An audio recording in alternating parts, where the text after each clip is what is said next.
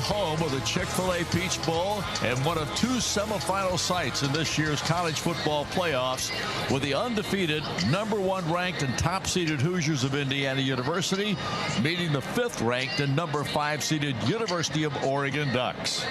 Hi again, everybody. Don Fisher along with our broadcast crew, color analyst Buck Sewer, broadcast host John Herrick, statistician Sam Jacobs, engineer Jake Robinson, and our Learfield producer Daniel Anderson. Well, Indiana continued to stun the college football world on New Year's Day last Thursday, crushing perennial national power Alabama 38-3 in the Rose Bowl. The Hoosiers took control midway through the first quarter, kicked a field goal to start the second period, added a pair of TDs in period 2 to lead 17-0 at the break, and they were never challenged in the final 30 minutes. Tremendous defensive play was complemented by an offense that was hitting on all cylinders throughout the day, energized by a dominant Hoosier 60 minutes. Meanwhile, Oregon on New Year's Day was turning in its own excellent effort and shutting down the #4 seeded Red Raiders of Texas Tech 23-0. The Ducks defense keyed that performance, while the offense ground out several long drives with a pair of touchdowns and 3 field goals that kept the ball out of the Red Raiders' hands for a good portion of that ball game. Oregon's 13-1 on the season. They include their first-round win in this year's playoff, topping James Madison 51-34. Well, Buck Sewer, Indiana scored its first gigantic win of the season back on October 11th, beating the same Oregon ball club in their own backyard 30-20. And that's 3 months ago, and I'm sure both teams have changed to some degree in that time period. Yeah, I think both teams got healthier for one thing. Both are ready to go. That game was as physical a game as Indiana, and I think, looking at Oregon, that Oregon played all year.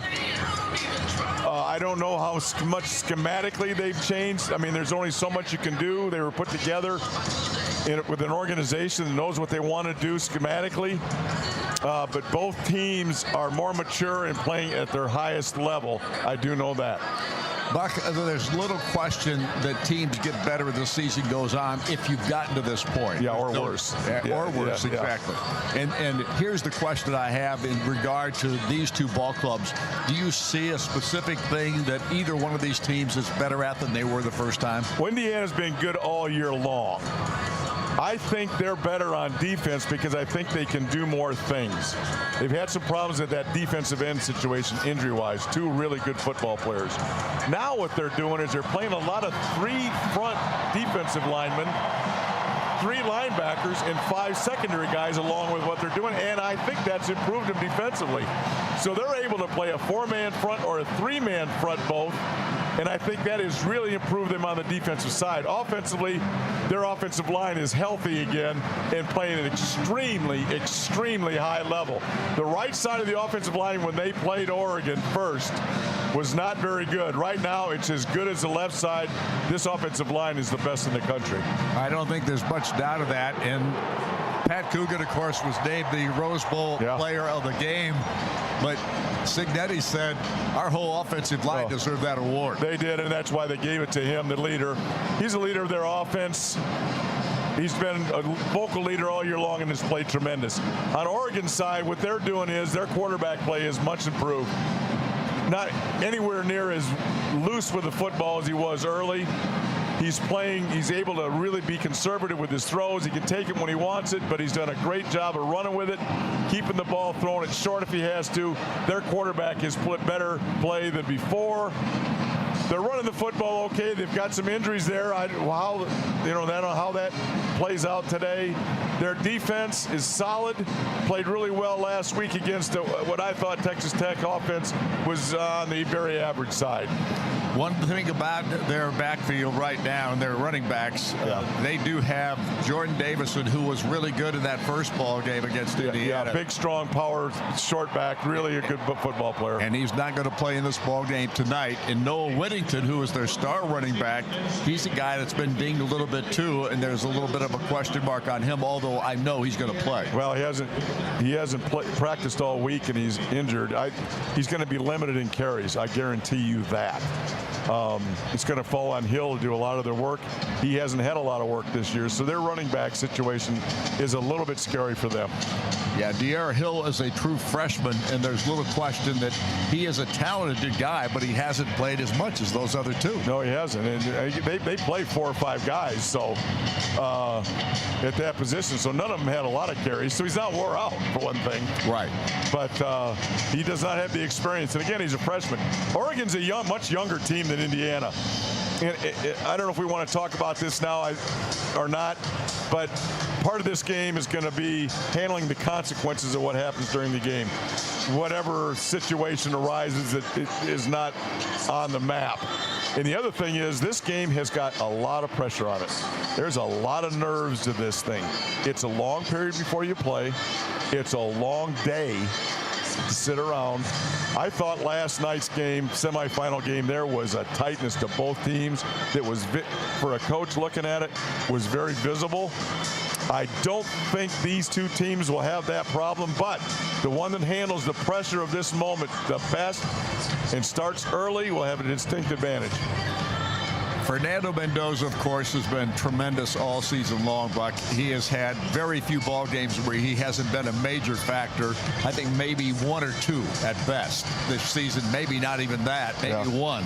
But honestly, the thing that has impressed me most about Indiana football this season is their complementary football. When one side struggles a little, they get picked up by the other. It doesn't mean it's vice versa, no matter what the case may be. And then special teams, they've been good all year long. Yeah, it just really is solid. And I think every coach that plays them looks at them and goes, where do we attack? Where is there, do we want to control the football? Well, I don't know if that's a good idea. Do we want to big play them? Well, you know, they rush our quarterback. Offensively, do we play zone and let them drive down the field? Well, they do that really well. Should we blitz them and play man? No, we can't do that, because they got the receivers in. Charlie Becker's made a huge difference because he'll split down the field. Nobody can run with that guy. That's where they're better too, with Charlie. Right. So where do you go? The field goal kicker has missed 1 field goal, thank goodness. He missed one and it didn't matter. So he's got that out of the way, and he's just a machine. The punter doesn't have to punt very much, and nobody returns his punts. Where do you go? Where is the problem? Right now, there isn't one. Now, Oregon may, you know, every game's different, and Oregon's very talented. But where do you go to attack this Indiana team? I don't know. One of the things that Indiana, of course, is going to do is they're going to try and put pressure on Dante Moore, the Oregon quarterback. They did that the last time. He struggled with that, Buck. Yeah, I know he's better at it now because he's had more experience at this point, but they still could find ways to put pressure on the QB. Yeah, this offensive line can't handle the defensive front. I mean, they can't. They can't block them. They've proven that. And I, you know, Texas Tech ripped them up too. But Dante, I mean, they scored 23 points against Texas Tech. Okay. And Dante played pretty good, but they didn't handle that defensive front, and they're not as good as Indiana's. Maybe as talented, but they don't play as hard, but near as hard. So I think Indiana can do what they've been doing. Rush with 4, rush with 3, blitz a little bit, play their nickel package, play their 3-3-5, play their 4-2-5, play their 4-3, and they got a lot of things to attack a offense with. I'm just excited to see what direction they go today. Without question, the one thing that really has impressed Indiana fans probably as much as anything that know football is Indiana's offensive line, because these guys have been tremendous this year. Bob Bostad, he needs to be one of those guys that's put on a pedestal with his football program, because I think that guy has been remarkable in his 3 seasons at Indiana. Well, and nowadays, the first thing you say, you better pay him, and they better pay that dude, because he is a brilliant offensive line guy. You watch him, and he's not a big friend. I mean, he's not pat guys on the back. He's a tough, old-school coach that coaches them hard. He's fun to watch. Let me go back to Mendoza real quick. The one thing I was concerned about coming, you win a Heisman Trophy and everybody starts telling you this, that, the other thing. You're the greatest player in college football, all the media, da-da-da-da-da. There's a letdown almost invariably in every Heisman Trophy next performance situation. Mendoza was brilliant against Alabama. Nothing faded. He got better, I think, after the Heisman. That was what I was worried about. He has played so consistently. He is the difference in this football game. We have the best quarterback, almost always wins. Indiana has the best quarterback. And the offensive line is part of that because they protect him and they make the holes for the run game. Just a tremendous offensive balance. The whole football team is balanced. The offense is as balanced as anybody in the country. We've talked about the talent level of Indiana compared to other teams. Ohio State, Oregon, Penn State, these ball clubs that have 5- and 4-star guys, tons of them, and Indiana has hardly any. Yeah. And yet this is a football team that you can literally say TEAM, they are a team. Yeah, and here I've evaluated that this week because you look at Oregon and they've got 5-star bodies. 4- and 5-star bodies. Now, Indiana's got 3-star bodies and some 4-star bodies that you look at and go, that guy's a big time, or whatever. But talent-wise,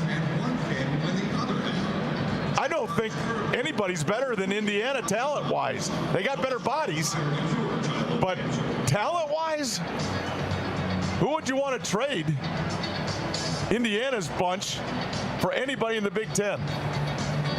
You know, I've always said that Smith kid at Ohio State's okay. I like our guys as good as Ohio State guys. Right. Every bit. There isn't an offensive lineman on our team that I'd trade for any offensive line in the Big Ten. Not one. Not a single one. Our tight end, who's better than that guy? Nobody. Who is? Nobody. Nobody. The defensive front, I mean, they're just spectacular. Our 3 linebackers. Trade me a linebacker for one of those guys in the Big Ten. Who? Maybe the one Styles from Ohio State, maybe. Maybe. He's got a 5-star body, but is he better? I wouldn't trade. Secondary? Are you kidding me? Pons is the best player, secondary guy in the country. Safety is the best safety in the country. Other corner, we don't know how good he is because you never mention his name because nobody tries him. Right. And then the other 2 safeties come in and they make all the plays. They've been the player of the game defensively. Yeah, Devin Boykin last week is phenomenal. And Amari, I mean, those 2 guys have been making plays all year, so trade me. Trade a kicker. Who you want to trade the kicker with? Nobody. So they've got bodies, 4- or 5-star bodies that completely go out the window when the ball's snapped. Do we have better talent? Hell yeah, we do. And here's the real difference. We've got Curt Cignetti and his coaching staff. Yes. Yeah, he puts all those bodies together, but you don't coach those guys unless they're willing to be coached. Right. And it all starts with talent procurement, and that starts with Curt Cignetti. He will not take, can I say turd? Yes. He will not take a turd on this football team. A bad guy. He won't. You're right. Exactly he won't. If one slips by him, he's gone. And see you later. These are quality kids with great character that will be coached. That's a huge. There's great coaching staffs in the country, but they get guys that won't get coached, that don't want to be coached, that don't believe they need to be coached. These guys have got the great balance again of wanting to be coached by a great staff. Without question, that's the other aspect of it too. Again, that's the team aspect. Yes. TEAM. You hit it right on the head. Right on the head. Best team in the country. If you don't have the team aspect of it, there's just a bunch of individuals out there, and maybe you're good, maybe you're not. Yeah, and everybody's looking for the next payday. Look, where's the next school I'm going to go? Right. There's 2,000 kids in the portal. How many Indiana kids are in the portal? 3 that we know play? Yeah. And didn't play, exactly. That's the other thing. So go get them. They ought to be in the portal. But our guys, and again, they're playing for national championships, so why would you want to leave that? But that's part of it. This is a great place to be. It's a great staff. They love to be coached. Their strength staff is awesome. We don't talk about that enough. Right. And our equipment staff is also, nobody trade Mitch Gunderson and his bunch. No. They're unbelievable. They are. How good they are. And our training staff with this keeping guys healthy. Trade anybody in the country. And let me bring them in, and I'll evaluate them and see if I want to trade them. I wouldn't trade anybody for this whole organization, this whole team. I agree 100%. President and AD included. Yep, and here's the thing. You mentioned Derek Owings and what he's done strength and conditioning wise, and the relatively few injuries that they come up, the soft tissue injuries that so many teams have to deal with. And you almost never hear of that with this Indiana ball club. And there's a little bit of character involved in that, because some of those guys have soft tissue injuries because they want to have soft tissue injuries. They've had enough. It happens more than anybody wants to admit. It happens. Those lower back injuries, they're hard to diagnose, man. Right. But it is. The strength staff is just, and that's, again, team. It's all, everybody's doing the same thing to get to one direction, and that's win football games and have great character kids. Buck, Abs, you watch these playoffs at this point, and you've watched the other teams in these playoffs at this point. What's an evaluation of the college football playoff right now, in your opinion? I think it has to be changed. There's no question about it. I think there has to be the top 12 teams in the country. Forget all these others. If there's a Power 5 team that should be in it, fine. The committee, I think the committee needs more football coaches and film studiers on it, because I think people have to really look at tape and really, it's not all statistics, it's eyeball test, and I think they're doing a better job of that. I think they have to do that. There's a lot of teams in this thing, whether they're top 12 or not, I don't know. There's of the 12, there's only 5 teams that are any good. 5. Interesting. They're any good at all. There's a serious drop-off. Notre Dame should have been in this thing. That would make 6. But there's 5. I mean, there's 5 teams out of the 12 that are any good that had a chance to win it. I said that earlier. Miami of Florida is the closest thing to us in this tournament. Why? Physicalness. Gotcha. Because I watched their game last night, and they made a ton of mistakes. They make all sorts of mistakes. Their quarterback, though, at the end of the game, made all the plays. Made all the plays, and there was no mistakes there. And that kid keeps Miami close to Indiana. Now, are they as good as Indiana? No. But they're the next best thing, in my opinion. Well, Indiana's going to find out tonight if they go to the national championship ball game, just like Oregon's looking for the same thing, and this should be a tremendous contest. You want to talk about the crowd? Well, I can talk about it just briefly, because that's all it's going to take, because this crowd is dominant Indiana University. It's more dominant. Well, they're not all in here yet. But not even close. It's going to be more dominant than the Rose Bowl. That's what I anticipate as well. I do look over here right now, and I see a lot of green. Part of it's the band for the University of Oregon. Yeah, in that green, look at all the red. Well, those are seats. And those people are infiltrating all those green areas over there. And the rest of this almost the entire rest of the stadium, except for this one quarter, is red. It's a huge shout out to our Indiana people. It is amazing, and what Indiana University football has become in 2 years is astonishing. Yeah, it's we've never seen anything like it. Nope, never. Probably, I'm not sure anybody's ever seen anything like it. Well, the 2 things. Nothing's changed as fast as what college football changed. You're right. That was an explosion of change that nobody saw coming. And Indiana rode that wave. Their fans rode that wave into tonight's game. Well, I can tell you this. You couldn't walk in any Atlanta street downtown here in the last couple of days and seen almost anything but red. You almost never saw a green and yellow. No, the pep rally they had, the 2-team pep rally, right.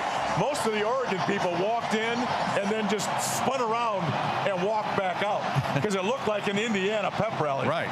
There was nobody there from Oregon. Extraordinary. And here's the other thing, Buck. Last week we went to a football alumni thing out at the Rose Bowl. Yeah. You had another one here this weekend, or this last night, I guess. Yes, last night. It was afternoon, 4:30 to 6:30. Again, a whole different bunch of guys. The pride is unbelievable. Yep,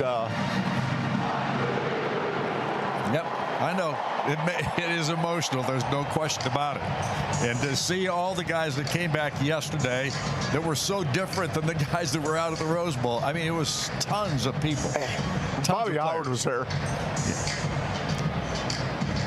I know. I get it, big boy.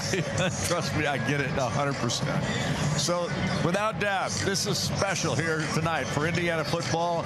And obviously, Indiana going to try and put themselves in the national championship ball game. And as you said, Buck, the one thing that strikes me, this is a pressure ball game for both of these teams. Yeah, it's anytime you get kind of the game before the game, to get to the game, there's just an added bunch of, and this, let me tell you that this stadium can't help with nerves. Huh? Isn't it gorgeous? Oh my God. It's maybe the neatest stadium I've ever been in. It reminds me being in here of the Coliseum. Like, it just, everything is right on top. It's gorgeous in here. It is. It's Mercedes-Benz Stadium, whatever. I don't know how much money they put into this thing, but it had to be in the billion. I don't know how they opened that door. But that window or the ceiling. Yeah, the ceiling. I wish everybody could see this scoreboard that goes around there. It is special. It's a circular scoreboard. It's just beautiful in here. I may have to do the game off of that scoreboard.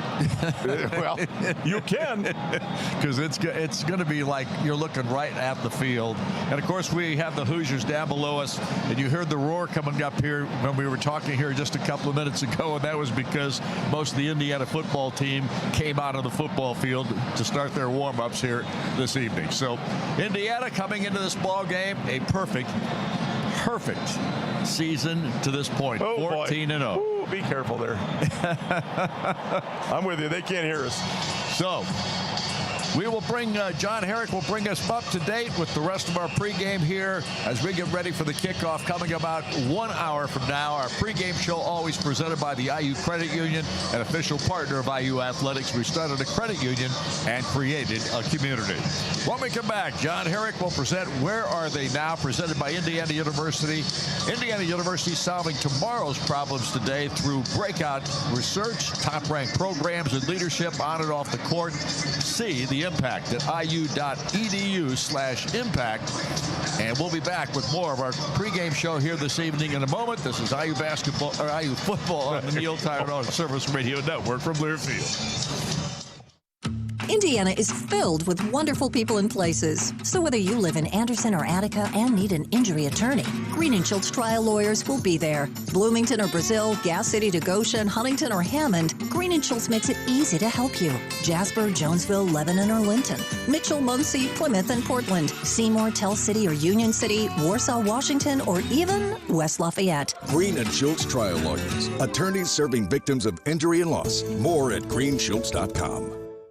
At Duke Energy, we're making Indiana's energy grid stronger and more resilient, ready for storms and growing energy demands. We're adding more power to the Indiana grid. We're using new innovations and smart technology to restore outages faster. And we're doing it all in cost-efficient ways to keep bills as low as possible, while we serve you with reliable energy when you need us most. Duke Energy, building a smarter energy future.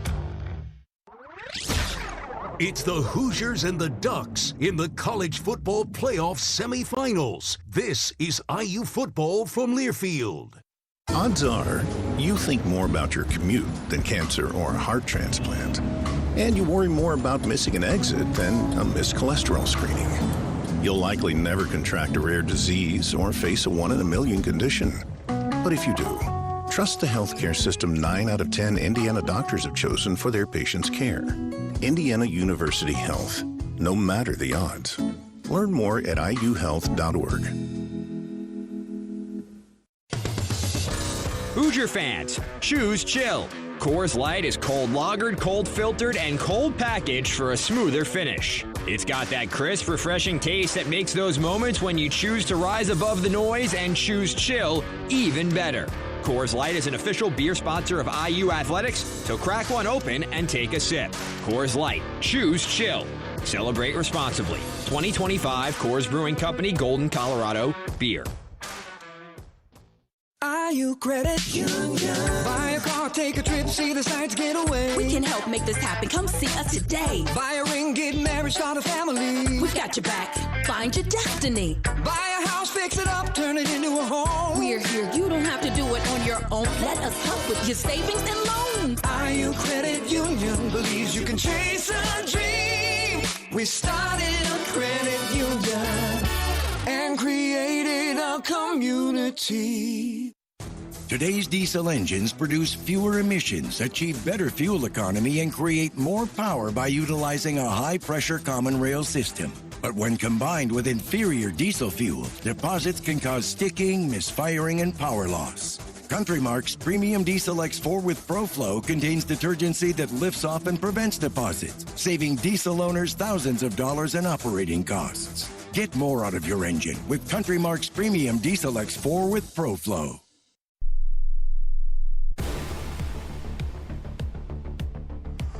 It's time for Where Are They Now? I'm Sean Herrick, and it's the portion of our pregame show where we speak to a former Indiana University football player, and they tell us what they're up to in life now. Our guest today is Peyton Ramsey. He was a quarterback at Indiana from 2016 to 2019, and now he's turned his love of football into a love of coaching. I'm teaching freshmen at a pretty big public school here in Cincinnati, and I coach the freshman basketball team there. And then obviously I'm coaching some football too.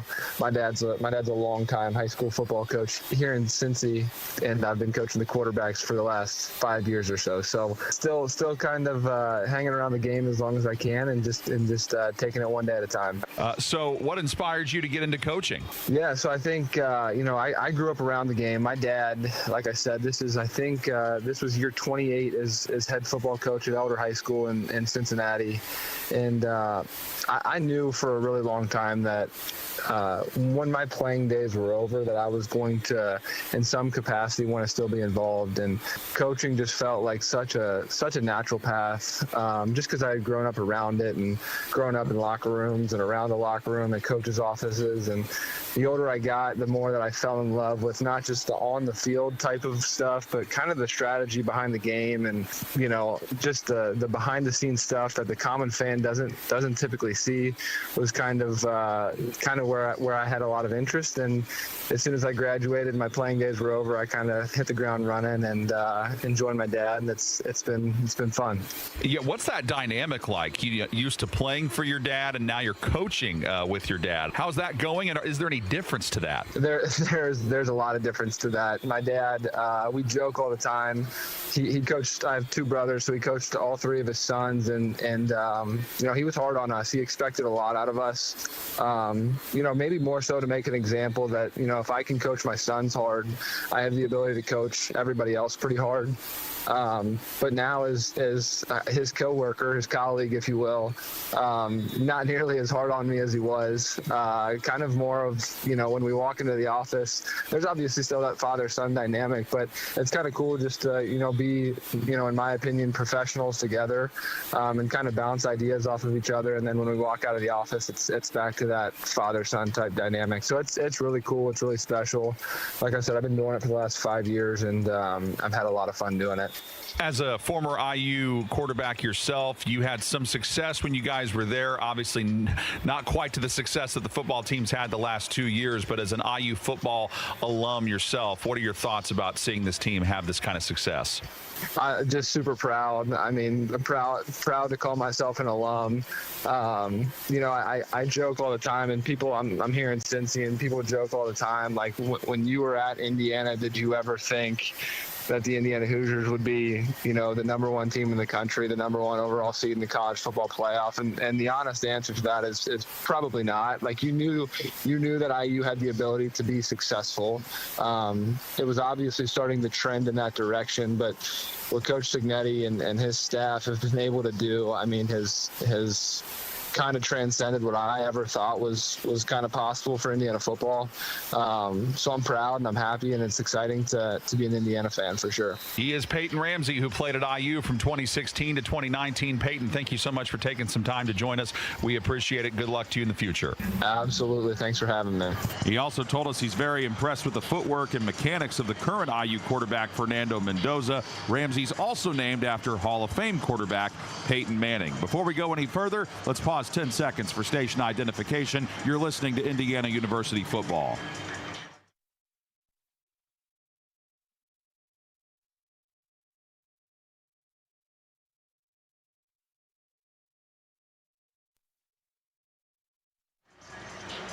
And coming up next is our Hoosier Profile interview with redshirt senior running back Kalon Black, brought to you by Prairie Farms. We'll have that for you when we return. This is Indiana University football on the Neil Tire and Auto Service Radio Network from Learfield. From tailgates in Bloomington to living rooms across southern Indiana, we're all part of the Hoosier family. At Smithville, we're not just fans, we're your neighbors, bringing you fast fiber internet, crystal clear voice, and smart security built for the way Hoosiers live. We're proud to be the official telecom partner of IU Athletics, and even prouder to call this community home. Learn more at smithville.com. Hey Hoosier fans, this is your head coach, Kurt Signetti. If you're looking to buy or sell a home, I highly recommend the exclusive partner of IU Athletics, True Blood Real Estate. They're an Indiana-owned company with beautiful offices across the state. True Blood is a tech-driven company that provides their clients with a winning game plan, which is exactly why they are our exclusive partner. If you're looking to buy or sell, call True Blood Real Estate. Go IU. Live from the Peach Bowl, this is IU football from Learfield. Indiana is filled with wonderful people and places. So whether you live in Anderson or Attica and need an injury attorney, Green & Schultz trial lawyers will be there. Bloomington or Brazil, Gas City to Goshen, Huntington or Hammond, Green & Schultz makes it easy to help you. Jasper, Jonesville, Lebanon or Linton, Mitchell, Muncie, Plymouth and Portland, Seymour, Tell City or Union City, Warsaw, Washington, or even West Lafayette. Green & Schultz trial lawyers, attorneys serving victims of injury and loss. More at greenschultz.com. You can earn cash when you bank with Centra Credit Union. It's really beneficial for me as a member because it's rewarding me for doing things that I'm already doing. Centra's cashback checking lets you earn unlimited cash rewards based on how you use your account, and those rewards quickly add up. I actually use it to buy my books, and that's really helpful for me as someone who's trying to pay for my education. I do love cashback checking. I think it's great. Centra Credit Union, centered around you. Federally insured by NCAA, Equal Housing Opportunity. Get back to doing what you love with the right support close to home. As the official healthcare and sports medicine provider of IU Athletics, IU Health Orthopedics and Sports Medicine will help you get back to doing the things you love. Whether it's knee pain or a broken bone, you can schedule a consultation or visit our walk-in clinic for urgent needs. IU Health gives you more options for highly skilled care when, where, and how you need it, including right now. Call 812-333-BONE or visit iuhealth.org/Bloomington Ortho. From the biggest of the big games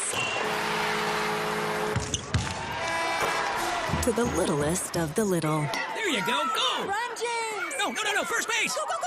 Whenever you shop Meijer, you help support hundreds of local sports teams across the Midwest. From some of the biggest stadiums in the state to the familiar fields down the street. You're helping make a difference to the people and places you call home. Learn more at Meijer.com/community. Championship game January 19th. Kickoff coming your way in roughly 40 minutes. But now it's time for our Hoosier Profile interview, brought to you by locally made, naturally delicious Prairie Farms. Drink local with Prairie Farms. Here's Don Fisher. Our guest in Hoosier Profile is Kalon Black, running back for this Indiana football team. And Kalon, congratulations on just a phenomenal year for this Indiana football team. And I want you to go back just when you first got here at Indiana. And of course, you played for Kurt Signetti at JMU, but go through that transition. What was it like for you? First off, thank you. I would say the transition was pretty smooth, just knowing the system already and being able to be back with Coach Sig and Coach Miller and all the offensive staff and even some of the defensive staff. Definitely was a smooth transition, I would say. Definitely stepping into more of a leadership role just to help the guys get used to the system and how Coach Sig does things, because every coach is different, but not a lot of the guys were used to his system. So just the shorter practices and shorter meetings and being so concise and quick with everything, just helping everyone just get acclimated and get on the same page. I haven't heard too many people talk about John Miller, the running backs coach for this ball club. You were under him at JMU as well, so you've been with the guy for your whole career, have you not? Yes, I have, man. Being under him it's been a blessing, man. I've been able to see him grow, and he's helped me grow as a player and also as just like a man. Just certain principles that you use on the field and off the field as well. So I love Coach Miller, man. Talk a little bit about this team this year as compared to a year ago, because it's different. There are different personnel, that kind of thing, but you guys still have that same cohesiveness, that same team camaraderie, so to speak. Yeah, definitely. I feel like last year's team was a great team as well. In those big moments, we didn't do what we were supposed to do. So this team pretty much learned from last year's team mistakes, especially versus Ohio State and Notre Dame. We took those things and we used them to our advantage when we hit our big games this year versus Oregon, especially on the road, versus Iowa, being down and fight to win the game and use our team camaraderie and our chemistry to help us come out victorious. So I feel like that was the biggest thing between the two teams. You have had a breakout season this year. I say breakout because I know you were good at JMU, and last year you didn't get as many snaps and those kinds of things, but man, you've been a different player this year in many respects. Would you agree? I would say so, man. Just using what I've learned from previous running backs, Tashawn Lawton and Justice, seeing what those two guys did last year was big for the Indiana football program, and I was able to use that to help translate to this year to do what I'm doing now. A lot of off-field work. I'm just making sure like this is my last year, so I have to make it count. You were used to championships at JMU, but that Big Ten championship, did that feel different? It did feel different, man. It was like in a sense, it was like a finally in the moment. Like we finally got here, we finally did it. We got our get back on Ohio State, and it just felt great. But then knowing like we weren't done, like we got another game. We are in the playoffs now, so it was time to turn it up a notch. Well, you turned it up a notch against Alabama. There's no doubt about that. 38-3, unbelievable performance by this football team. And what intrigues me most about this ball club, you guys play such great complementary football. Yeah, man, it's just a testament to the culture around here. Coach Sig builds it. It always starts from the top. All the guys, we're pretty much like a player-led team, but at the same time, we know that it all falls from Coach Sig. Yeah, man, going into that game, we knew a lot of people were doubting us, and there's always going to be people that doubt us and say that Indiana's, they're here, but are they really good? But we use that as motivation, and we keep going and we keep trucking. You've got a Peach Bowl game now coming up in the semifinal of this college football playoff. You've already beaten Oregon once at Oregon, but this is a different team, and you guys are a little different than when you played them the first time as well.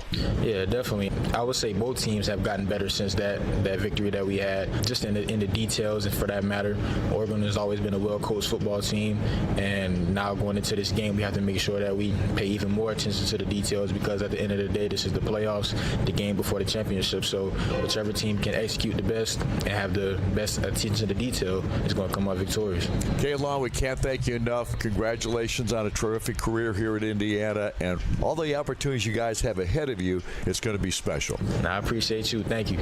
And that was our Hoosier Profile interview with redshirt senior running back Kaylon Black, brought to you by Prairie Farms. Stay with us on the other side of this timeout. It's the Big Ten and Top 25 Football Report, brought to you by Smithville. This is Indiana University football on the Neal Tire and Auto Service Radio Network from Learfield. Your health is affected by a lot of things in your life, like what you eat, where you work, or even how you get to a doctor. It all connects. That's why CareSource offers so much more than health insurance. We connect you to the resources in our community that make your life better so your health can be better too. But the most important connection we're making in Indiana is with you. CareSource. Care that connects. Connect with us now at caresource.com. At Duke Energy, we're making Indiana's energy grid stronger and more resilient, ready for storms and growing energy demands. We're adding more power to the Indiana grid. We're using new innovations and smart technology to restore outages faster. And we're doing it all in cost-efficient ways to keep bills as low as possible, while we serve you with reliable energy when you need us most. Duke Energy, building a smarter energy future. You're listening to Indiana versus Oregon in the college football playoff semifinals. This is IU football from Learfield. Hey Hoosier fans, this is your head coach, Kurt Signetti. You want fast? I build fast. I coach fast. I live fast. That's why I've got Smithville at home. Fiber internet that actually keeps up. Fast, reliable, local. If you're still waiting on a load screen, you're already beat. Want to know who's running the playbook on the internet around here? Google them. Smithville, Indiana born, relentlessly fast. Hoosier fans, choose chill. Coors Light is cold lagered, cold filtered, and cold packaged for a smoother finish. It's got that crisp, refreshing taste that makes those moments when you choose to rise above the noise and choose chill even better. Coors Light is an official beer sponsor of IU Athletics, so crack one open and take a sip. Coors Light, choose chill. Celebrate responsibly. 2025 Coors Brewing Company, Golden, Colorado, beer. Today's diesel engines produce fewer emissions, achieve better fuel economy, and create more power by utilizing a high-pressure common rail system. But when combined with inferior diesel fuel, deposits can cause sticking, misfiring, and power loss. Country Mark's Premium Diesel X4 with ProFlow contains detergency that lifts off and prevents deposits, saving diesel owners thousands of dollars in operating costs. Get more out of your engine with Country Mark's Premium Diesel X4 with ProFlow. Spotting the perfect fit is kind of your thing. So when it comes to finding a used car, start your search at FordBlueAdvantage.com and find the perfect certified pre-owned vehicle at your local Ford dealer. One that comes with serious perks, like a thorough inspection, a Ford-backed warranty, even a Carfax report. Because you know what they say, the best finds are the ones that feel made for you. Ford Blue Advantage. Used car buying that's built for you. Available at participating dealers only. See your dealer for details and limitations.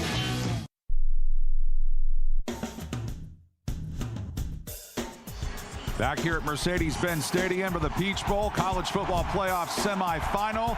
The Oregon Ducks went off the field moments ago. Of course, they were booed by a predominantly Indiana Hoosier crowd. The Indiana Hoosier football team is now going back to their locker room, and they are getting a resounding applause from the, again, very heavy Hoosier favorite crowd that is on hand here. It is something to see, a lot of red and white at Mercedes-Benz Stadium. It is our top 25 football report brought to you by Smithville, which is your local choice for internet, voice, TV, and security. Stick with the home team and visit smithville.com for more information. Smithville, an official sponsor of IU Athletics. Well, of course, it all comes down to 2 games left, this game and the national championship game, so we'll just recap the college football playoff bracket. Of course, Alabama came back from 17-0 down to beat Oklahoma in the first round, 34-24. Oregon outlasted James Madison 51-34. Ole Miss hammered Tulane 41-10, and then Miami scored that touchdown late to beat Texas 10-3 in the opening round. Then Miami upset Ohio State 24-14 at the Goodyear Cotton Bowl. Indiana dominated Alabama 38-3 in the Rose Bowl presented by Prudential, and then Ole Miss came back to beat Georgia in the All-State Sugar Bowl 39-34. Also on New Year's Day, Oregon blanked Texas Tech at the Capital One Orange Bowl 23-0, and then of course the latest update, Miami advancing to the national championship game by taking down Ole Miss at the Verbo Fiesta Bowl 31-27 last night, and they await the winner of this one. When we come back, it is the head coach's report as Don Fisher speaks with head coach Kurt Cignetti in our next segment, and that is brought to you by the IU Credit Union. You are listening to Indiana University football on the Neil Tire and Auto Service Radio Network from Learfield. You can earn cash when you bank with Centra Credit Union. It's really beneficial for me as a member because it's rewarding me for doing things that I'm already doing. Centra's cashback checking lets you earn unlimited cash rewards based on how you use your account, and those rewards quickly add up. I actually use it to buy my books, and that's really helpful for me as someone who's trying to pay for my education. I do love cashback checking. I think it's great. Centra Credit Union, centered around you. Federally insured by NCAAF, Equal Housing Opportunity. Hoosier fans, have you ever wanted to put on your own candy stripe warm-ups and hang out on the court with the team before the game? This season, the Hoosier men's basketball team is looking for an honorary pregame team member for the Michigan State game on March 1st, and it could be you. Go to IUbench.com and register for your chance to join your Hoosier men's basketball team for an experience that includes bench seats during warm-ups, candy stripe pants, and game tickets for 4. Again, that website is IUbench.com. Brought to you by Indiana Farm Bureau Insurance, a proud partner of your Indiana Hoosiers. It's the Hoosiers and the Ducks in the Peach Bowl. This is IU football from Learfield. Indiana is filled with wonderful people and places. So whether you live in Anderson or Attica and need an injury attorney, Green & Schultz trial lawyers will be there. Bloomington or Brazil, Gas City to Goshen, Huntington or Hammond, Green & Schultz makes it easy to help you. Jasper, Jonesville, Lebanon or Linton, Mitchell, Muncie, Plymouth and Portland, Seymour, Tell City or Union City, Warsaw, Washington, or even West Lafayette. Green & Schultz trial lawyers, attorneys serving victims of injury and loss. More at greenschultz.com. Spotting the perfect fit is kind of your thing.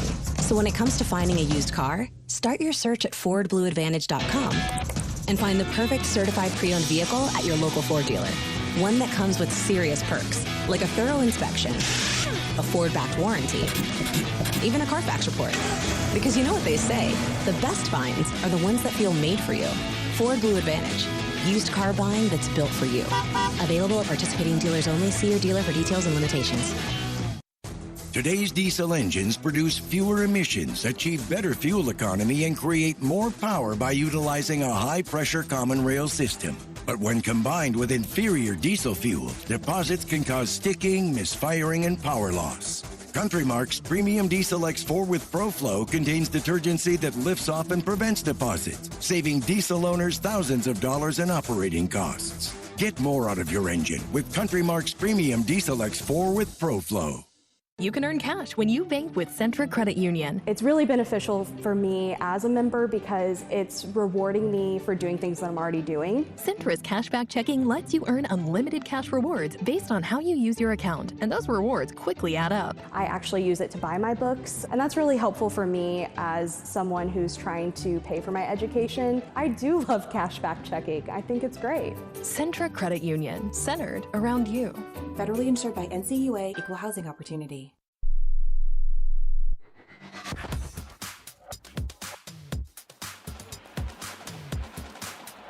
Hi, everybody. Don Fisher with the Head Coach's Report. We're sitting with Kurt Signetti. It's brought to you by the IU Credit Union. We started a credit union and created a community.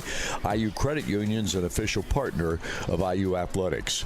Coach, since we haven't had a chance to talk to you since the ball game and didn't have a chance on our postgame show to interact with you, I just got to congratulate you on an absolutely incredible performance at the Rose Bowl and a win over Alabama 38-3.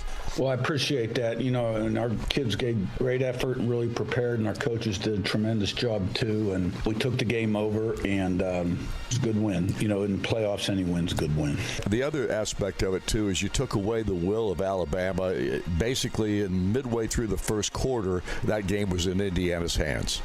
I think the 4th and 1 play was a big play for sure. You know, we really didn't get a 3-score lead until there were a couple seconds left in the first half. So, you know, it's a 2-score game. But when we came out and scored first in the third quarter, that was big. And then time to move on because, you know, this football team we're going to play this week is a great football team. They're good in all 3 phases. And they really, well, I tell you, on defense, they really run to the ball and fit the gaps. And you know, their punter is a real weapon for them. And they've faked some punts, and you know, we know about the offense. So I'm glad we're playing on this side of the country. 7:30 tonight ought to be a great atmosphere. Hope there's a lot of red. There will be a lot of red there, Coach. I can guarantee that. Talk a little bit about this Oregon ball club in the sense of where you see their biggest improvement since you played them the first time. Well, I think teams that have success improve throughout the course of the season. They build off their success, and just through repetition, everybody's football IQ improves schematically in terms of being in the right place and timing and that type of thing. So, you know, it all starts on offense with the quarterback, obviously, who's got arm talent and good mobility. The running backs are really good. You know, they're averaging over 200 yards a game, though they had a hard time running the ball against Texas Tech. And they got weapons in the pass game, a lot of weapons. They've got a lot of depth at the skill positions. And but lately it's been the 2 tight ends, 18 and 9. You know, they've really gotten 9 involved a lot more.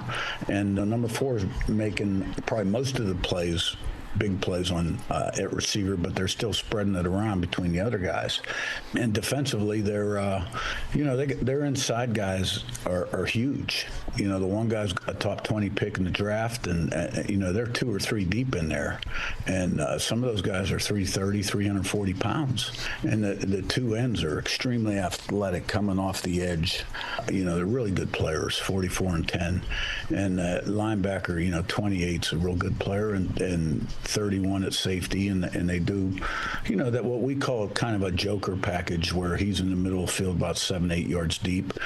It's a change-up pitch for him, but it's curveball, and you got to prepare for it. So the freshman corner 4 is playing really well, and we talked about their teams. So 4 returns punts, all around good football team, really good. Coach, when you look at Dante Moore, where has he made the biggest improvement in your mind? Well, I thought he was playing pretty darn well before we played him. Now, we hit him a few times. We sacked him 6 times, and we had a number of TFLs in that game too. Defensively, we did a great job in the second half. I think, you take away the last drive of the game where we were in protecting a 2-score game with maybe 28, 30 seconds. 5 drives, 41 yards, and 2 interceptions. So we really rose up in the second half on defense. And offensively, every time they scored, we countered with a score. We had 2 9-play, 75-yard drives, which were big. So as these two teams meet, Coach, the statistical aspect of it, they're almost dead even in almost every department. What do you see is the biggest difference in this ball game as far as this game today is concerned? Well, our turnover ratio is still a little better than theirs. I think they're +8 or 9, and we're 18. Third down offense, we're a little better than they are. Our third down defense, our red area defense, we're number 1 in the country. Other than that, very similar. Time of possession, we hold the ball a little longer. So we're both good on special teams. So pretty even game. Coach, as far as your health of your ball club is concerned, you came out of that Alabama game well? Yeah, we came out real good. Nothing major at all. So we're in great shape. All right, Coach. Congratulations on a terrific performance up to this point, and I know this one's going to be big for you as well. Best of luck. Thanks, Don. That's Kurt Signetti on our pregame show, and of course it's brought to you by the IU Credit Union. We'll have a scouting report on this Oregon ball club in a moment, brought to you by Hunter Bloomington Properties. This is IU Football on the Neil Tyron Auto Service Radio Network from Learfield. Odds are you think more about your commute than cancer or a heart transplant. And you worry more about missing an exit than a missed cholesterol screening. You'll likely never contract a rare disease or face a 1 in a million condition. But if you do, trust the healthcare system 9 out of 10 Indiana doctors have chosen for their patients' care. Indiana University Health. No matter the odds. Learn more at iuhealth.org. At Duke Energy, we're making Indiana's energy grid stronger and more resilient, ready for storms and growing energy demands. We're adding more power to the Indiana grid. We're using new innovations and smart technology to restore outages faster. And we're doing it all in cost-efficient ways to keep bills as low as possible, while we serve you with reliable energy when you need us most. Duke Energy, building a smarter energy future. It's the Hoosiers and the Ducks in the college football playoff semifinals. This is IU football from Learfield. Spotting the perfect fit is kind of your thing. So when it comes to finding a used car, start your search at FordBlueAdvantage.com and find the perfect certified pre-owned vehicle at your local Ford dealer. One that comes with serious perks, like a thorough inspection, a Ford-backed warranty, even a Carfax report. Because you know what they say, the best finds are the ones that feel made for you. Ford Blue Advantage. Used car buying that's built for you. Available at participating dealers only. See your dealer for details and limitations. IU Credit Union. We believe in community commitment, a long-term relationship, building a strong and trusted partnership. Appreciation and respect go a very long way. A fair deal for everyone, every day. Leave your doubts behind. Grow your mind, time to shine. Make the day whatever you design. IU Credit Union believes you can chase a dream We started a credit union and created a community. From the biggest of the big games to the littlest of the little. There you go. Go! Run, James! No. First base! Go, go, go! Whenever you shop Meijer, you help support hundreds of local sports teams across the Midwest. From some of the biggest stadiums in the state to the familiar fields down the street. You're helping make a difference to the people and places you call home. Learn more at Meijer.com/community. Get back to doing what you love with the right support close to home. As the official healthcare and sports medicine provider of IU Athletics, IU Health Orthopedics and Sports Medicine will help you get back to doing the things you love. Whether it's knee pain or a broken bone, you can schedule a consultation or visit our walk-in clinic for urgent needs. IU Health gives you more options for highly skilled care when, where, and how you need it, including right now. Call 812-333-BONE or visit iuhealth.org/Bloomington Ortho.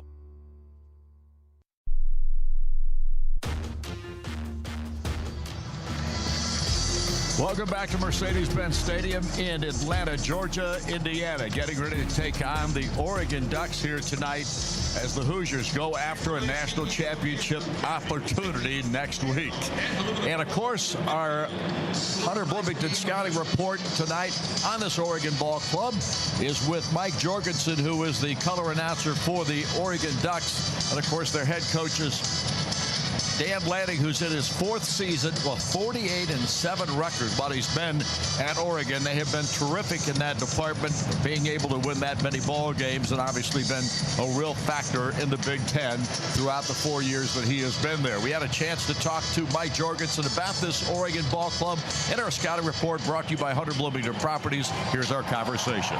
Mike, tell us a little bit about Oregon since Indiana and Oregon played the first time, and I know that they've gotten better, as has Indiana. Yeah, I think both teams have improved as the season's gone on, offensively and defensively. I mean, you know, what's changed, obviously, is some of the injuries that Oregon's had in the backfield. It's going to be a thinner backfield. Some guys are going to have to step to the table and make a play, but I think both these teams defensively have just gotten better and better and better, and obviously with Indiana having a Heisman Trophy winner in Mendoza, I mean, he's just gotten that much better too. So, you know, players have developed that you don't normally expect to be able to see doing what they're doing, and I think that's what's happened is there's been some new guys arrive on the scene that have made big plays for Oregon. Malik Benson at the wide receiver position the second half of the year, Jamari Johnson at the tight end position, guys that had to step forward because of injuries to other receivers have, and that's the same side of the ball with Indiana. Is there's guys that have stepped forward that weren't big factors in that first game, and so we'll see what it ends up being tonight. I think both these teams hungry for a win and playing some good football right now. Where have you seen the biggest improvement in Dante Moore? Dante Moore, I think, just in that game, learning from the Indiana game in relation to pressure and what the pressure packages are that are coming at him and how to handle them, and then stepping up in the pocket and be able to make plays. I think the closest thing that Oregon really had to the Indiana defense in midseason was last week against Texas Tech, and constant pressure on him and tackles for loss and various things that happened, but he had to have the poise in the pocket to be able to step up, move out of the pocket, and make throws all over the place to guys. And so the biggest thing I think I've seen from him is his calmness now and confidence in the pocket, even when the pressure packages that Indiana was so good at in that first game, they just didn't know where they were coming from. I think he has settled down from there and really matured a lot. As far as the defensive side of the football, where do you see that improvement?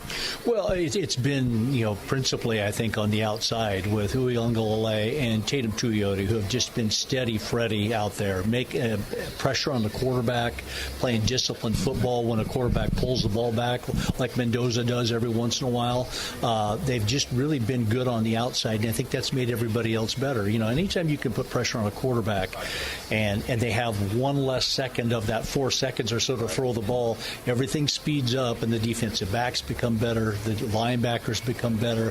So I think on the ends is going to be a key here for Oregon tonight, along with the fact that just offensively, not having a bunch of tackles for loss, because Indiana's great at having tackles for loss and putting teams behind the chains. And Oregon played behind the chains last week against Texas Tech. It was tough to get first downs. They can't allow that to happen again here tonight. What do you think the key to the ball game is in respect to Oregon? The ability to run the ball. You can't be one-dimensional against a team like this. I mean, the common denominator of the teams that are left, now there's three, obviously, are great defenses. They just play tremendous defense. And so offensively, to make those defenses honest, you've got to be able to run the ball. And with Oregon's injuries at the running back position, we'll see. If they can't run it and they're one-dimensional, could be a long night for the Ducks. One final thought. Has the trip across country and all the things you guys have to do from a travel standpoint affected this team negatively at all? Not the team. Old guys like me and older guys, I guess I should say, like Jerry and myself, maybe so with all the miles that you. But you know what? Dan Lanning does such a great job of not allowing that to be a distraction. Whether it's trips to Penn State or to Rutgers or the last 2 weeks, he doesn't talk about it. And these young, resilient players seem to be able to find a way through it. And I think they've just it's part of what goes with playing the playoffs. And some years you may be traveling across country, and other years you may be playing close to home. So this year, cross country, got to make the best of it, and should be a lot of fun tonight. These two teams really went at it the first time, and hoping it's going to be a great game, I think, for the country to watch tonight.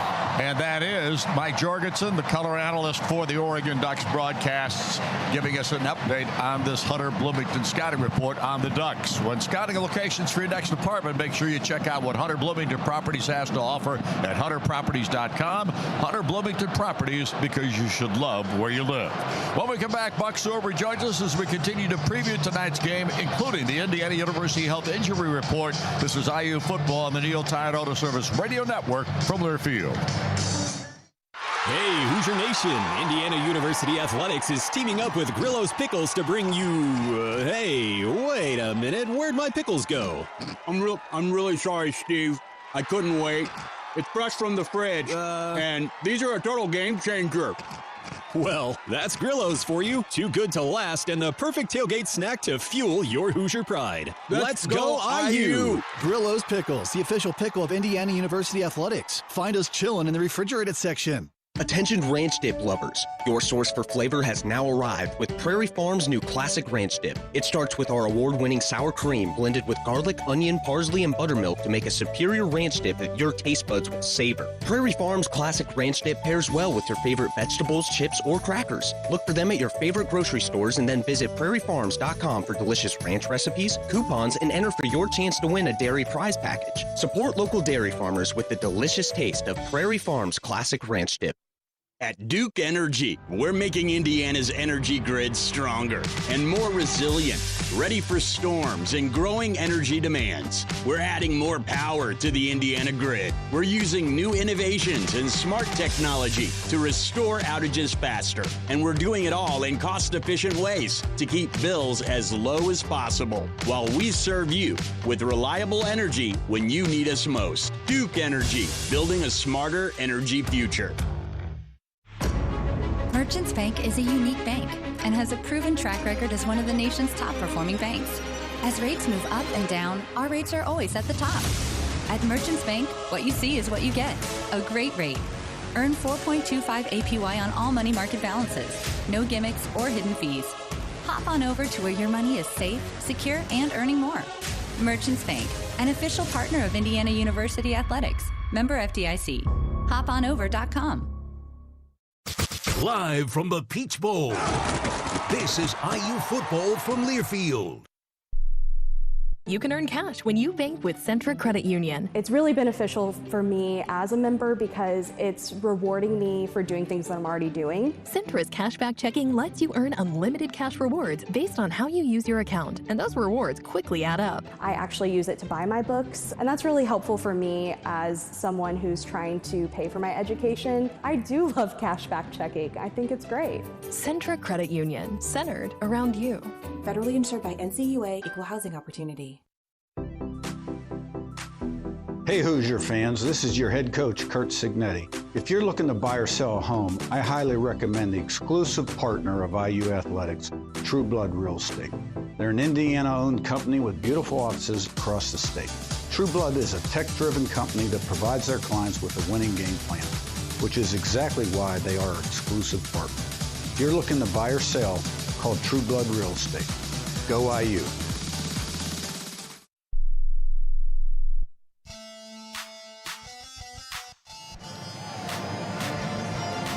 Ladies and gentlemen, our national anthem.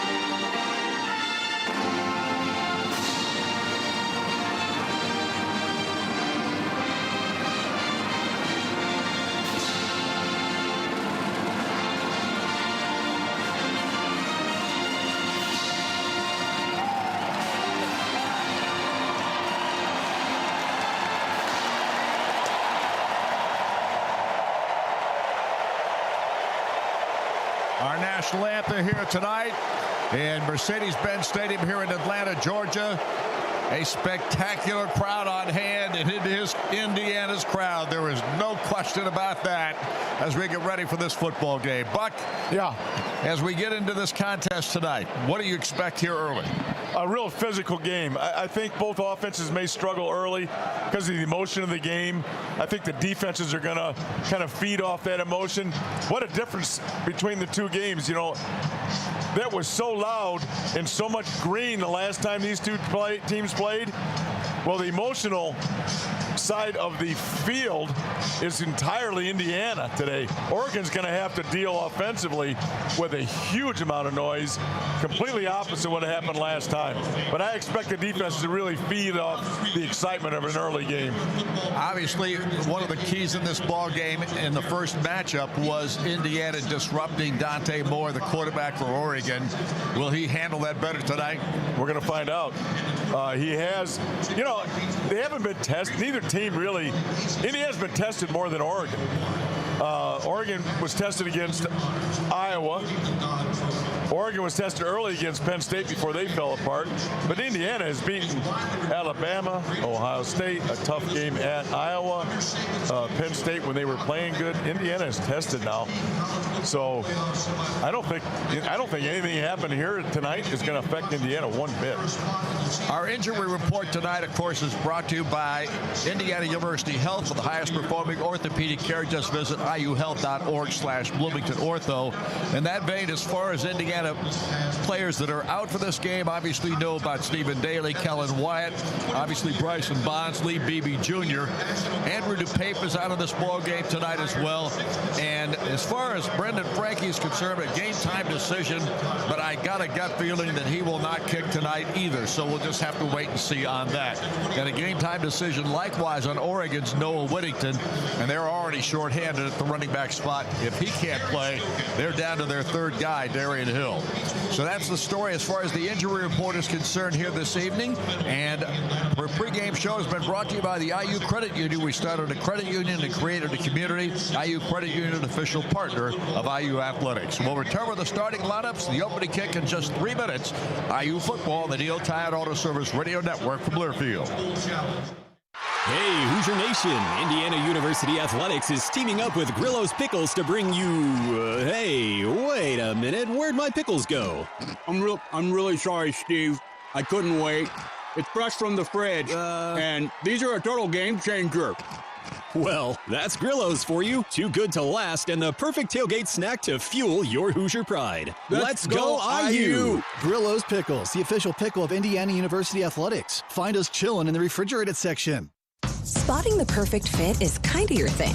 So when it comes to finding a used car, start your search at FordBlueAdvantage.com and find the perfect certified pre-owned vehicle at your local Ford dealer. One that comes with serious perks, like a thorough inspection, a Ford-backed warranty, even a Carfax report. Because you know what they say, the best finds are the ones that feel made for you. Ford Blue Advantage. Used car buying that's built for you. Available at participating dealers only. See your dealer for details and limitations. Your health is affected by a lot of things in your life, like what you eat, where you work, or even how you get to a doctor. It all connects.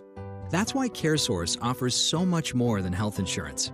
We connect you to the resources in our community that make your life better so your health can be better too. But the most important connection we're making in Indiana is with you. CareSource. Care that connects. Connect with us now at caresource.com. From the biggest of the big games to the littlest of the little. There you go. Go! Run, James! No. First base! Go! Whenever you shop Meijer, you help support hundreds of local sports teams across the Midwest. From some of the biggest stadiums in the state to the familiar fields down the street. You're helping make a difference to the people and places you call home. Learn more at Meijer.com/community.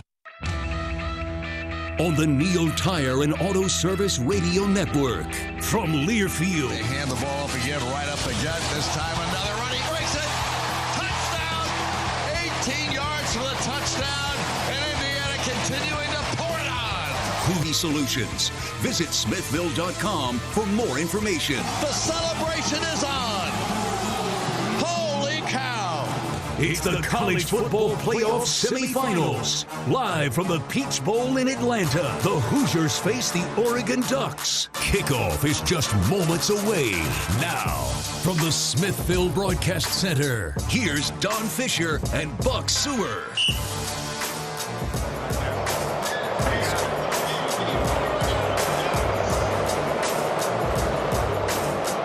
And the Oregon Ducks being serenaded by this Indiana crowd that is dominating the Mercedes-Benz Stadium here in Atlanta, Georgia, here this evening.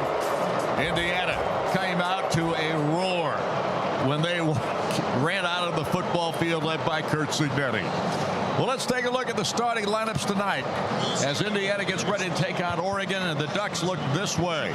They will start in their offensive line with Isaiah Worrell at left tackle, Emmanuel Pregame at left guard, Iapati Laloloi-Lu, a 6'2 junior out of Honolulu, Hawaii at center. Dave Iuli comes up at the right guard, and Alex Harkey is the right tackle. Kenyon Sadiq is the tight end, and Jamari Johnson is the second tight end, and they will use both of these guys a lot of the time on the field at the same time, so that's part of it as well. Malik Benson and Jeremiah McClellan are the wide receivers. Dante Moore is the quarterback.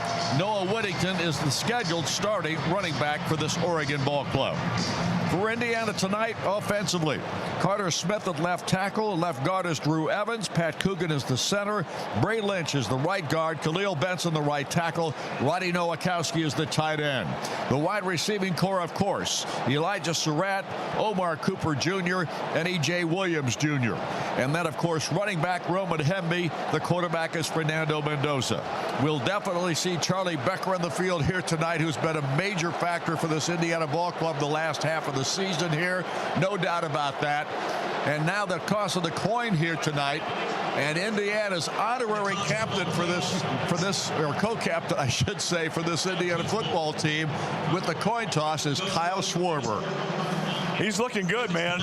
There's not a lot of chicken in that valley, I'll tell you that right now. He's working out, signed a huge contract to go back to Philadelphia. So proud of that dude. Kyle Schwarber, of course, a tremendous All-American baseball player for this Indiana program back in the day under Tracy Smith. And Schwarber really proud to be a part of what's happening here tonight with this Indiana football team. Right now they're having the toss of the coin. Indiana, I think, called it. Indiana wins the toss. And Indiana's going to play defense first, I'm pretty sure, in this ball game. They're going to defer, yep. And so Oregon will be receiving to start this contest. Indiana will be going left to right on your radio dial. Oregon right to left. And we are about set for football here this evening, Buck. We talked a little bit about what we expect in this ball game, but mistakes can be very costly in a matchup like this. Yeah, it's the one thing you do everything you can to control it, but situations happen during a game that you just can't control. That's one of them. Tip balls, trip people. That's a big part of what's going to happen today is how clean everybody can play on that side of the ball. Indiana, of course, starting out in defense. And, Buck, I would say this. Indiana's defense this year has been tremendous almost the entire season. Yeah, I'm trying to think whether there was ever a letdown. I don't remember one ever. And, I mean, they haven't given up any points all year.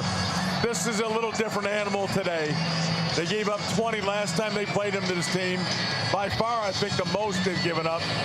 This will be a challenge for them. This is a good football team. They're not going to steamroll these guys. A lot of pride and a lot of athletic ability.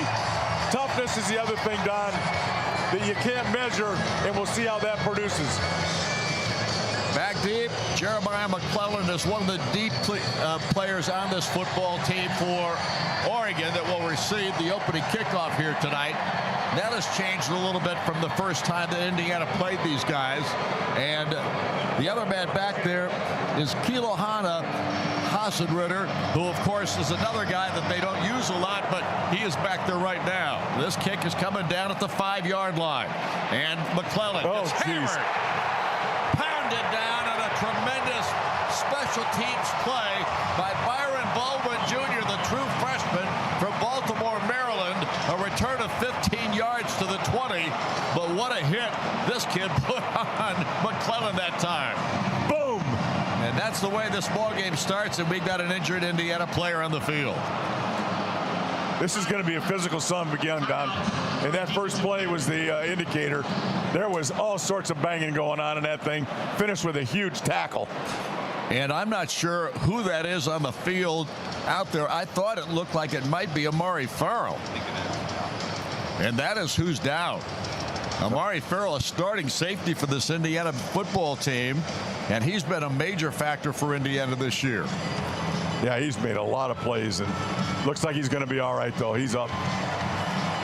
Yep, he got dinged a little bit there. I think he's going to be okay. They're going to take him into our tent. We got our tent back today. Last week we had another tent. This we have our regular tent. I don't think they're taking him over there. No, he is. He's going in right now. Okay, all right. I've looked at the wrong guy. Get him out of there. So, his safety first, though. Here we go. And listen to this crowd. It is going to be hard to hear, even here up here in our booth. What? The ball is at the 20-yard line. And we'll see who comes out there at the running back position. I'm assuming it's going to be Noah Whittington, but we'll have to wait and see. It's a game-time decision for Oregon. Nope. And it's not going to be Whittington. It's going to be Dare Hill Jr. He was not moving very well, Don. Here is Dante Moore ready to take the snap. Drops back, throws the football. There we go! Intercepted! D'Angelo Pons! Touchdown! Unbelievable! D'Angelo Pons intercepts the first throw of the ball game, and this crowd is going absolutely mad. It's amazing. They always seem to test D'Angelo early in the game. I don't know what it is, but the first through throws go in his direction, and they never work. This time he makes a great break on the ball, did not get run off at all, and this game starts off Hoosierish. Extra point try by Niko Radicic. Kick is on its way up and through, and Indiana jumps out to a 7-0 lead on the very first play from scrimmage here tonight in Atlanta, Georgia. And this crowd going absolutely wild to start this ball game. There's no timeout being taken here. Yeah, the guy's rolling it. So the red hat comes back off the field, says, play on, boys. They've only been playing a minute. Unbelievable. 25-yard pick by D'Angelo Pons, who starts this game with a phenomenal play, and Indiana immediately jumps on top. Well, can you script a better start than that? No. You can't get any better start. There's no question about that. Man, he broke on that thing. I saw it coming all the way. I think I said something. I shouldn't. But I knew it was coming. You could see it. I knew he'd catch it and run it in because there was nobody there on that out. And there was pressure on him. He threw it quick, and there was still pressure up front, Don. Yeah. That is really good news, too. Plus, Indiana's leading 7-0. That's pretty good. So McClellan is back deep once again. We'll see if he tries to run it out. I didn't even get a chance to see what defensive front we were in yet. Here's the boot. Quinn Warren kicks it into the end zone this time, and there'll be no run back of this one. That's better. And so the ball will come out to the 25-yard line for Oregon, and the Ducks will try again. Out there on the field once again is Kenyon Sadiq, the big tight end. Jeremiah Johnson is also I shouldn't say that. That's Jamari Johnson out there on the field. And the ball is at the 25. It'll be 1st and 10. They break the huddle. All right, they're coming out of here with 4-3 and a regular secondary. I don't know if Amari's out there or not. It looks like he might be on the hash, is he? Hill gets the pitch out. Dante Moore slides it to him. Hill's able to jump out in front there. He runs it for about 4 yards on the play out to the 29. Yeah, Amari's on the field, a free safety, Don. Everything is okay. Dominic Ratcliffe made the stop on that play, and it'll be 2nd down and 6. They're going to try and up-tempo this thing. They like to do it, but they also will take a lot of time off the clock huddle, and they try and mix up their speed in their formations. Wide right side is Malik Benson, but he's in pretty tight. The other receiver in there, DeCorian Moore, is tight as well. Here is the give. This time they get it outside, and a nice run as they take him out of bounds to the far sideline. That is Jay Harris in the ball game as the running back.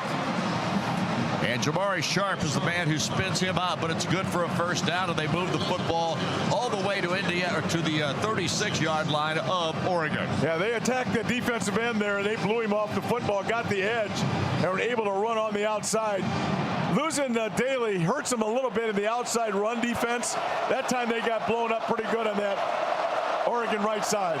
Moore and Benson are the wide receivers. Also breaking out to the far side of the field is Kenyon Sadiq. Back to throw it at Moore. Another screen pass this time. And another nice run this time by Harris. And he moves it up the field after catching the football. Aiden Fisher comes up with a stop. But they move the chains twice now in 2 plays. Yeah, they're really moving the football pretty well there. Again, a really good run and then the screen. They've got a lot of offense and a lot of skill. So the ball now resting at the 48-yard line of Indiana. It'll be 1st and 10. The Ducks huddle up this time. No quick tempo on this one. Moore splitting wide to the right side. Again, that's DeCorian Moore. And Benson to the near. Moving a tight end. In and out, Sadiq. In a pistol look. Here's the snap. They hand it off to Harris. Tries right up the gut. He's going to be pounded down this time as he crosses the 50-yard line for about a 3-yard pickup. Tyreek Tucker makes the stop on the play. They get 3. It'll be 2nd down and 7. Yeah, they're really concerned about Indiana's pass rush. 2 really quick throws. One a screen and then the other one for their Indiana touchdown, and running the football, trying to take that rush away. Moore wide to the right side. Breaking out there with him is Sadiq in the slot position to the right. In the backfield, here's the snap. Moore looks, fires the football down the field, and the ball is dropped. The catch attempted that time. It looked like Johnson, the other tight end. Perhaps nope, it was Jamari. Yeah, it was Jamari Johnson. And Amari Farrell makes the stop of the play. Yeah, the other corner fell off, and it looked like he was going to get a little shot at it too, but it's just basically a really good throw and a drop. And this crowd is just so loud. Daniel Ndukwe checks into the lineup for Indiana. Dante Moore in an empty backfield. Moore takes the snap, back to throw, pressure comes, throws it over the middle, catch is made, Benson the catch, and he runs for a first down. He gets it down to Indiana's 40-yard line. A nice play, well thought out that time by the Oregon offensive coordinator D'Angelo Pons on the snap. Yeah, a little bit of a crossing route there. Again, pressure on the quarterback. They're getting rid of it pretty quick. Outside guy came off like right over the football with a crossing route, and he found him. But again, Indiana, he's not holding the ball very long, and he got hit again right after he threw that football. Both tight ends just came out of the ball game. So they're going with two wide receivers on the far side, one to the near. In the backfield, once again, is Harris.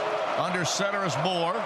He hands it off to Harris. Harris breaks one tackle. Then he's put to the ground as he crosses the 40-yard line down to around the 37.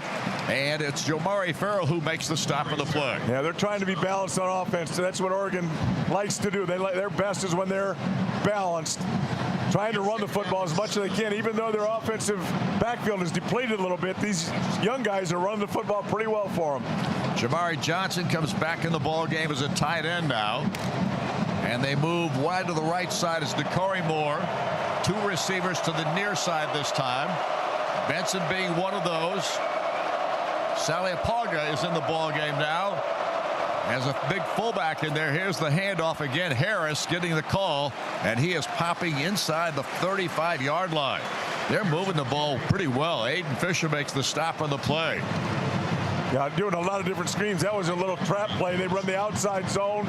They run the inside zone. That was a trap play. They don't trap play much. That time it was very effective getting the ball in, and another good run. So the ball right now is at the 33. It'll be 3rd down and 3. This is 4th down territory for Lanning now. Yep. Oregon huddles up. They send Benson to the far side, but not very wide. Harris is in the backfield. Moore wants to throw. Back he goes. Looks. Fires it over the middle. Catch is made right there out of the backfield. That's Harris.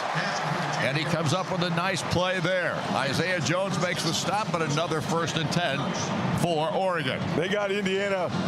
They caught Indiana not being prepared that time. Their hands weren't in the ground. No pass rush.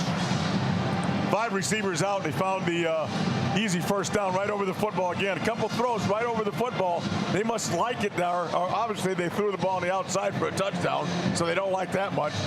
But they found the football right, completions right over the football early in this game. Ball is at the 28-yard line. De'Aaron Hill is the running back.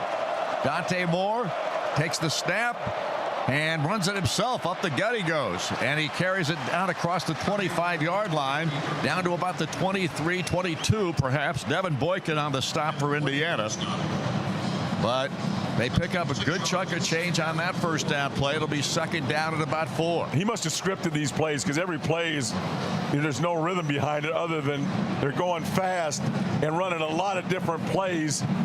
So they must have scripted their first 20, 25 plays, because there's a lot of different things in a lot of different formations to see what Indiana is doing to react to them.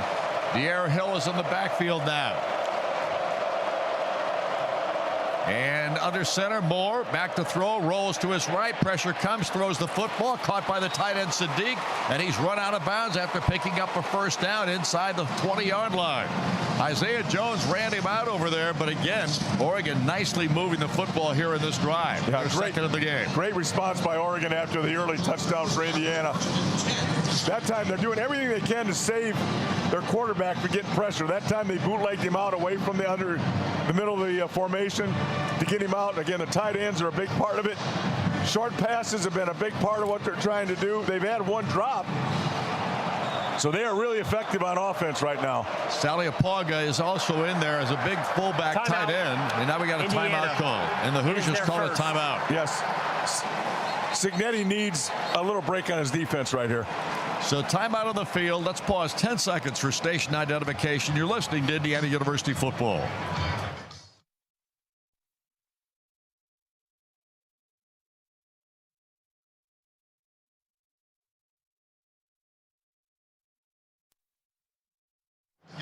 And while we have timeout on the field, we have a 7-0 ball game. Indiana atop of Oregon after that D'Angelo Pons pick on the very first play from scrimmage. It's Indiana 7 and Oregon on the drive. We're back in a moment. This is IU football on the Neil Tide Auto Service Radio Network from Learfield.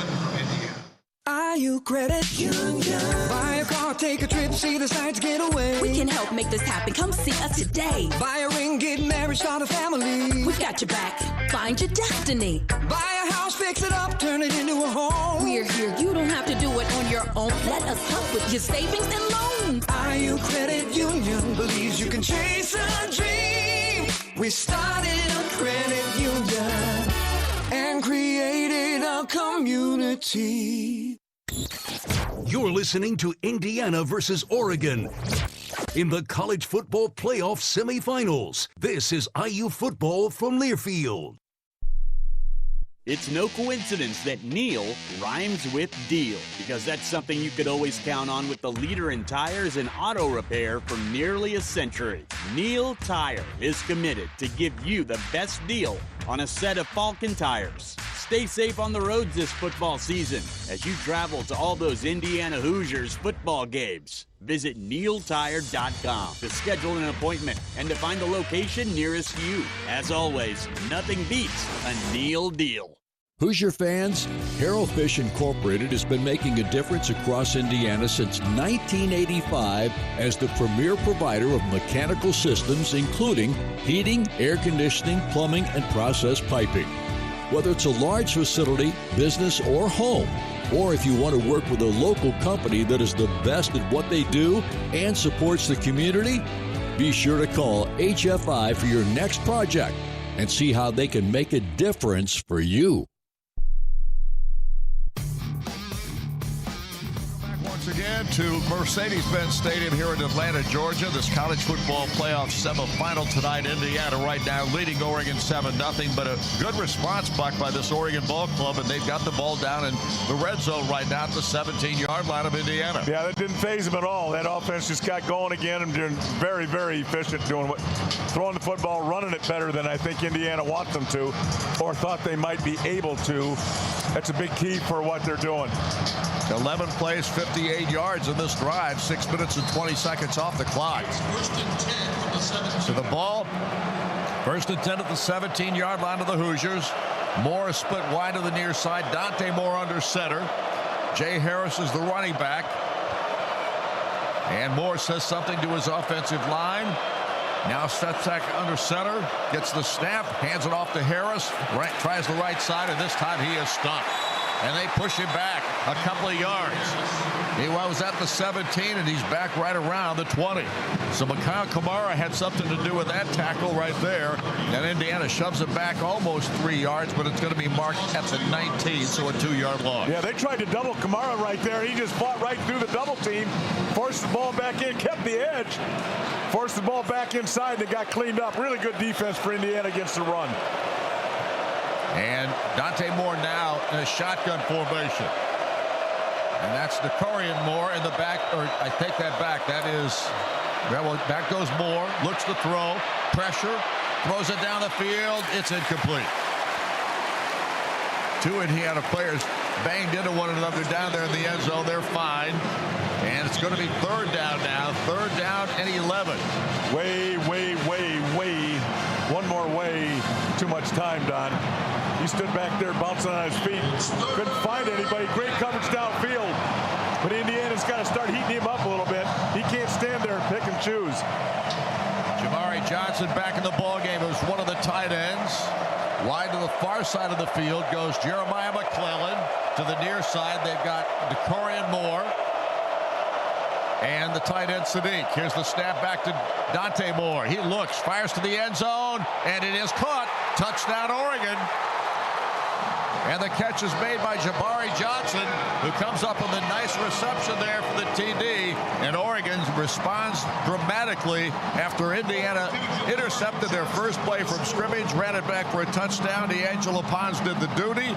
But Oregon comes up with a great drive to tie this ball game if the kicker can knock it through, and he probably will. Indiana tried to blitz him up right there again. No pressure on the quarterback. Heat never got there, and he was able to take the ball and look downfield and find a seam right over the football again. That's the third catch right over the football today. Sappington is the kicker for the Oregon Ducks. Snapback's a good one. The kick is up, and it's through, and it is a tie contest here, 7-all. With 7:11 to go here in the first period, and Oregon bounces right back after Indiana's tremendous first play of the ball game. We're back in a moment. This is IU football on the Neil Tide Auto Service Radio Network from Learfield. Hoosier fans, choose chill. Coors Light is cold lagered, cold filtered, and cold packaged for a smoother finish. It's got that crisp, refreshing taste that makes those moments when you choose to rise above the noise and choose chill even better. Coors Light is an official beer sponsor of IU Athletics, so crack one open and take a sip. Coors Light, choose chill. Celebrate responsibly. 2025 Coors Brewing Company, Golden, Colorado, beer.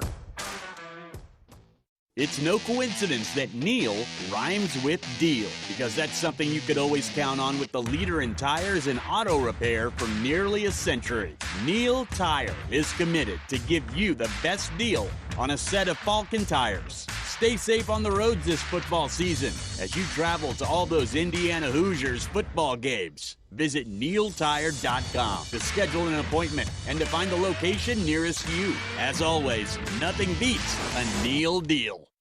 From city centers to rural towns, Hoosiers are facing big challenges. Indiana University is right here with you, working together to find new ways forward.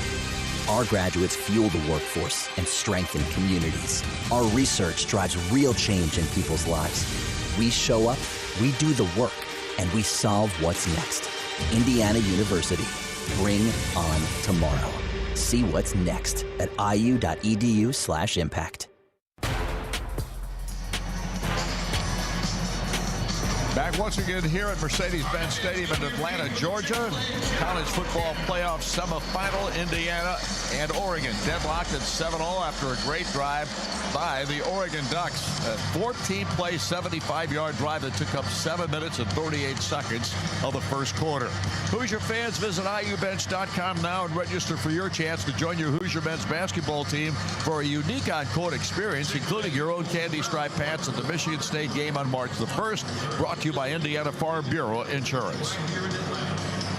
Well, Buck, Indiana allows Oregon to go right back down the field, and I say allows, but it was a lot more Oregon than it was Indiana. Yeah, Oregon was playing with no pressure. They were freewheel and ran the ball really well.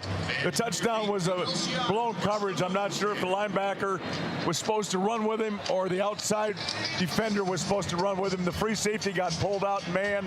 Nobody in the middle of the field. So that linebacker, I think, has to run with that tight end all the way down. He didn't. So he was pretty much wide open for the touchdown. Tough play, 3rd and 10. You know, that's not supposed to happen. Right. They blitzed 5 guys, got in man coverage, and Oregon made them pay. Sappington will kick off for the Oregon Ducks. Back deep for Indiana is Roman Hemby. And I think that is Solomon Van Horst back there as well. We are at a little bit of an angle and quite a ways away from where Solomon is standing out there. The offense might need to go back in and warm up. Here's the kick. Yeah, the offense hasn't been on the field yet. So the kick out of the end zone, it'll come out to the 25 of the touchback, and for the first time tonight, the Indiana offense will be on the field. It's been an hour since they did anything. They went off the field about 7:15, and it's 8:08. They haven't done anything in an hour. Think about that. Yeah, there's no question. Yeah, so they got to get going here early, and they've been sitting around a long time. Mendoza in the pistol look as Hemby stands behind him. Wide receivers, 1 on each side, 2 tight ends in the ball game for Indiana. Here's the snap back. Handoff goes to Hemby. Tries the left side. Tries to found his way forward, but he's not going to get much out of this. He picks up maybe a yard, perhaps 2. We'll see where they spot the football. And it is Dylan Thieneman who comes up from the safety position to make the stop of the play. It'll be 2nd down and 9, a gain of 1. Yeah, they played that safety up tight there. Tried an outside zone. Really nowhere to good strong running, but great job by Oregon filling all the gaps. Fernando sets him in the shotgun. Gets the snap, looks to throw it, fires it out here in the flat. It's caught. Catch is made for about a 5-yard gain out to the 31-yard line. And the catch made by Elijah Surratt over there with Ife Obidegu making the stop for Oregon. So Indiana's now looking at a 3rd down and 4. Yeah, I'm not sure what they're going to do here, but they're going to have to get Oregon off them. They are playing tight coverage on them. Look at the press coverage they got going here. And the free safety or strong safety is up in the middle of the field. Mendoza waits the snap, gets it, wants to throw it, looks, fires it down here, and it is caught. Catch is made. And another great grab out there by Elijah Surratt, who comes up with another really contested catch that time. And it's good for 23 yards and a 1st down. Yeah, man-to-man coverage again. They blitzed them. Indiana picked it up. And how about that quarterback and throwing? Back shoulder fade. And Surratt just does not miss the football. Indiana on the move. 1st and 10, Indiana at the 46 now of Oregon. So the Hoosiers got a drive going. Here's the pistol. And the handoff, and right up the gut goes Roman Hemby, and Hemby drives himself forward for about a 4-yard pickup. Thieneman again in on the tackle. That guy's in on almost every play. Well, they're playing him like another linebacker. They are playing Indiana against the run. They're going to make him throw the football, which is a little bit crazy in my mind. Playing tight coverage and then really stacking the run with a lot of defenders. So Indiana's going to have to get the ball deep here on them, because look how tight they're playing, Don. Kalon Black is in there as the running back now. Indiana has 2 receivers far side, 1 near, and a flag comes down. And they're going to call a procedure against Indiana. Offense, number 67, 5-yard penalty, remains 2nd down. Khalil Benson gets called for a illegal procedure violation. Apparently he moved, and the ball gets moved back to the 47-yard line of Oregon. So now it's 2nd down and 11. You know, Indiana had a bunch of those out in Oregon, but everybody blamed the crowd on that. You can't blame the crowd today. Kalon Black is to the right side of Fernando. Mendoza gets the snap, hands it off. It is Kalon. He pounds his way forward and picks up the yardage. The scrum is continuing, and Indiana gets him all the way up to the almost to the 40-yard line. Maybe it is the 40. Blake Purchase makes the stop. I can't believe how long they let that play go. He looked like everything was they were inching forward, and they let that thing go for a while. That's a long whistle right there. And that was a 12-yard gain in the play. So now it's 3rd down and about 5. Make it 3rd and 4. Indiana has the shotgun formation right now. Black still in the ball game, I believe. Fernando takes the snap, looks to throw it, fires out here in the flat. Catch is made. 1st down, Indiana. That was Riley Nowakowski, I believe. Bryce Betcher makes the tackle on the play, but another nice throw by Fernando. Yeah, they used him in motion there to get a little leverage on the man coverage, and he was able to beat the defender on the outside. He just kind of slid outside, ran a little option route. Beautiful job and a beautiful throw. E.J. Williams comes to the near side with Omar Cooper. And now the snap back and the handoff, and Kalon again, left side, drives it forward. Gets it across the 30. That was just a terrific run. Thieneman again makes the tackle, but Kalon Black with another really nice 6-yard gain, and Indiana's got 2nd down and 4. Inside run, and that offensive line knocked everybody off 3 yards before he got hit, and then his speed and toughness got him another 2. And to the sideline goes Black, and Roman Hemby back in there as the running back. To the left side of Fernando Mendoza. In motion, Nowakowski. Sets himself. Here's the snap and the give. And right up the gut, Roman Hemby drives himself down for a big gainer. All the way down inside the 20 to about the 17-yard line. A terrific run by Hemby. Aaron Flowers makes the stop. That is good for 11 yards and a 1st and 10. It's a straight drive right over the center and the right guard. They rolled Nowakowski in the middle of it to be a lead back.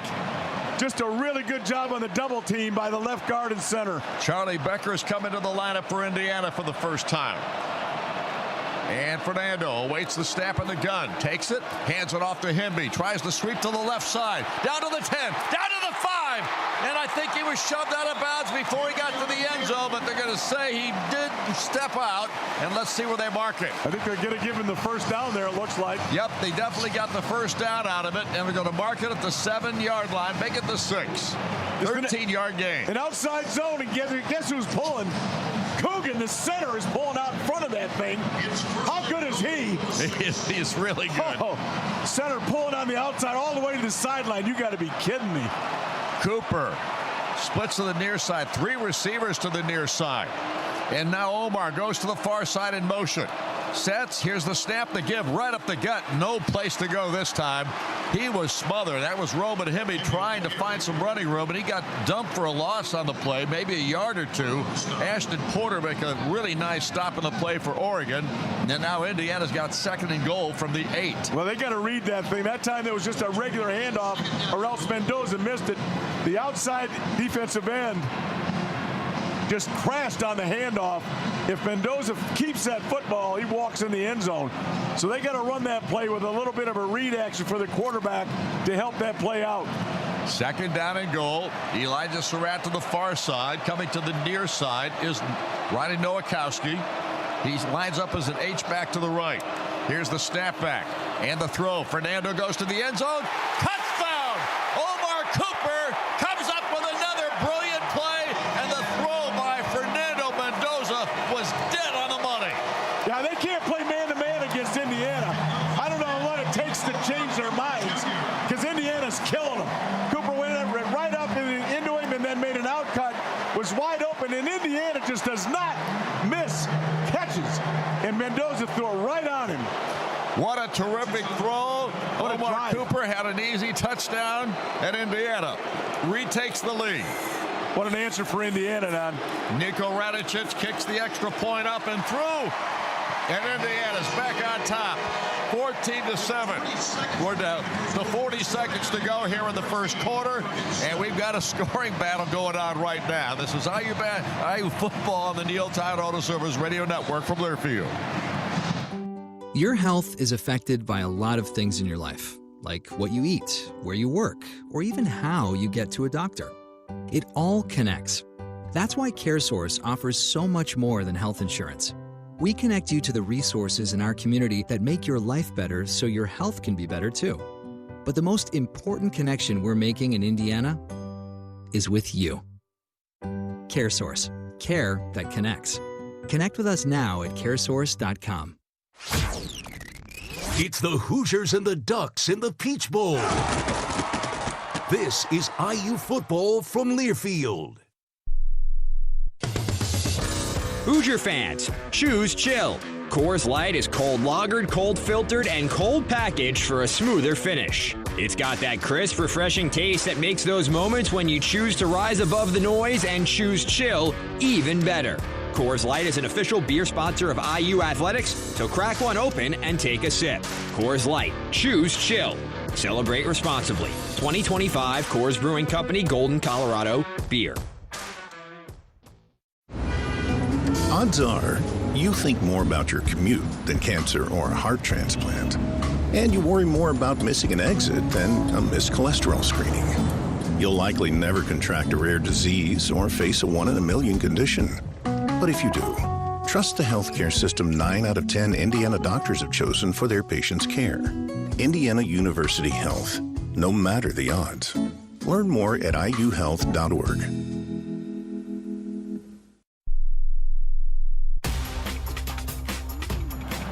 Welcome back once again to Mercedes-Benz Stadium here in Atlanta, Georgia. Indiana now back on top, 14-7 over the Oregon Ducks here. Three scores here in this first quarter of play. CareSource offering benefits that go beyond health insurance, because when your life is better, your health can be better too. CareSource, care that connects. Buck, both these teams responding nicely. Well, we talked about the pressure of this game affecting the offenses last night. But nobody's getting affected here tonight. These teams are playing open and extremely, well, you don't play better against two really good defenses. You don't play better offense than what we just saw Oregon and Indiana. Now, Indiana's got the edge right here because of D'Angelo Pons taking that defensive score. early in the game, Don, in defensive score. Yeah, we don't have to hear about that. Well, we might. We're going to hear about another one. We're not going to settle for one, Don. I know. We need two. Back deep is McClellan to receive, and also back there is Kilohanen Hassenritter. That's a mouthful. And he's back there as well, but he hasn't touched the football yet. I'm surprised their corner has been playing deep. He's been playing the deep guy lately, and I haven't seen him even close to it right now. Quinn Warren will kick off for IU. Here comes the boot. High end over end. Coming down over the head of the intended receiver on that kick. And going to the end zone. And Indiana's fans are celebrating with the gunners coming down there. And everybody waving those white flags down there in that end zone. Right now, the ball comes out to the 25 of the touchback, and Oregon will start their third drive of this ball game. It's 1st and 10, Oregon from the 25. Wide to the far side of the field. They've got Benson over there. So is Decorian Moore. And a third receiver there as well. Dante Moore in the backfield has Harris with him. He hands it off to Harris. Harris gets hit. Nice little run, however. Gets it out to about the 29. Aiden Fisher makes the stop after a 4-yard pickup for the Oregon Ducks. Yeah, a little slow by the safeties filling that. They got there, but you got to get there first earlier because those backs are running hard. You got to get there early before they get turned up. Oregon had a 14-play drive. Indiana countered it with, I think, a 12-play or 11-play drive. 75 yards on that one. So both these teams have taken it right down the field here in the last two possessions. Oregon with a 2nd down and 6. Ball at the 29. Dante Moore in the shotgun, and we got a whistle. That is the end of the first quarter. And so we've come to the close of the first period of this football game. It is Indiana leading at 14-7 over the Oregon Ducks. And we'll be back in a moment. This is IU football on the Neil Tide Auto Service Radio Network from Learfield. Hey Hoosier fans, this is your head coach, Kurt Signetti. I'm here to win. Everything I do is built for that. From the weight room to the Wi-Fi at home, it's got to perform. Smithville is my internet provider. Fiber fast, rock solid. Just like a championship team, they're built right here in Indiana. Still wondering if they're the real deal? Google them. Smithville, built to win, just like us.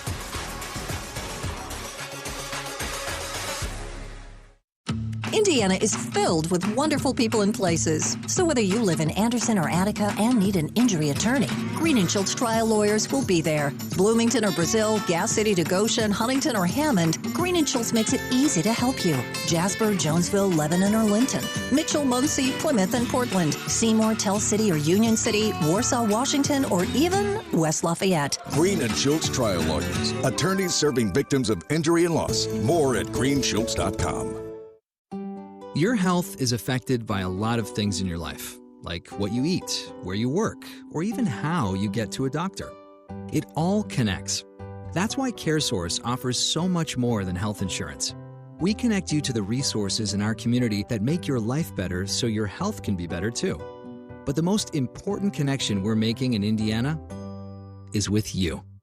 CareSource. Care that connects. Connect with us now at caresource.com. Back once again here at Mercedes-Benz Stadium in Atlanta, Georgia, as they introduce the Hall of Fame class that's going to be inducted here soon to be. And, of course, the Oregon Duck that was being inducted got a big hand, and then a round of boos when Nick Saban was introduced. Yeah, Urban didn't get a real high... Urban didn't either. He didn't get a real happy response either. Well, Merchants Bank is one of the nation's top-performing banks and an official partner of Indiana University Athletics. Merchants Bank, where your money is safe, secure, and earning more. Member FDIC. Visit hoponover.com. What did Saban do to make Indiana fans all that mad? I can see him being mad at Urban. Why would Nick Saban be booed by the Indiana fans? I don't know the reason behind it other than the fact we're here in the South. He's got a grandson coaching Indiana. I understand. Well, Indiana right now leading at 14-7. The Hoosiers taking it right back down the field after Oregon was able to score. Indiana takes it back. The Ducks right now have the football, and they'll be going left to right on your radio dial here in the second period. And they have a 2nd down and 6 to work with, starting with the final 15 minutes of this first half. Indiana's kind of mixing in their 3-man front and 4-man front lines. Neither one of them have been a very good job of defending against the run. Safeties have really got to be, they're getting tested today because they got to fill those gaps on the outside. They're just a little bit late, and Oregon's been able to run it on them. And the football about to be snapped. Dante Moore's in there with Jay Harris in the backfield. Harris, the running back. Here's the snap back. They hand it off to Harris, tries the middle, and this time he is pounded and gets knocked down right around, it looks like the 37-yard line, someplace in that neighborhood. Isaiah Jones is the man who makes the stop of the play. Again, we are in an angle here and where we're high enough that we can't judge the distance quite as well, but the ball is actually marked at the 33-yard line. So 3 for 3 on 3rd down so far for Oregon. So this is if Indiana can get a stop here, it may change the momentum a little bit. Yeah, Aiden Fisher with a really good fill on that running play. This is, again, Lanning is liable to go for it down here, too. He went for it 8 times on 4th down last week. Gary Bryant in the ballgame is one of the receivers, and Indiana puts the lid to it. A great job by Isaiah Jones, who comes in there and makes a terrific hit immediately on the running back Harris. No place to go, and he goes for a loss on the play. It will force the first punt of this football game. Yeah, and Indiana moved the linebacker outside and blitzed him from out there and blew up the play. Great defensive call by Haynes. James Ferguson Reynolds is the punter for Oregon. Back deep for Indiana, Jonathan Brady, and he is dangerous. James Ferguson Reynolds on the punt. First special teams activity for anybody. You'll see who gets the advantage here, Don. Here's the snap back, and the punt is on its way. Bad punt. And it's a bad punt. It's going to bounce down. It's going to roll to the 20, and Indiana has to let it roll, and it's going to drop dead at the 18-yard line. So Indiana will have the football, 1st and 10. He was lucky to get a roll out of that positively initially. That's a 51-yard punt of the play. He's getting a lot of low fives. He's not getting many high fives over there. So we have timeout once again on the field with the score. Indiana 14, Oregon 7. We're back in a moment. This is IU Football on the Neil Tide Auto Service Radio Network from Learfield. Merchants Bank is a unique bank and has a proven track record as one of the nation's top performing banks. As rates move up and down, our rates are always at the top. At Merchants Bank, what you see is what you get. A great rate. Earn 4.25 APY on all money market balances. No gimmicks or hidden fees. Hop on over to where your money is safe, secure, and earning more. Merchants Bank, an official partner of Indiana University Athletics. Member FDIC. HopOnOver.com. The Indiana Hoosiers play here. This is Hoosier football from Learfield. Spotting the perfect fit is kind of your thing. So when it comes to finding a used car, start your search at FordBlueAdvantage.com and find the perfect certified pre-owned vehicle at your local Ford dealer. One that comes with serious perks, like a thorough inspection, a Ford-backed warranty, even a Carfax report. Because you know what they say, the best finds are the ones that feel made for you. Ford Blue Advantage. Used car buying that's built for you. Available at participating dealers only. See your dealer for details and limitations. Indiana is filled with wonderful people and places. So whether you live in Anderson or Attica and need an injury attorney, Green & Schultz trial lawyers will be there. Bloomington or Brazil, Gas City to Goshen, Huntington or Hammond, Green & Schultz makes it easy to help you. Jasper, Jonesville, Lebanon or Linton, Mitchell, Muncie, Plymouth and Portland, Seymour, Tell City or Union City, Warsaw, Washington, or even West Lafayette. Green & Schultz trial lawyers, attorneys serving victims of injury and loss. More at greenschultz.com.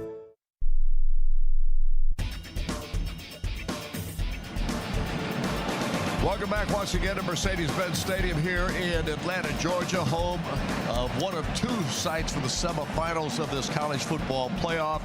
Last night, of course, It was Miami Hurricanes that won over the Ole Miss Rebels in a very exciting ball game, especially in that fourth quarter. Buck, it was back and forth all the way. Yeah, really not very well played until the fourth quarter, and then both teams just, I mean, you talk about two teams that really wanted to win a football game. Both of them fought their hearts out. It was just really fun to watch. The competitive side of it was extraordinary. So Indiana's offense coming back on the field right now. The Hoosiers with Fernando Mendoza at the helm. Let's go. We got to get one here. Got to get points here, Don. Charlie Becker's in the lineup. He comes out with the wide receiving core. With Jonathan Brady out there as well? Maybe not. But it could be Kalon Black, I think, is the running back. It's 1st and 10, Indiana from their 18. The ball is marked at the 18-yard line. It'll be 1st and 10 for Indiana. Wide to the far side of the field goes Charlie Becker along with Elijah Surratt. Everybody else is in tight. In the backfield, Kalon Black with Fernando Mendoza. And he gets the call. And Kalon this time no place to go, and he gets stopped right at the line of scrimmage by Dylan Thieneman, who came up from that safety position, but he's playing almost a linebacker spot. He's playing that little joker position in there. He can get back in the secondary if he needs to, but his first responsibility is run. If he gets a run key, he is flying to the line of scrimmage. Ball is right at the 18, so no gain, 2nd down and 10. Becker splits wide to the far side of the field to the near side Surratt. Over in the slot over there. Here's the snap back and the handoff, and again, running is Kalon Black. This time he pops over the 20-yard line, gets it to about the 21. Tatum Tuioti is the man who makes the stop for Oregon, and it's going to be 3rd down and long now for IU. Yeah, and Shanahan says when he gets into a problem offensively, he goes away from the run too much. They're really living with the run here on this drive. Long 3rd down here. Becker and Cooper all split to the far side of the field. Surratt to the near. Fernando takes the snap, looks, and now he runs with it himself, turns it upfield, gets to the 30-yard line, going down the sideline, and finally shoved out of bounds around the 40. Aaron Flowers finally pushed him out, but Indiana gets 21 big yards on the play, a 1st and 10, and the ball marking at the 41-yard line of Indiana. Yeah, they blitzed the inside linebacker. The running back stoned him in the middle of the field. Little pressure on the outside seam for Mendoza on the left side. He took off running. How many times has he saved Indiana offensively with his legs this year? Just enough to keep the ball moving. E.J. Williams and Charlie Becker split to the far side. Kalon Black in the backfield. Kalon's going to get the call, tries to sweep to the left side, pounds his way forward, gets it out to the 45. A flag comes down. Bryce Belcher is the man who makes the tackle on the play for Oregon. I'll see what that flag's all about. Oh, he just moved it back. It was right on the tackle. Looks like they may get a left holding on the left. We'll see. Personal foul. Illegal block below the waist. Defense, number 7. 15-yard penalty will be added to the end of the run. 1st down. Ife Obidegu is the man who is guilty of the block below the waist that time, or the hit below the waist, and that moves the ball up the field. That's a personal foul. Yeah, they had a pulling guard, pulling left tackle on that, and then he attacked him, trying to beat the block by attacking his knees. Can't do that anymore. Used to be able to. Those little defensive backs, linemen come out on him, and they got to take him up by the numbers. That's a little unfair, but that's okay here. The ball is now at the 40-yard line of Oregon. And Fernando in the shotgun takes the snap, hands it off to Hemby. He tries to take it up the middle. Not a lot there. He'll pick up a couple. And maybe 3 on the play. It'll be 2nd down at about 7. I tell you what, Oregon is playing against the run on 1st down. It's a down-and-distance defense for them. They're playing that joker on 1st down with Thieneman lined up as another linebacker, but Indiana continues to pound the football on 1st down. Usually they do a good job of throwing it on 1st. They haven't done that much today. Becker, Surratt, and Cooper are all lined up to the near side. Now Cooper goes to the far in motion. Here's the snap back. Fernando looks to the sideline, and the ball gets batted down. And Fernando hits the deck. Bryce Belcher is the man who came up and deflected that football. And so incomplete, and it's going to bring up 3rd and long again. Yeah, tried a little outside throw on the left wide receiver on a quick out. It was pretty well covered. I'm not so sure it wasn't a good thing he got batted down because Oregon's defensive secondary was right there. Indiana sends everybody to the left side this time except for Becker on the far side. Fernando back to throw. Pressure comes. He gets hit. He gets fumbled the football, and it's picked up by Fernando again. He rolls to his right, and now he gets plastered way back inside the 40-yard line. Or the 45, I should say. Mateo Uiagalelei is the man who makes the stop for Oregon. And Indiana had a really tough play there. It could have been a disaster, but Indiana's going to have a chance to punt the ball away. Yeah, the right tackle for Indiana just got killed on the outside. Again, a really good pass rusher. Really lucky that Mendoza was able to get that football. He's got to tuck that thing away when he's running around with it, but at least Indiana can punt the football. Mitch McCarthy is back deep. And back deep is Gary Bryant Jr. for Oregon to receive. Here is the punt on its way. End-over-end job. Knocking back all the way inside the 10-yard line. And now coming up the field is Bryant. And he gets knocked to the ground right around the 14-yard line. Nice job by the Gunners this time, getting down there and making sure he didn't get any kind of a gain coming back. It was a 48-yard punt, a 6-yard return. And we have time out of the field with Indiana leading it 14-7 with 9:35 to go here in the period. We're going to keep it here this time. No sense in straying away once again. We've got only 2 commercials to make up here in this final first half of this ball game.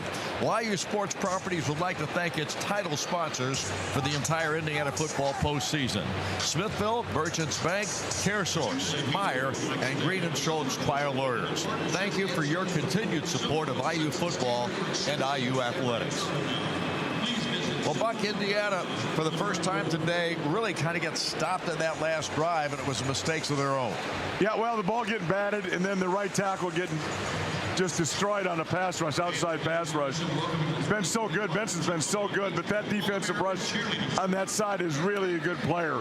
Just got beat early. Mendoza didn't see him and got stripped of the ball, and then it could have been a lot worse because that ball was floating around. Benson almost grabbed it. Mendoza just got it after the ricochet off Benson, and then was running around with the ball out. But was able to punt it. A good low, long punt by Indiana. Changed the field a little bit. Yeah, that was a good job by Mitch McCarthy that time. And those end-over-end kicks of his, they go farther than you think they're going to. Well, they're better indoors than they are outdoors. Yeah, well, outdoors does make a huge difference. Yeah, the wind is a lot, well, you know. None. But, yeah, but that was a little, honestly, if I'm nitpicking and I'm the punting coach, I want that a little higher. Because he really got that ball with there was nobody within 10 yards of him. I'd like to see that kick a little higher, let those guys get down even a little farther. We don't see many spiral kicks anymore, Buck. No, everybody's from Australia, and they use this Australian sideways kick. Every once in a while you get a spiler, but it's just so rare anymore. It's so rare. You don't see a regular punter anymore, and you very seldom see a guy from America punt. You're right. And you very seldom see a guy that's under 28 years old punting. I mean, these guys are all old guys. Well, Mitch McCarthy is one of those. Yeah, I mean, they all are. They sit over there in Australia and New Zealand, punt for 7 years. Somebody needs a punter, they fly down there, pick one up, and they're all good. Yeah, they're all good. There's no question. They've got. Well, they're not all good. Yeah, they're not all most good. Are. Most of them are. And the big thing for those guys is learning how to catch. Yeah, that's a good point. A snap, because they don't usually do that. So, but they have a school down there that teaches them all that stuff. They go down there to school and they graduate from punting school. So the football's at the 13-yard line of Oregon. That's where their drive will start here in this series. It's a good spot for a defensive score here. Yeah, absolutely right. Indiana's got 3 linebackers on the field right now. So you got Elijah Hardy out there, Aiden Fisher, of course, and Isaiah Jones. They have 4 down linemen. So this is a run defense for them right here. Harris is the running back. Dante Moore ready to take the snap. Does. Going to throw. Oh, he had it bounce out of his hands. Do they recover the football? It is picked up by Indiana. Mario Landino got the hit, or rather recovery. So Landino comes up with a football. The ball was snapped, but I think the quarterback mishandled it. It looked like he was going to throw a quick out. The ball slipped out of his hand, Don. I might be wrong on that. The ruling on the field. And everybody that was going after him, with the exception of Moore, was a big defensive player for Indiana. He tried to throw it to hit his running back. I don't know if it's a fumble or not. They got to look at it. Yeah, that's a fumble. Absolutely a fumble. The running back knocked the ball out of his hand before his hand went forward. Dan Lenning's throwing a little bit of a fit. He ought to be, because Indiana's going to go up 2 scores here. He's going to want to look at it, but I don't know if they can look at it. He can look at it all he wants. I'll even take time for him to look at it. The ball is at the 3-yard line. And Indiana with another opportunity here set up by the defense. Inexperienced running back, Don. Inexperienced running back knocks that football on a quick throw to the quarterback. Mendoza waits the snap. Kalon Black's in the backfield. He gets a little pitch out, turns to the right side, skips up in the air, gets knocked to the ground right around the 2-yard line. So he picks up 1 yard on the play. Uya Gundele is the man who makes the stop once again. He is one of their key players on this defensive ball club for Oregon. He jumped right over the corner. It was just a tremendous effort by him. Benson get out in front of him. Oregon did a pretty good job filling it up, but Benson just jumped right over the corner. EJ is split wide to the far side. Elijah split wide to the near side. Kalon Black in the backfield, the snap, and here is the give. Kalon spins his way, tries to drive his way into the end zone. He gets it down just inside the 1-yard line and very short of the goal line, but still not in the end zone. Well, I tell you what, that's about the 6-inch line from what the spot I saw. And that's about where they're putting it. That's about where they're putting it. Now, we haven't quarterback sneaked a whole lot, have we? Not very much. I can't think of more than 1 or 2 all season long. This would be a good spot for it, though. And here we go. Just tough sneak from the shotgun. Yeah, Fernando's in the gun. Ball's at about the 6-inch line. Here's the snap to give. Kalon Black dives his way into the end zone, and Indiana puts a 6 on the board. And that's what mistakes in this football game will do, and why Indiana is one of those teams that doesn't make as many as most of the other ball clubs they face. And that's why they win games, plus being really, really good. Kalon Black with a touchdown, and this Hoosier crowd loving every second of it. Niko Radicic is on to attempt the extra point kick. Langston snaps it. McCarthy holds it, and Nico knocks it through the uprights, and Indiana has jumped on top once again to the point of 21-7 over Oregon. We have 8:17 remaining here in this first half of football. We'll be back in a moment. This is IU Football on the Neil Tire Auto Service Radio Network from Learfield. Hoosier fans, choose chill. Coors Light is cold lagered, cold filtered, and cold packaged for a smoother finish. It's got that crisp, refreshing taste that makes those moments when you choose to rise above the noise and choose chill even better. Coors Light is an official beer sponsor of IU Athletics, so crack one open and take a sip. Coors Light, choose chill. Celebrate responsibly. 2025 Coors Brewing Company, Golden, Colorado, beer. Hey Hoosier fans, this is your head coach, Kurt Signetti. You want fast? I build fast. I coach fast. I live fast. That's why I've got Smith Build Home. Fiber internet that actually keeps up. Fast, reliable, local. If you're still waiting on a load screen, you're already beat. Want to know who's running the playbook on the internet around here? Google them. Smith Build. Indiana born, relentlessly fast. People just know you can save money on car insurance by checking Allstate first. Like you know to check if they're going for it on 4th down before going to the concession stand. Yeah, give me 3 hot dogs, 2 jumbo touchdown, baby! What? Hey, buddy, you want cheese with those? Yeah, checking first is smart. No. So check Allstate first and see what you could save. You're in good hands with Allstate. Potential savings vary, including based on how you buy, subject to terms, conditions, and availability. Allstate North American Insurance Company and affiliates, Northbrook, Illinois.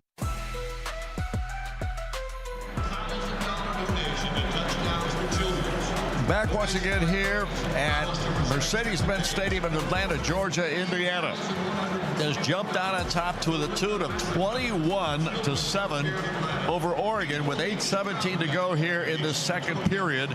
And a couple of tremendous defensive plays by Indiana in this ball game responsible for sending up touchdowns, 2 of them.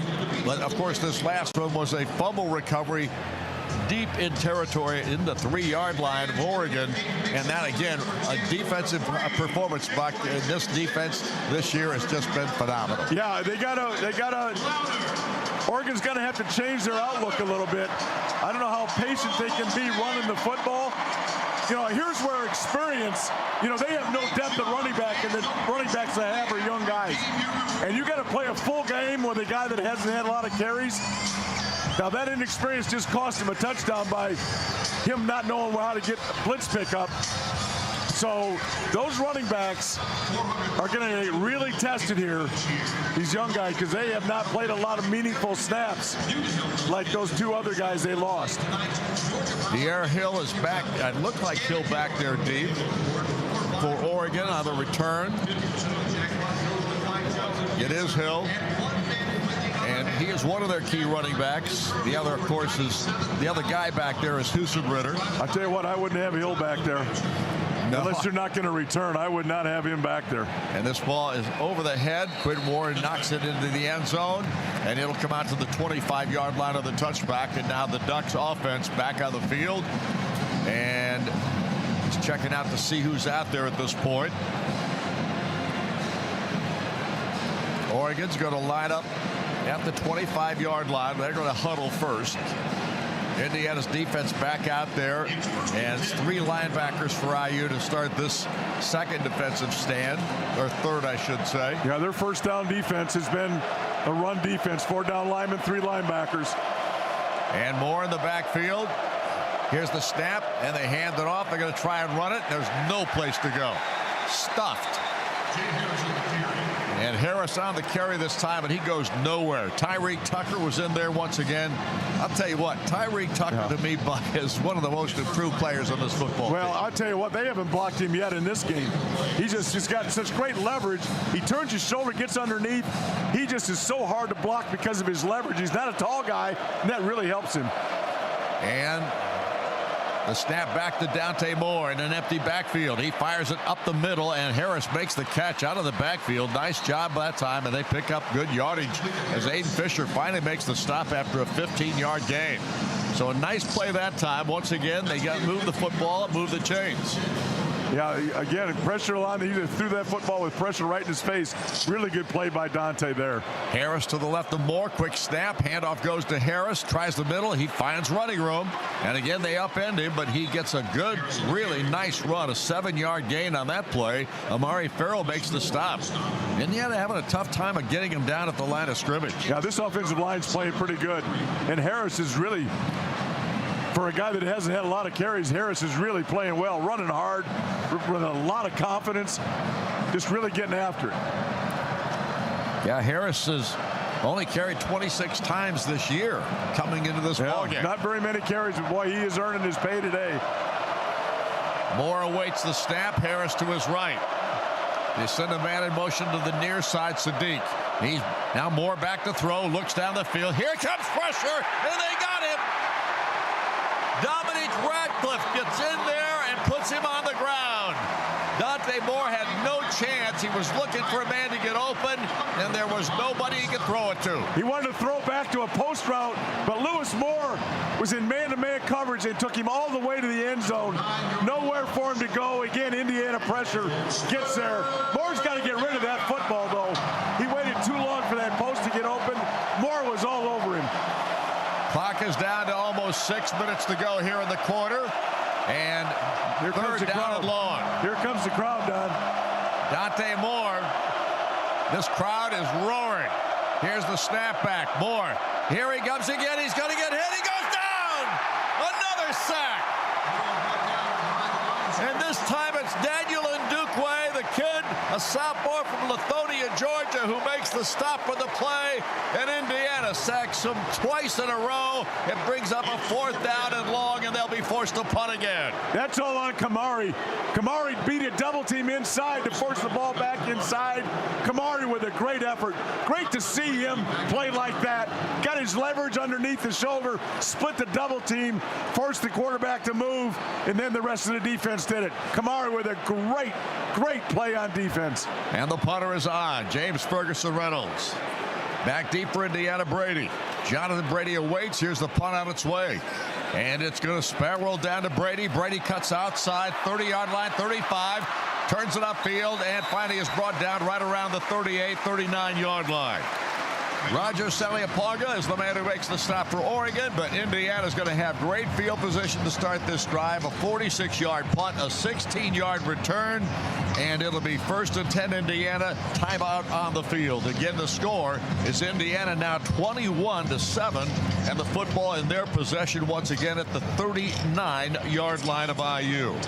Well, what schools will win the Learfield Directors Cup for the top college athletic programs for the upcoming year? Check out how your favorite school is doing at L Directors Cup on the X platform or online at thedirectorscup.com. Winners are announced in June 2026. The Learfield Directors Cup inspired by NACDA, the chronic achievement in college athletics. Well, Buck, all of a sudden this game and the momentum has shifted completely to Indiana. Yeah, they get the one pass play. You think now Oregon's going to get a rhythm going on offense, and Indiana just steals their will again by tackles for a loss, quarterback sacks. And this quote-unquote great offensive line just has been proven they can't block Indiana in pass protection. Can't do it. Now that time Indiana blitzed 5, so they got single coverage, and then Kamara just beat them up, and then everybody else beat their guy up. So Indiana just blitzes a little bit. They put pressure on you. Man-to-man coverage is spectacular. Just really good defense. But Oregon's playing good offensive too. You know, they're running the football pretty well. They're making a few passes. But Indiana just makes plays when they have to and is forcing this thing to really be tough on their defense. Indiana can really put pressure on Oregon with a score here. Nope. Even a 3-point is going to be huge. No question, Buck. 4:57 to go in the half. The momentum has shifted all Indiana's way at this point. The Hoosiers leading at 21-7, and with the football in really good field position to start this drive. So, and that's the one thing that Indiana has done so much this year, Buck. They've taken the other ball club and just clubbed them early and just forced them to basically they take away their will. They do, because and the way they do it is there's no answers. The coaches are up there going, what, where do we go? You know, you punt the ball and the kid returns at 12, 15 yards. Again, complementary football, which you talk about all the time. Yep. Field position's huge on that. Defensive, she gets the ball turned over. The offensive drives it in. Takes the football, drives it all the way after a score. Just complementary football is everywhere, but there's no answers. You have to be perfect every play against Indiana because they don't make mistakes and they're so physical. Now, I'm talking like that. There's a lot of football left. Yes. But this is a huge drive. Talk about putting Oregon in its place. 3 points here would be absolutely huge. Indiana's offense on the field. And out there for IU is Roman Himby at the running back spot. He lines up in the shotgun with Fernando Mendoza. Pat Coogan says something to his offensive guard to the right of him. Here's Elijah Surratt to the right. The snap back to Fernando. Back to throw it. He looks down the field, throws it out here. It's caught by Himby out of the backfield. There won't be anything gained on this play as Bryce Belcher came over and made sure that Roman had no place to go once he touched the football. It'll be 2nd down and 10. Yeah, he looked downfield real quick there. He did not like what he saw and got rid of it on his dump down pretty quick. He did not spend much time looking downfield. I think he's feeling a little bit of pressure from this front too, Don. Cooper splits wide to the far side with Charlie Becker. Surratt to the near side. Nowakowski lines up in the H-back left. Here's the snap back. Fernando fires it down the field. He's got Elijah. And what a catch by Elijah Surratt. He brought that in with one hand. Theron Johnson makes the stop on the play, but it was an over-shoulder catch. Again, one of those great throws by Mendoza, a 17-yard gain. 5. The penalty is declined. The result of the play is a first down. Yeah, he does it, and they're leaning all over. Pass interference, he doesn't care. He just grabs the football. 2 of the most, maybe his better catches all year, which is saying something. He's getting grabbed and pulled. Pulls that thing down with one hand on his right hand. Again, another unbelievable throw by Mendoza. How many can he make in a year? The ball at the 43-yard line of Oregon. Here's the snapback. Fernando rolls to his right. Going to keep it himself. No, he throws it out here. Omar makes the catch. Heads to the sideline. Goes out of bounds over there. Very close to a first down, if not a first down. Brandon Fitty Jr. is the man who forced him out. And the ball is going to be marked. Are they going to move the chains? No, apparently not. And it was going to be second down at about 2. Yeah, he got on the right, on the outside there. He had Cooper really early, but I think he was Becker that was sprinting down the field. He looked at him a long time, covered pretty well, and came to Cooper late for a really good first down pass. Second down and actually 3. And here's the snap back, and Fernando again looks to throw it. Now he's going deep, way deep, and the catch is made. What a play! Guess who? Charlie Becker again, 36 yards. Indiana scores. Same thing, Don. He ran that go route. He beat him. The offensive coordinator saw it, said, you know what? Let's second down and short. Let's try it again. And another. You get tired of saying it. How good can you throw a football, Don? How good can you throw a football? And these receivers just snatch it out of the air. Here's the kick by Nika Radicic. It is up. It is through the uprights.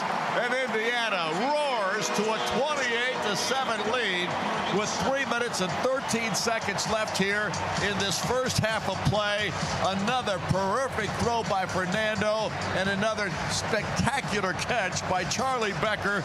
He had a man all over him and still pulled it in. He just continues to make some of the more spectacular catches you'll ever see. Well, he's made a difference. We didn't talk about him enough, about how much difference he has made this team since Oregon. His speed and downfield abilities have really changed this offense because they can open it up with him. And he doesn't have to beat him by a lot. And that's against their best corner. The corner that he's playing against has been spectacular for 3 weeks, and he just killed it. Indiana comes up with the score, and now Quinn Warren will kick off. It is 28-7. Here's the boot, end over end, and into the end zone, and that'll do it. It'll come out to the 25-yard line of the touchback, and Indiana has taken control of this football game here in the first half. That last pass play with 36 yards, Mendoza to Becker. The drive was just 4 plays, 61 yards, a minute and 44 off the clock. And Indiana now in control. Yeah, and Indiana was running the football, kind of relying on the run, Don, in those first couple series. This time they came out throwing it. And really put Oregon on its heels. And again, that speed by Becker and his ability to catch the ball in traffic, just extraordinary. Here's the snap back, and Moore hands it off. This time it is Harris who tries to take it up the middle. He picks up maybe 3-4 tough yards on the play. And the man who makes the tackle is Aiden Fisher for IU. Mendoza, 8 of 9 in the passing department, Buck, for 102 yards and 2 touchdowns. Is the batted down one? That counts. That's the one he hasn't got. The one that was batted down. That's right. Yeah. That's exactly right. And again, Moore awaits the snap. Moves a man. Out to the right, here's the snap, looks to throw it this time. He gets hit, he fumbles. Does Indiana get the football again? I think they got it, Don. We'll wait to see. Indiana's got it. Unbelievable. Daniel Ndukwe comes up with the football for Indiana. Unreal. He held that ball again. There's nobody open. That's a coverage sack and fumble. There's nobody open. Defensive end came back from the inside. Long time to get to him and then just smashed him. And Duque again, right. I might be a fumble. I don't know what it is. It's a fumble, yeah. And Dukeway is the man who hit him. Yeah, coming from the outside inside. So that was close to a pass. It made me nervous. Indiana's got the ball now at the 21-yard line of Oregon. And the Hoosiers offense back on the field. Hemby is in there as the running back. 3 receivers right, 1 near side. And here is Roman Hemby. Nope, it's going to be a keeper, this time Fernando. And he is going to be brought down right at the 20. Not much of a gain there. Ifeobi Degu is the man who makes the stop for the Oregon Ducks. Let's see where they spot it. I don't think he got, they're going to spot it at the 19. You got about 2 on that. Good job pulling that because Hemby got himself blown up. Yeah. And I don't know if I want him breaking these many tackles, Mendoza. I know what you're saying. This is the 2-minute timeout. Let's not be breaking that many tackles. We just get to the 2-minute timeout here. It's 28-7, and Indiana's threatening again. 2 minutes left in the half. 28-7 our score. Indiana on top. We're back in a moment. This is IU football on the Neil Tire Auto Service Radio Network from Learfield. Prairie Farms award-winning cottage cheese just got better. Introducing the Pro Pack Cottage Cheese Snack Cup. Now you can enjoy all the great taste and health benefits of Prairie Farms cottage cheese in a perfectly portioned cup. Packed with 12 grams of protein, low fat, and under 100 calories, Prairie Farms Pro Pack Cottage Cheese Snack Cups are perfectly portioned for eating on the go. Enjoy them for lunch, snack time, or as part of your favorite dishes. Look for them at your favorite grocery stores. Visit prairiefarms.com for cottage cheese recipes, coupons, and enter for a chance to win dairy prize packages. Indiana is filled with wonderful people and places. So whether you live in Anderson or Attica and need an injury attorney, Green & Schultz trial lawyers will be there. Bloomington or Brazil, Gas City to Goshen, Huntington or Hammond, Green & Schultz makes it easy to help you. Jasper, Jonesville, Lebanon or Linton, Mitchell, Muncie, Plymouth and Portland, Seymour, Tell City or Union City, Warsaw, Washington, or even West Lafayette. Green & Schultz trial lawyers, attorneys serving victims of injury and loss. More at greenschultz.com. Hoosier fans, Harrell Fish Incorporated has been making a difference across Indiana since 1985 as the premier provider of mechanical systems, including heating, air conditioning, plumbing, and process piping. Whether it's a large facility, business, or home, or if you want to work with a local company that is the best at what they do and supports the community, be sure to call HFI for your next project and see how they can make a difference for you.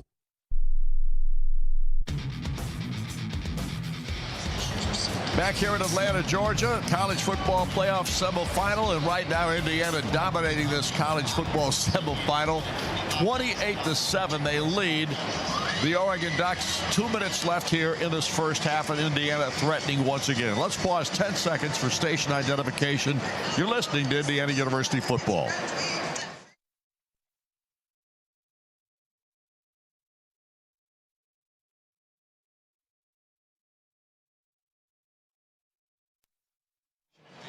Welcome back once again to Mercedes-Benz Stadium here in Atlanta, Georgia. Indiana right now absolutely destroying this Oregon football team. Defensively, Indiana is so disruptive, and they are causing all kinds of turnover problems for the Ducks. The Oregon's got 3 timeouts. I just wonder if they'll use them. You know, right now, I think they need to get in the locker room and get some orange slices in them.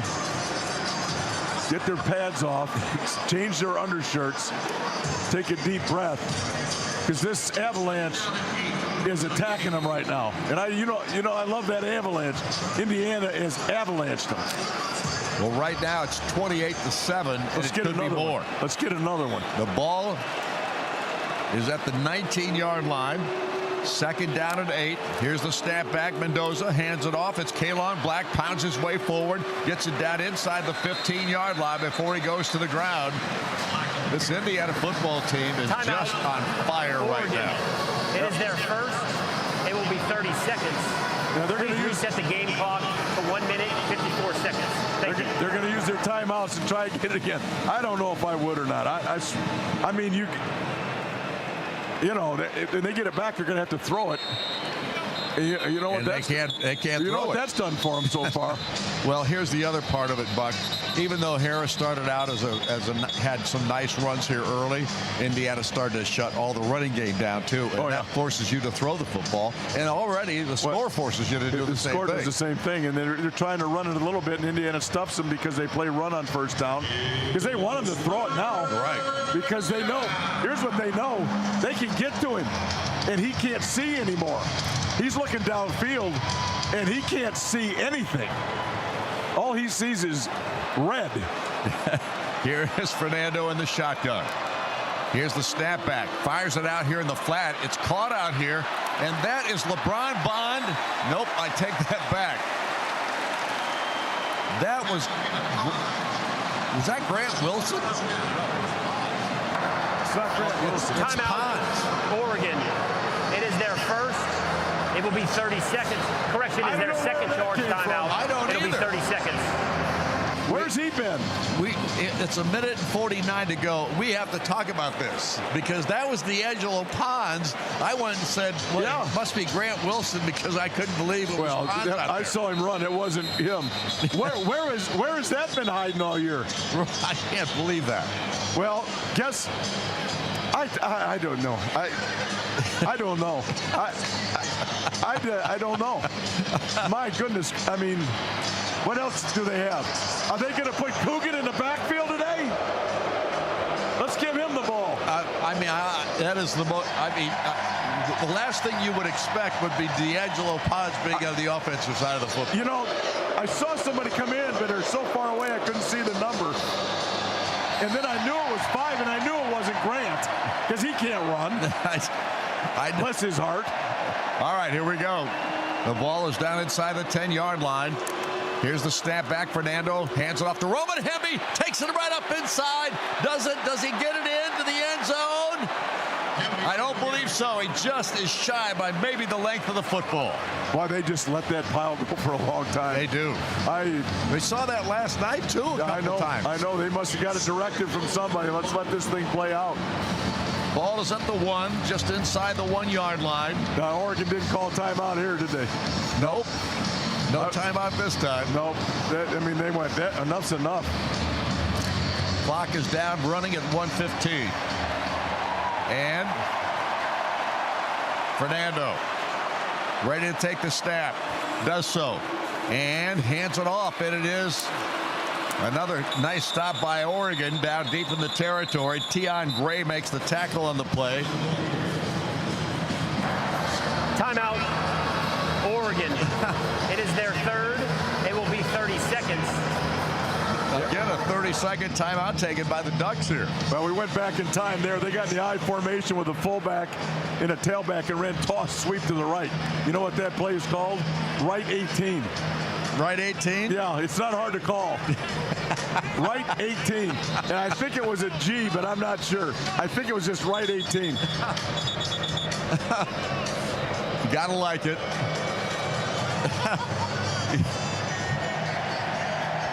It wasn't hard to call the offense for Bill Mowry's run game. Left 2. It worked, well, though. Back in the day, you guys ran the football. It was pretty simple stuff. Yeah, Vaughn Dunbar was at this thing yesterday, and it was Con Wright, 8 or 9 check with me. That was about as difficult as we got. Elijah Surratt splits wide to the near side. Charlie Becker wide to the far side of the backfield. Roman Hemby. Got to get this in right here, Don. Nowakowski's also in there as a wide out to the left side. Fernando takes the snap on third down, throws it out here. The ball is caught, and it is a touchdown. Indiana scores again. Again, this Hoosier Ball Club with Elijah Surratt picking up the pieces in the end zone. I thought it was Kamara. Just a little slant pass. He just makes a little move inside. He throws it about knee high. He goes down and catches it. So easy. What is the score? Indiana is leading at 34-7. Is a touchdown. The previous play is under video review. Now they're going to review it. So we'll see. Touchdown. His butt hits, but the ball has crossed the plane. Awesome. That is just awesome. I'm not sure what our engineer says. He's been... He finally... We got everybody saying upheld. We got everybody saying it. What is this? What if they call this? What is the score? What is... What in the world is going on? Hang on, Buck. Hang on, buddy. It's going to be a touchdown. It's going to be a touchdown. 21 points off of turnovers, Buck. Yeah. After video review, the ruling of a touchdown is upheld. He better get that right. Well, Jake's 3 for 15 now, so his percentage is going way up. Green and Schultz try our lawyers. Well, before we do that, we're going to have the extra point kick by Nico Radicic. What? We're all getting ahead of ourselves right here. I'm behind myself. Here comes the snap from Mark Langston and the hold by Mitch McCarthy. And the snapback's a good one. Nico Radicic knocks it through the uprights, and Indiana has taken a 35-7 lead over Oregon with 59 seconds left here in this first half. Another football game where Curt Cignetti and his coaching staff and this football team are just dominating the opponent. Unbelievable. Green and Schultz trial lawyers, where injury laws are field and justice is always the goal. We're here for you when accidents happen and it matters most. Bloomington, Indianapolis, and at greenschultz.com. Fernando Mendoza, Buck, is 10 of 11 in the passing department for 110 yards and now 3 touchdowns. Yeah, I don't know what to say. Cignetti is fighting a smile on his face. They got him on TV here. He is fighting so hard to be a hard ass, and I think he's losing the battle right now. Here's the kick, and Quinn Warren almost boots that one out of the end zone on the fly. You think the adrenaline's flowing a little bit down there? You think? What do you think? What do you think in Oregon? They used to use 3 timeouts to get a chance to do something. What do you think they're going to try and do here? They're fixing to get another score against them if they do something stupid. I would assume that they're going to put a knee to the ground if they're smart. No, they got to throw it. They got to go after it. Yeah, well, at this point, good luck on that. At this point, what are they going to do? I think they'll run it here first and then figure it out. But I mean, what in the world? This is an incredible performance again tonight. Here's the snap back, and pressure comes. He rolls to his right, looks down the field, and it is incomplete. A little bit too high. Throw was intended for Jeremiah McClellan, one of the wideouts, one of the starting wideouts, and Lewis Moore had the coverage on the play. And so it's 2nd down and 10. He just won't unleash it. He had people open over the middle of the field while he was in the pocket, but he is just so shook up right now he can't see anything. So he holds it too long and then gets out to the perimeter and throws it out of bounds. I mean, he is really struggling with his vision right now. Guess who's in the ball game for him? Noah Whittington. And there's this throw, and that's a good throw that time. And they go to Benson with the catch. The senior out of Lansing, Kansas, and a Florida State transfer portal guy. They move the chains quickly. They're going to mark the football down at the 39. Back goes Dante Moore again. Looks to throw it again. Pressure comes. And there's a hold all over the place. And Moore sees it and just throws it away.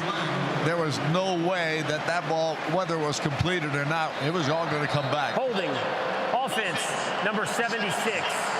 10-yard penalty from the previous spot. Remains first down. We got a cramp going on down there. Yep, and the cramp is Kamara.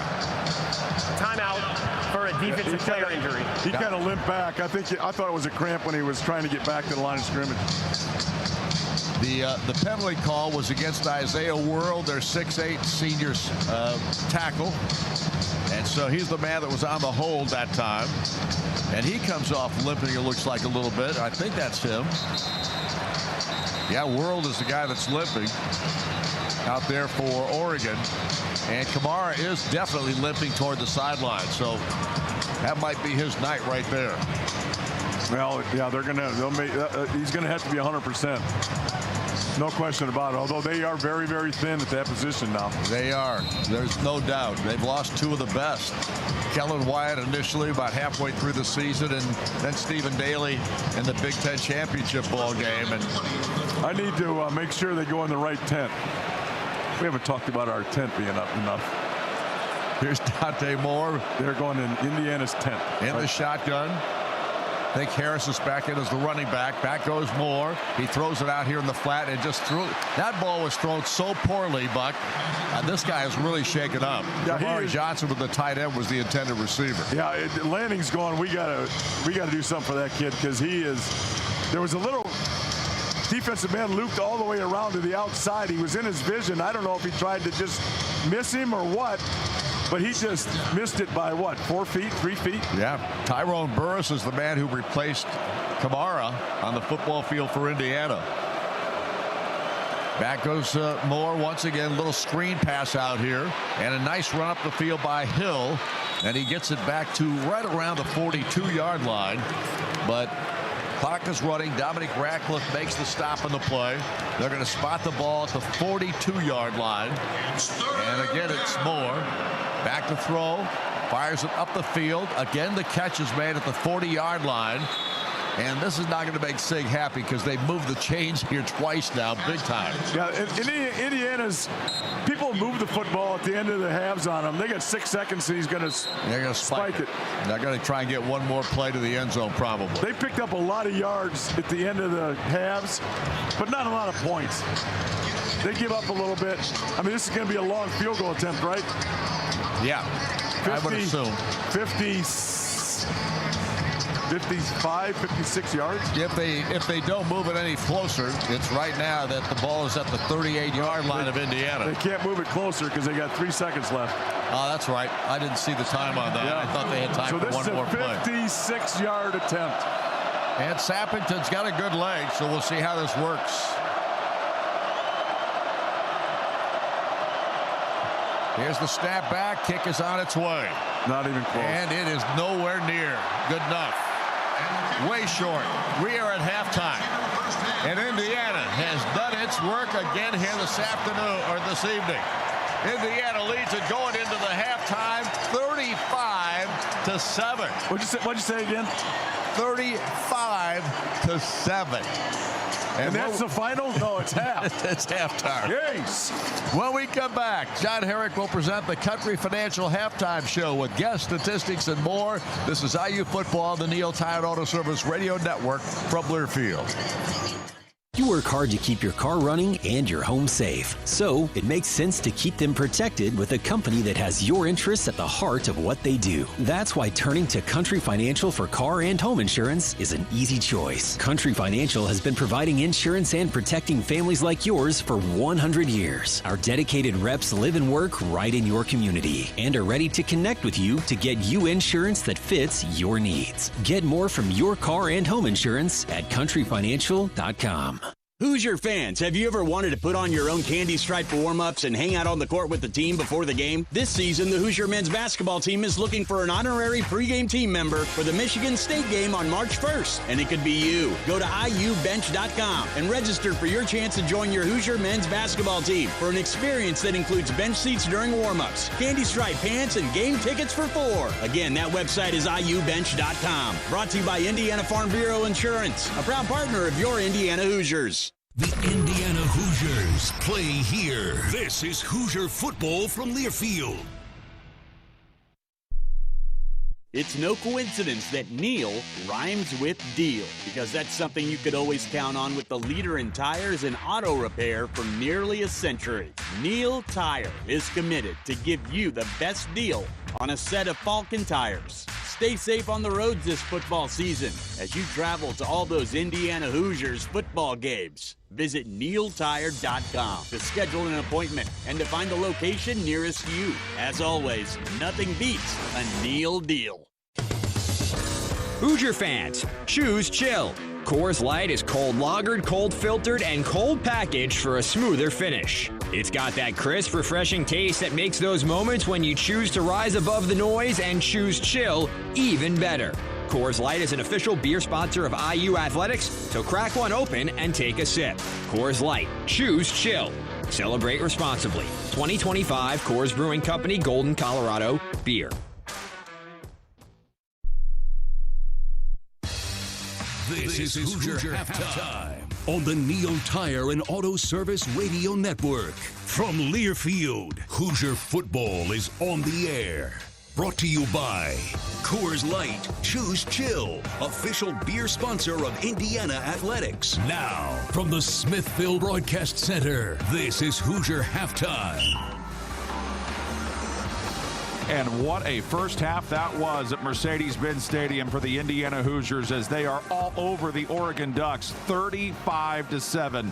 Yes, that is a halftime score, not a final. All Indiana in this one. They're forcing Oregon into all kinds of mistakes, and they are capitalizing on them big time. Well, one thing that's been impacting the state of Indiana, of course, this is a big time for high school basketball to take place, but a lot of high school basketball teams across the state of Indiana have either moved their games to a different date or played them earlier this week so that they could watch, so that everybody could watch this IU football game against Oregon. And I had a chance to talk to the commissioner of the IHSAA, Paul Neidig, earlier this week about that.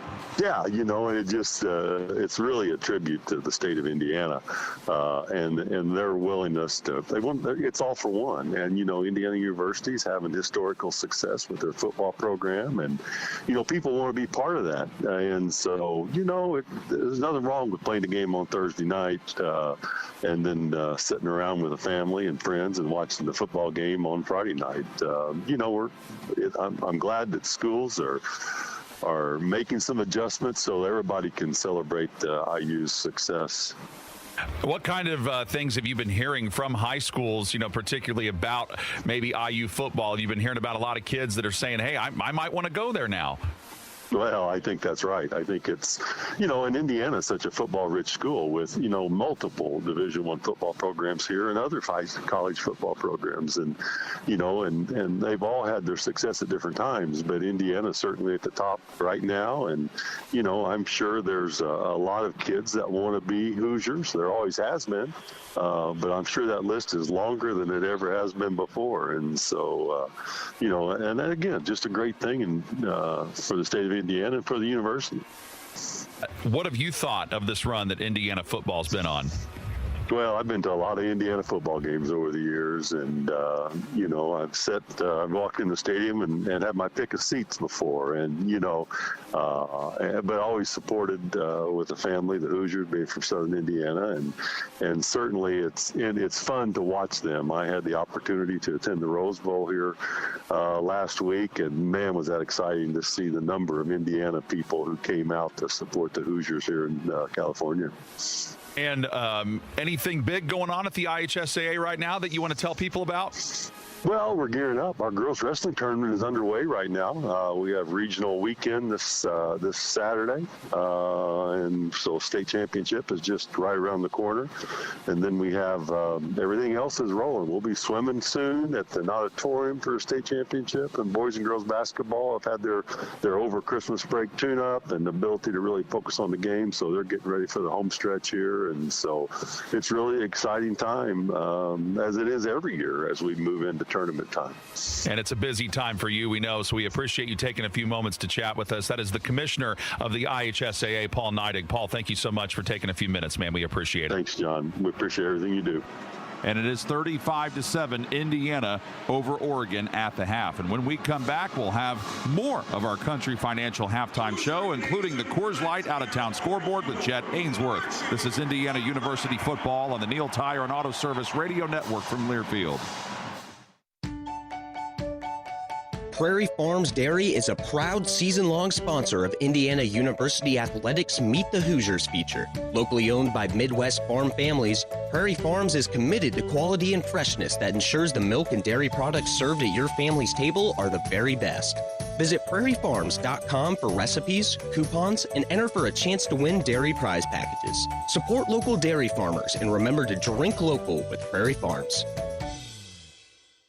You can earn cash when you bank with Centra Credit Union. It's really beneficial for me as a member because it's rewarding me for doing things that I'm already doing. Centra's cashback checking lets you earn unlimited cash rewards based on how you use your account, and those rewards quickly add up. I actually use it to buy my books, and that's really helpful for me as someone who's trying to pay for my education. I do love cashback checking. I think it's great. Centra Credit Union, centered around you. Federally insured by NCAA, Equal Housing Opportunity. This is Hoosier football from Learfield.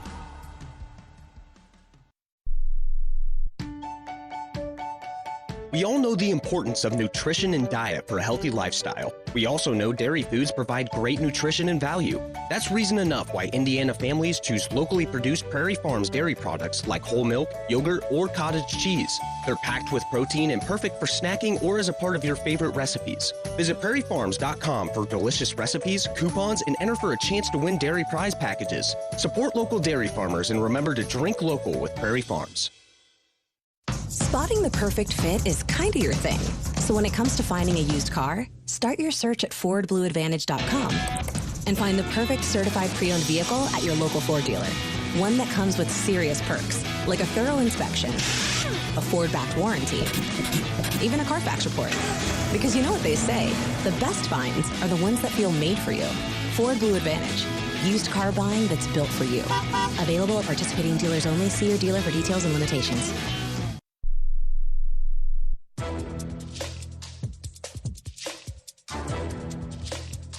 This copyrighted broadcast is an exclusive presentation of Learfield under the broadcasting rights granted by the trustees of Indiana University. Reuse of this presentation is prohibited without the expressed written consent of the university and Learfield. Announcers are provided by Learfield and approved by the university. Live from the Learfield Network Studios, this is the College Scoreboard. The Indiana Hoosiers have the best plus-minus in America. They forced 3 turnovers. That's led to 21 points. They lead Oregon here at the half, 35-7. I'm Jet Ainsworth. Let's check the out-of-town scoreboard presented by Coors Light. Of course, last night, the Fiesta Bowl. Carson Beck, a 3-yard touchdown with 18 seconds left was the difference. Miami knocked off Ole Miss to punch their ticket to go back home. They're going to play at Hard Rock Stadium for the national championship on January 19th to face the winner of tonight's game. And of course, don't forget, Indiana's also a basketball school. A couple of big basketball games this weekend. The Hoosiers men, they take on the 10th-ranked Nebraska Cornhuskers tomorrow at noon Eastern. And then on Sunday, the women, they'll take on the 14th-ranked Iowa Hawkeyes. That game will tip off at 5 p.m. Eastern. This out-of-town scoreboard was presented by Coors Light, Mountain Cold Refreshment, made to chill, official beer sponsor of Indiana Athletics, 2025 Coors Brewing Company, Golden, Colorado. Celebrate responsibly. I'm Jet Ainsworth. Now back to John Herrick.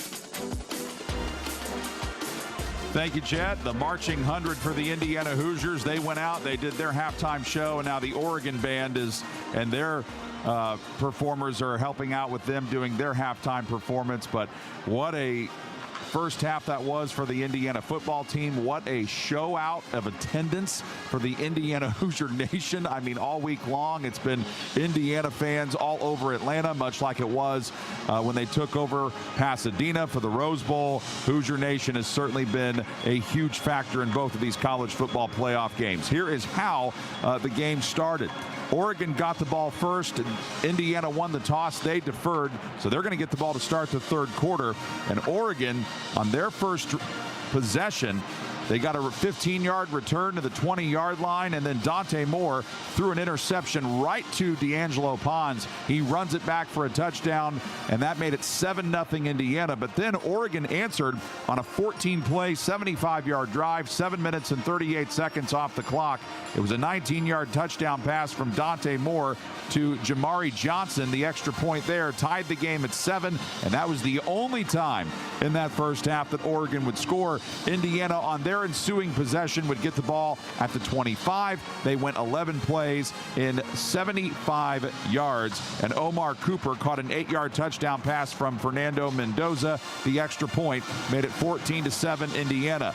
Oregon would punt, then Indiana would punt, and then I would probably argue here that the game really was broken open on this play where Dante Moore had caught the ball and he was trying to pass it, and he bumped into his running back. He fumbled the football, and it got recovered by Mario Landino, and Indiana took over from the Oregon 3-yard line, and they would get the ball into the end zone. Kalon Black, a 1-yard rushing touchdown, 3 plays, 3 yards, 1 minute, 12 seconds, and the extra point made it 21-7 Indiana at that point.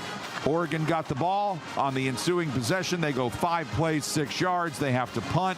Indiana gets the ball back, 4 plays, 61 yards, 1 minute and 44 seconds off the clock, touchdown, and that made it 28-7 at that point. That was a 36-yard touchdown pass from Fernando Mendoza to Charlie Becker, and Becker made an unreal catch in the end zone there to solidify the score.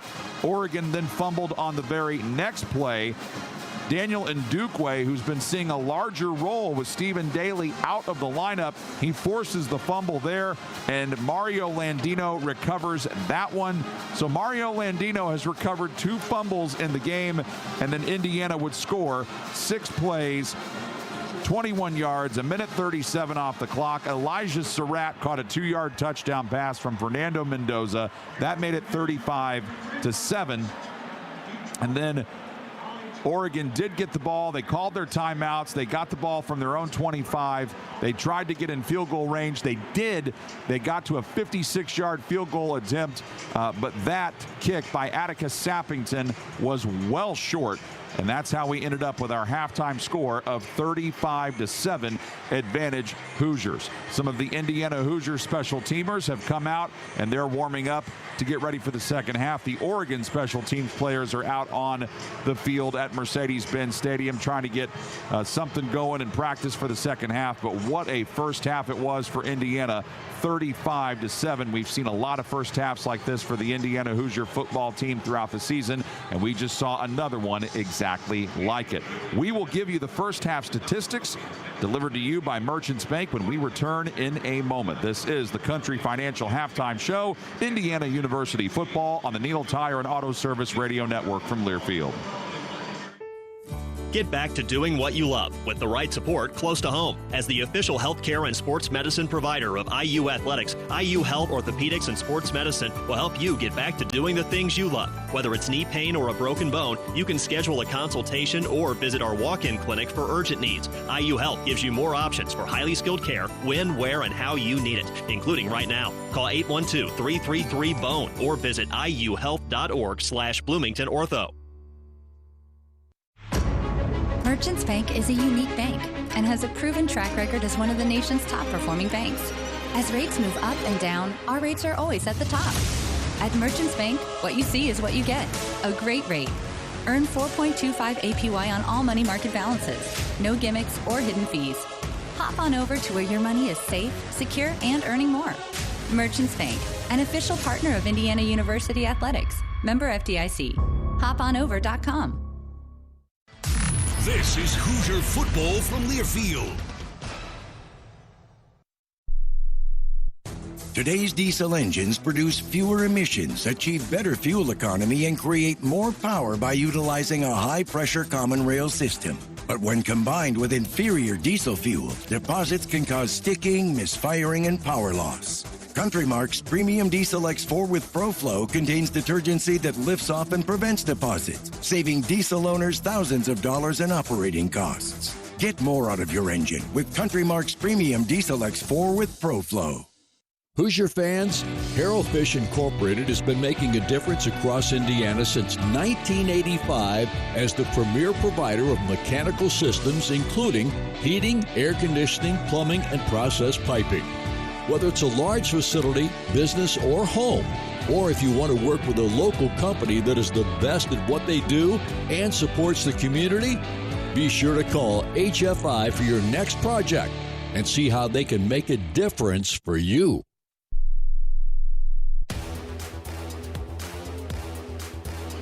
35-7, Indiana all over Oregon at the half. It is our Country Financial Halftime Show. I'm John Herrick with your first half statistics, which are brought to you by Merchants Bank. Merchants Bank, where your money is safe, secure, and earning more. Member FDIC and hoponover.com. Indiana outgained Oregon by total yardage in that first half, 175 to 121.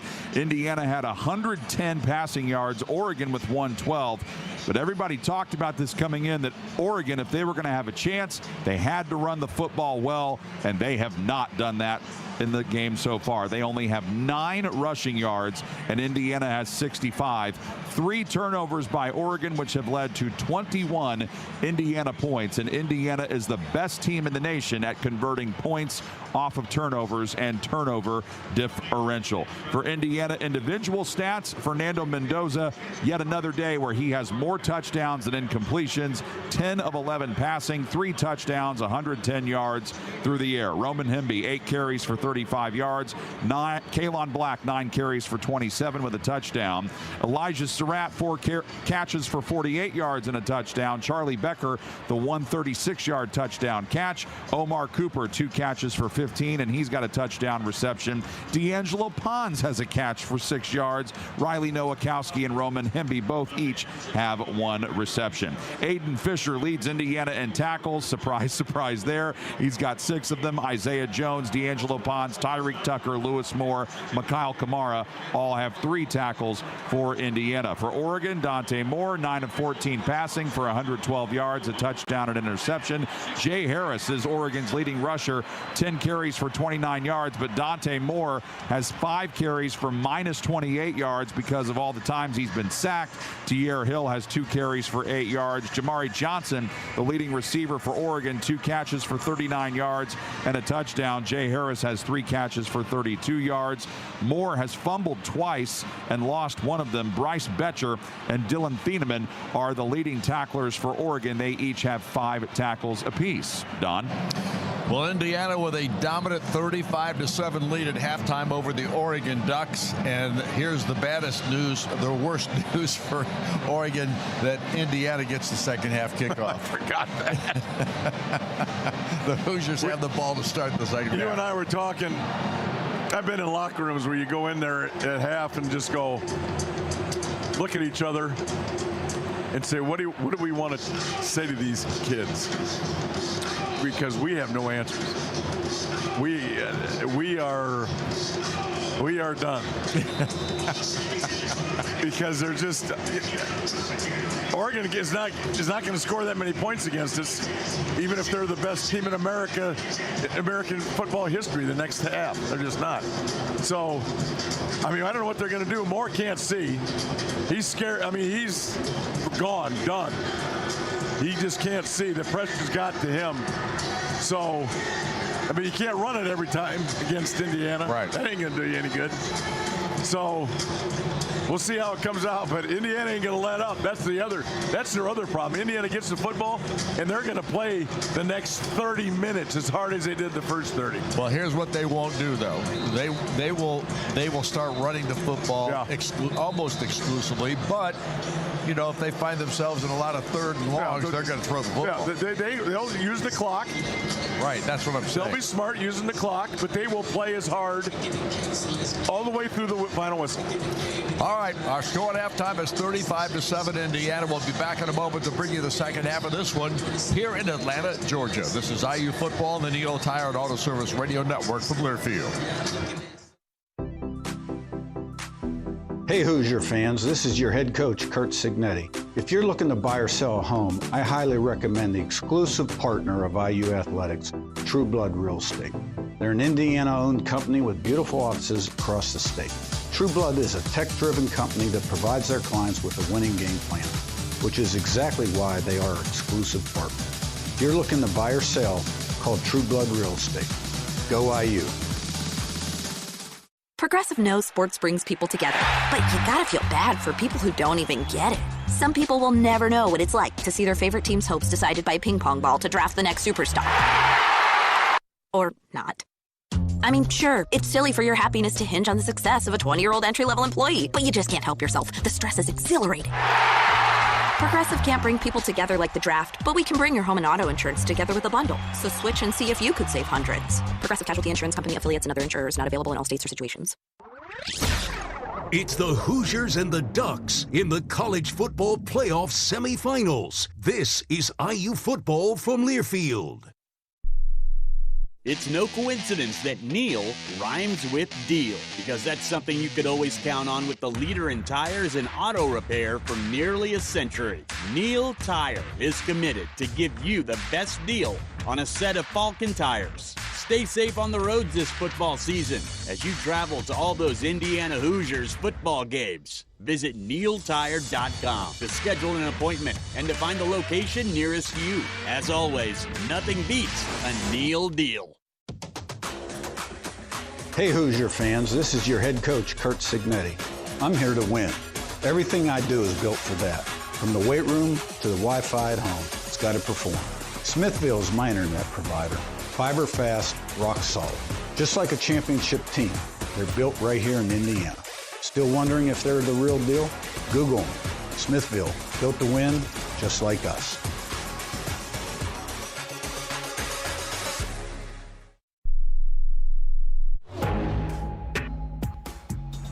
Here at Mercedes-Benz Stadium in Atlanta, Georgia, Indiana, and the Oregon Ducks semifinal game of this college football playoff, and Indiana dominating the first half 35-7 over Oregon, and Oregon now will kick off to start the second half, and back deep for IU is Roman Himby for the Hoosiers.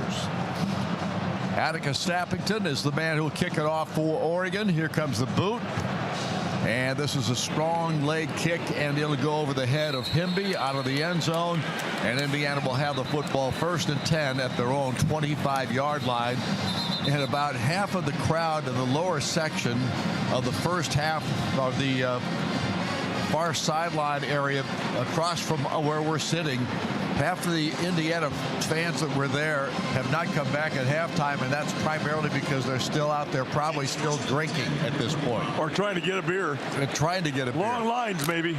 But there are long lines, there's no doubt about it. Indiana sends out Fernando Mendoza.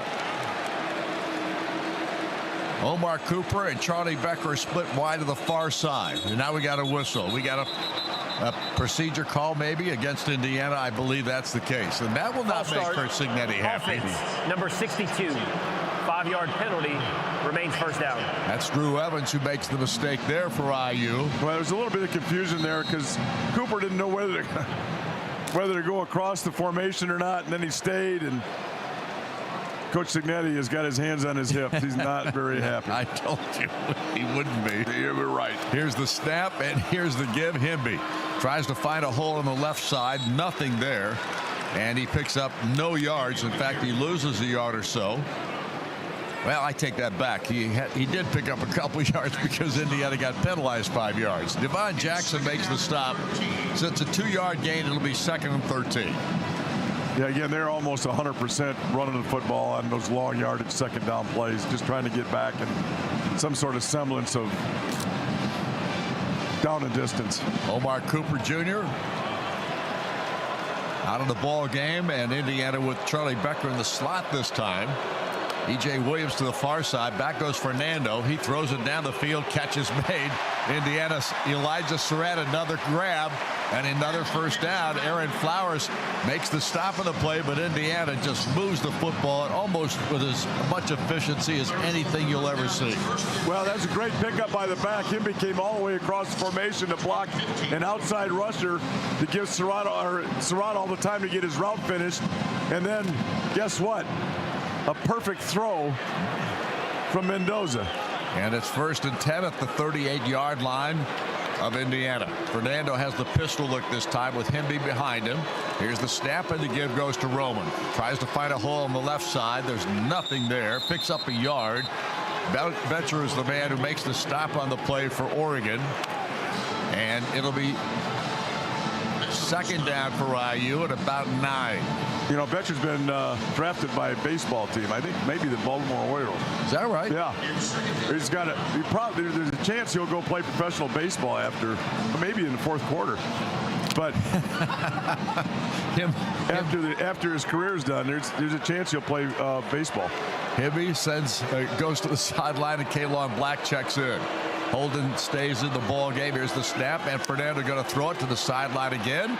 And the catch is made by Charlie Becker. That's ridiculous. It is ridiculous. I mean, that ball was thrown a little bit wide at Charlie. He still reaches out, grabs it, pulls it in before he goes out of bounds. Brad Finney on the coverage, but it was just another great throw by Fernando. It just, I mean, from one hash to the sideline on just a straight line, really good coverage by Finney, who is a really good corner. I mean, he's not as good as Pons, but he's pretty darn good. And the ball just hit his hands, and he snatched it out of the air. That's ridiculous how good that is. Two receivers near side, one to the far.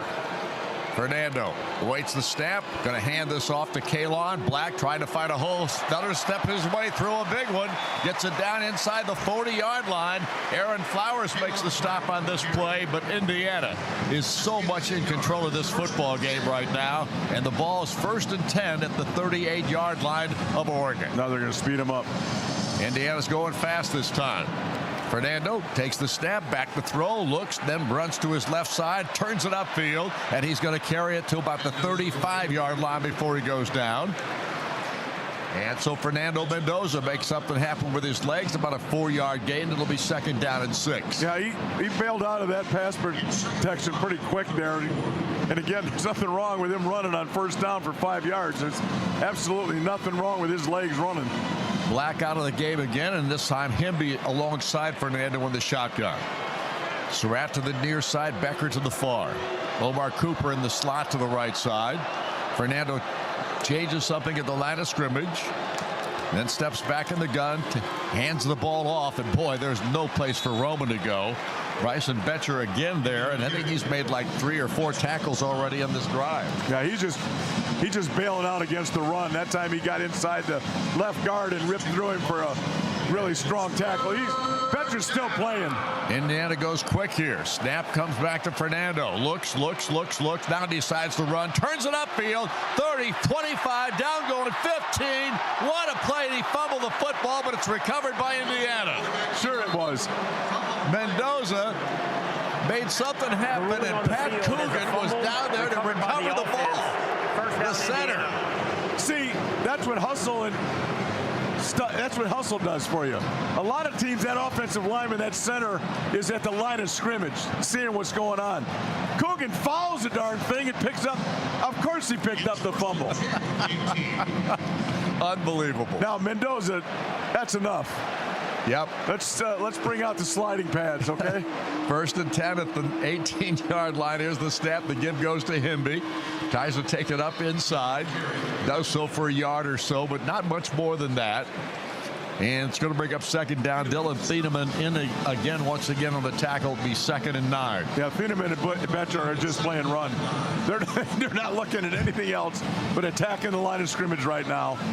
It's going to hurt them at some point, but those two are playing their rear ends off right now, even though it's not looking too good for them. Charlie Becker in tight to the right side this time. Elijah Surratt and Omar Cooper to the left. And here's the give right up the gut. Roman Himby carries it for maybe 4 yards on the play. He gets it down to about the 13-yard line. And that's going to bring up 3rd down now and about 5. We gotta watch for Pons coming in the game now. Yeah. Spotter. Keep your eyes open on Pons rolling in the game. How about this stat? 7 of 8 on 3rd down conversions today for Indiana. That's ridiculous. And now Fernando has 2 wide receivers near side. Jonathan Brady. Nope. I take that. That's Kalon, isn't it? Wide to the left. Back goes Fernando. Looks to throw it. Fires to the end zone. E.J. Williams with a tremendous grab. Almost had to lay out for it at the last second. Just caught it off the tips of his fingers and pulled it in. And Indiana scores another touchdown in the first drive of the 2nd half. A double move by E.J. just left his man-to-man defender standing on the goal line. Almost a bad throw by Mendoza. He just made an outside move, and his man defender just almost fell down. Almost not a perfect throw by Mendoza. I mean, that's all. Here's the kick by Niko Radicic. It is up and through the uprights.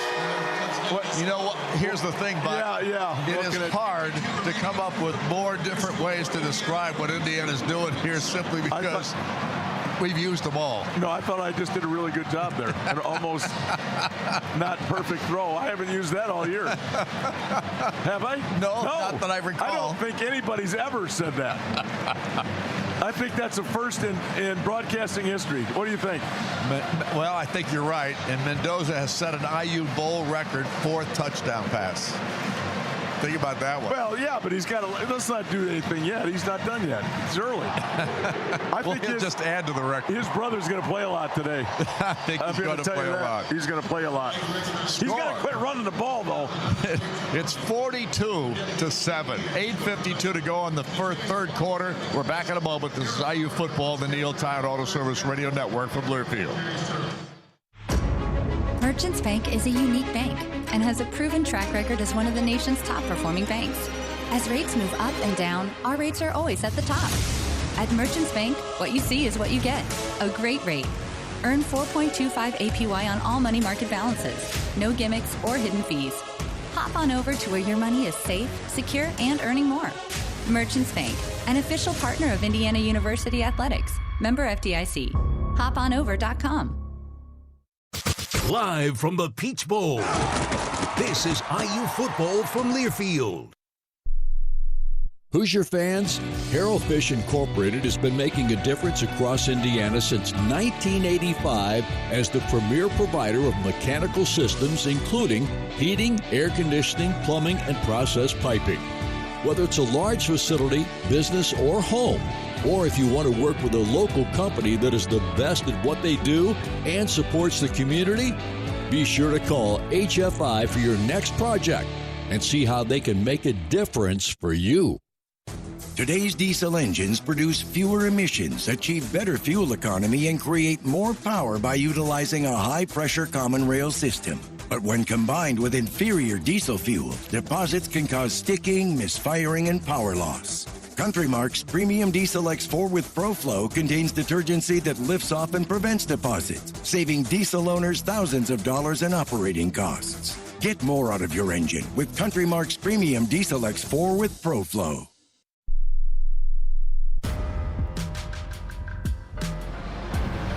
Welcome back once again to Mercedes-Benz Stadium here in Atlanta, Georgia. Indiana right now dominating this Oregon ball club to the tune of 42-7 with 8 minutes and 52 seconds remaining here in this third quarter of play, driving it down the field on an 11-play, 75-yard drive to start the second half and demoralize this Oregon football team. There's no doubt about that. Surratt and Cooper, Buck, have each caught a TD pass in 11 of 26 games that they have played together so far in the last 2 years. Yeah, and then Becker's trying to horn in on the... I think he won't horn in on the activities. I don't think he's going to horn in anymore tonight. I think he was left limping off the field. Yeah, I think we're cramping up. I think this football team's cramping up a little bit. It's probably warm and... I'm not sure what the reason is, but I think that was a cramp too, and I think Kamaro's was too. So here comes the kickoff by Quinn Warren. And you talk about a guy that's also got the adrenaline pumping tonight. Quinn has kicked it terrifically. Yeah, he might have been a little tight in that first kick because it only went about to the 8. Everything else has been 8 yards in the end zone. Nice job by Quinn Warren. And we're seeing here. What are we thinking of here on Oregon? I think it's a little bit of an ankle for Becker. Looks like he got rolled up on. He's coming out of the Indiana tent.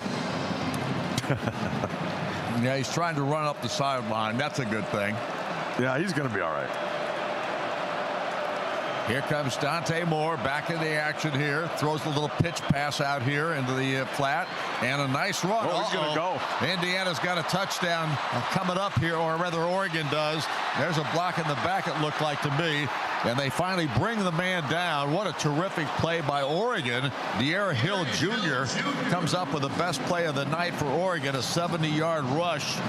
And a little pitch out from the quarterback. Elijah Hardy finally caught to him and brought him to the ground at the 4-yard line. Yeah, good hustle by the defense. Just a little speed option play by Oregon, a new play for them. They could have called that a block in the back, no question about it, Don. Why they didn't, I have no idea. There was a block in the back, there's no doubt. Now they set up. Sadiq is the tight end, H-back to the left. Here's Dante Moore. Takes the snap, going to hand it up. Nope, he's going to throw it to the end zone. And D'Angelo Pons is out there, and they're going to throw a flag. I'm not sure who it's on because I don't think it's on Pons. Oh, he is calling on Pons. Pass interference. Defense, number 5. The foul occurred in the end zone. By rule, the ball being placed at the 2-yard line. First down, Oregon. I can tell you this. I didn't think he did anything wrong. I just saw the replay. That was a great defensive play. That's a horrible call. Horrible call. And that's probably the officials trying to make a game out of it in some form or fashion. I don't like to say that, but it was a horrible call. I'll tell you that. That was just great. And maybe he's not used to seeing great defense. I think that's more like it. Could be. Here's Moore ready to take the snap at the 2. And the handoff right at the gut. And I think Indiana was maybe not. He got in. Yep. So the run by Jay Harris gets it into the end zone and saves a little performance from the standpoint of Oregon as the Ducks are able to put a score here in the second half to get things underway here. So both teams score to start the second half. They're going to go for 2 here, Don. Gotta say that's probably the smart move at this point. I don't know about that. Well, I don't know if it's smart or not, but it's why not? I will say exactly. that. Yeah. I'm not giving them credit for any smartness right now, but it is a why not. And Moore in an empty backfield. Going for a 2-point conversion. Fires it to the end zone. And nice catch is made. Really nice job by Jeremiah Johnson. And Johnson comes over. Jamari Johnson, I should say. I keep calling him Jeremiah, but it's Jamari Johnson. And look at Mikhail Kamara. He's kind of limping off again, too. Yeah, he's been struggling a little bit moving. Got to get this thing over, Don. Timeout on the field. The score is 42 now to 15 with 7:50 to go. Indiana on top of Oregon. We're back in a moment. This is IU football on the Neil Tire Auto Service Radio Network from Learfield.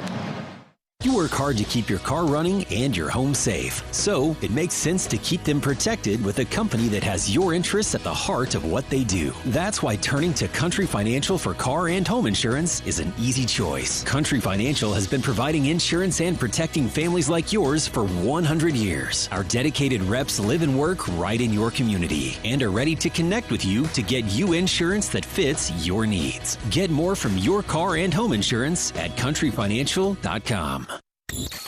You're listening to Indiana versus Oregon in the college football playoff semifinals. This is IU football from Learfield. It's no coincidence that Neil rhymes with deal, because that's something you could always count on with the leader in tires and auto repair for nearly a century. Neil Tire is committed to give you the best deal on a set of Falcon tires. Stay safe on the roads this football season as you travel to all those Indiana Hoosiers football games. Visit neiltire.com to schedule an appointment and to find the location nearest you. As always, nothing beats a Neil deal. Hoosier fans, Harold Fish Incorporated has been making a difference across Indiana since 1985 as the premier provider of mechanical systems, including heating, air conditioning, plumbing, and process piping. Whether it's a large facility, business, or home, or if you want to work with a local company that is the best at what they do and supports the community, be sure to call HFI for your next project and see how they can make a difference for you.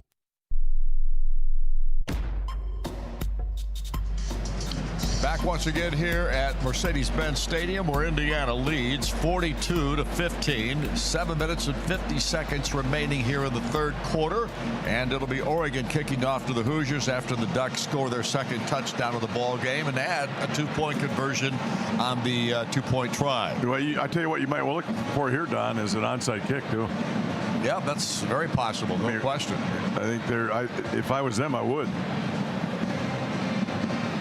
Well, fans, let's pause 10 seconds for station identification. This is Indiana University football.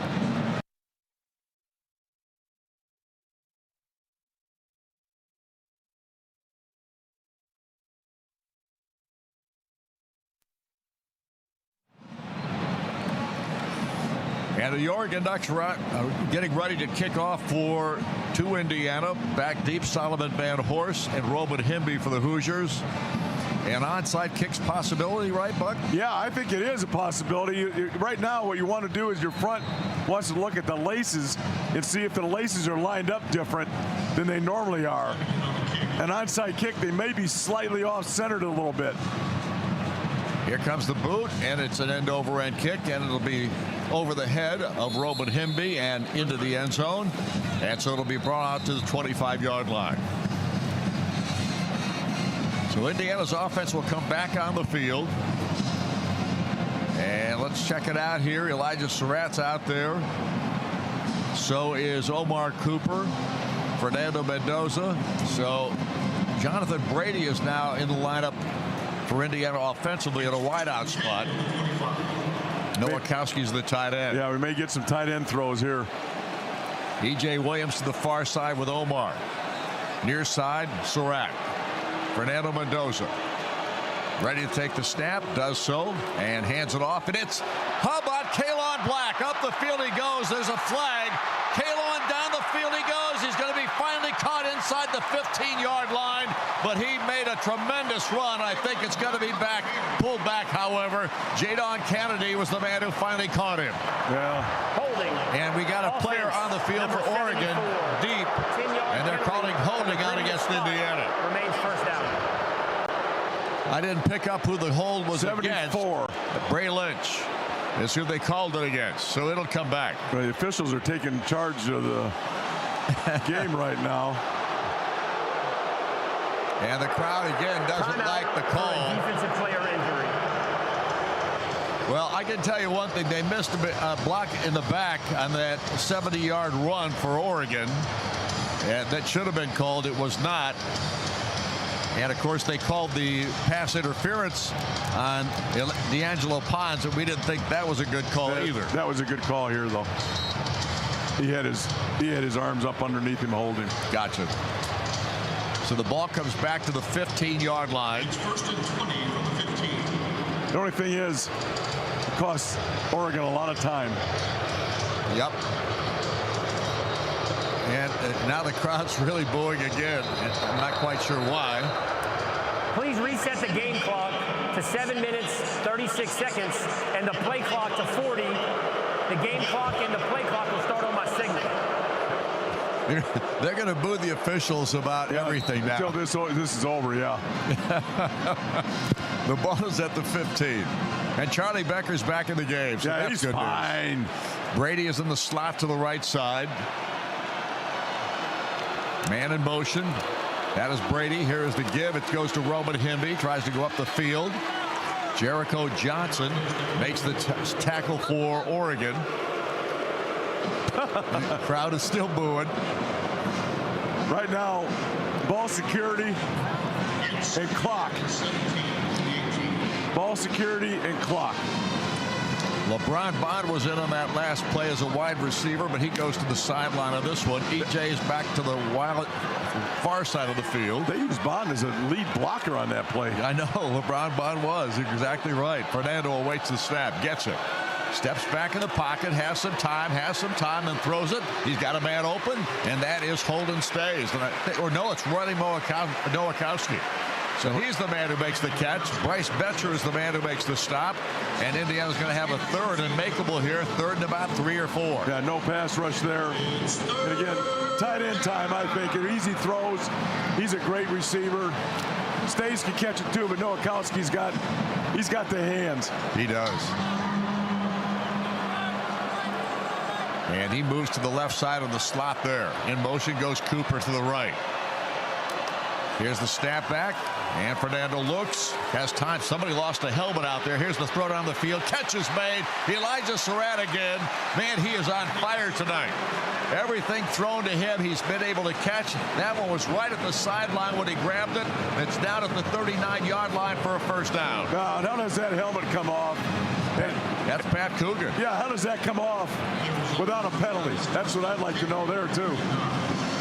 All of a sudden, he shook it off, ripped his head back, and his helmet fell off? I don't think so. Yeah, I agree. But first down to the new center.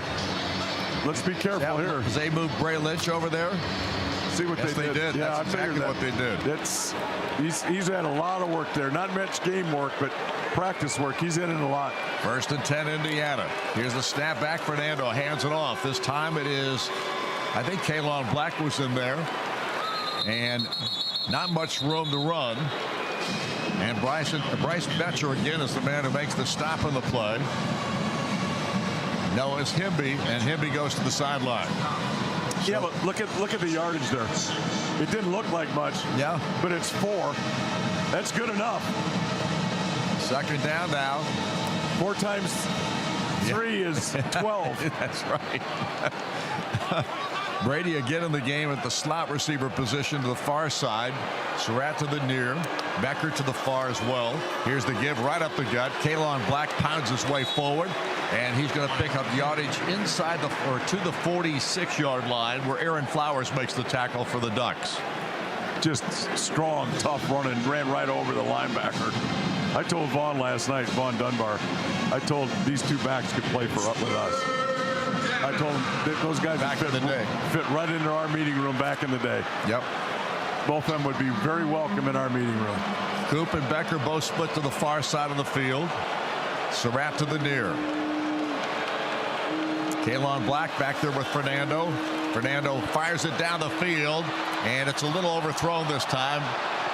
Might be the first time today that Omar has gone down the field not had a chance to catch one. But at any rate, it was overthrown, and it'll bring up 4th down for Indiana. Yeah, he was getting double covered there. I'm not so sure that Mendoza just said, you know what? I think I'm going to overthrow this thing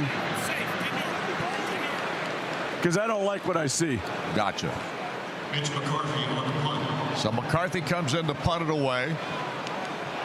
4 minutes left. Gary Bryant Jr. is back deep to receive, back around his own 10-yard line. McCarthy, another Australian, kicks this one end over end, and he lets it bounce, and it bounces sideways, and it's down by Indiana right around the 4-yard line. And guess who went down there on special teams to down the football? Charlie Becker. The ball marked at the 5-yard line. What a good punt by. It got the right bounce that time from McCarthy. A 50-yard punt with no return and timeout on the field. The score reads Indiana 42, Oregon 15, 4:10 left in this 3rd quarter of play. Back in a moment. This is IU football on the Neil Tire Auto Service Radio Network from Learfield. Some people just know you can save money on car insurance by checking Allstate first. Like you know to check Kirk Herbstreit's pregame analysis first, before talking to your brother-in-law. In this game, the key thing to watch will be the offensive line versus the front 7. If they can get pressure without blitzing, this could be a long night. Okay, Kirk. I know stuff. Ooh, checking first is smart. So check Allstate first and see what you could save. You're in good hands with Allstate. Potential savings vary, including based on how you buy, subject to terms, conditions, and availability. Allstate North American Insurance Company and affiliates, Northbrook, Illinois. It's the Hoosiers and the Ducks in the Peach Bowl. This is IU football from Learfield. Attention ranch dip lovers. Your source for flavor has now arrived with Prairie Farms' new Classic Ranch Dip. It starts with our award-winning sour cream blended with garlic, onion, parsley, and buttermilk to make a superior ranch dip that your taste buds will savor. Prairie Farms' Classic Ranch Dip pairs well with your favorite vegetables, chips, or crackers. Look for them at your favorite grocery stores and then visit prairiefarms.com for delicious ranch recipes, coupons, and enter for your chance to win a dairy prize package. Support local dairy farmers with the delicious taste of Prairie Farms' Classic Ranch Dip. It's no coincidence that Neil rhymes with deal, because that's something you could always count on with the leader in tires and auto repair for nearly a century. Neil Tire is committed to give you the best deal on a set of Falcon tires. Stay safe on the roads this football season as you travel to all those Indiana Hoosiers football games. Visit NeilTire.com to schedule an appointment and to find the location nearest you. As always, nothing beats a Neil deal.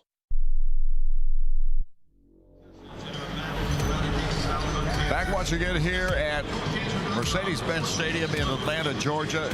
College football playoff. Indiana in the semifinal against this Oregon team, and the Hoosiers leading it. Right now, dramatically in this contest, 42-15. The Hoosiers just punted the ball away for just the second time in this ball game, and Oregon will take over, but they'll do so at their own 5-yard line when play resumes. Every time you shop Meijer, you create opportunities for others in your community to work, to play, to live, and to learn. Learn more at Meijer.com/community. This has not been a good place for Oregon down here. You're right. This has been a kind of an offensive possession, even though Oregon's got the ball, but I think I'm feeling another defensive score coming on here. 3 turnovers by Oregon in this ball game. 5, or I should say the defense has turned the ball over 3 times. 5 tackles for loss, 3 sacks coming into this ball game here in the second half. And this defense has been so dominant, with the exception of that last series when our Oregon was able to score. I'm feeling safety. And Dante Moore taking the snap at his goal line. And he's going to hand it off to Harris, and he pounds it up the field a little bit. Gets about 3-4 yards on the play. We'll see what they do in that regard. And they're going to spot it down. More like 2. Let's see where they do put it. I'm looking at my little down marker down there. Timeout for an offensive player injury. Yeah, they had a player shaken up a little bit. Now it has to go out. That was a running back, I think.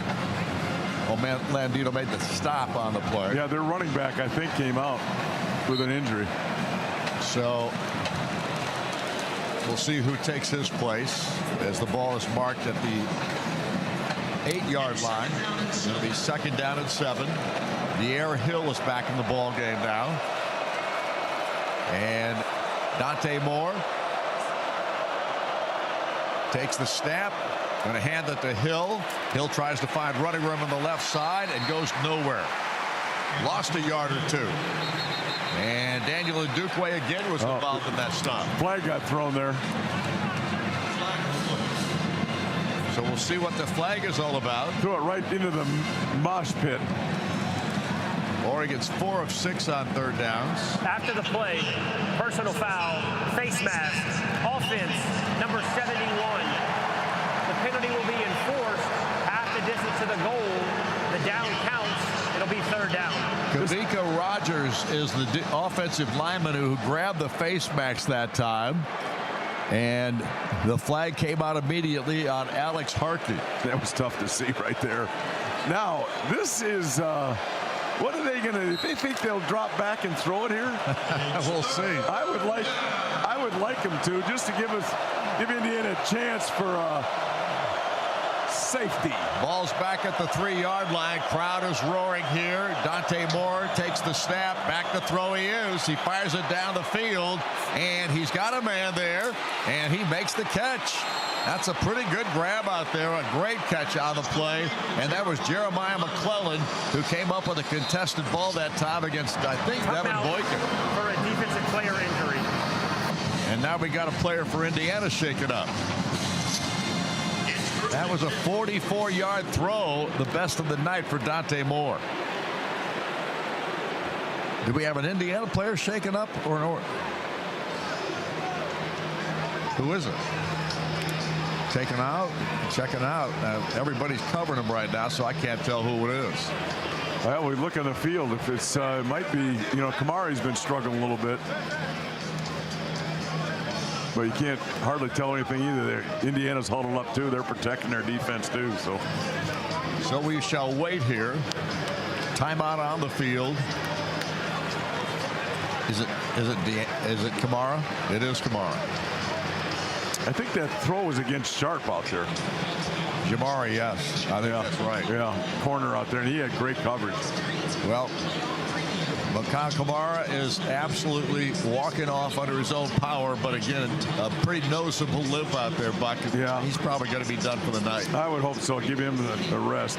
He got held like crazy, too. Guy's got his arm wrapped around him. Just these officials have given up. I mean, it's a terrible non-call because this guy's getting sacked. Right. But he's got his arm wrapped around him all the way around his chest. Just a terrible non-call again. So that's 2 of those for sure.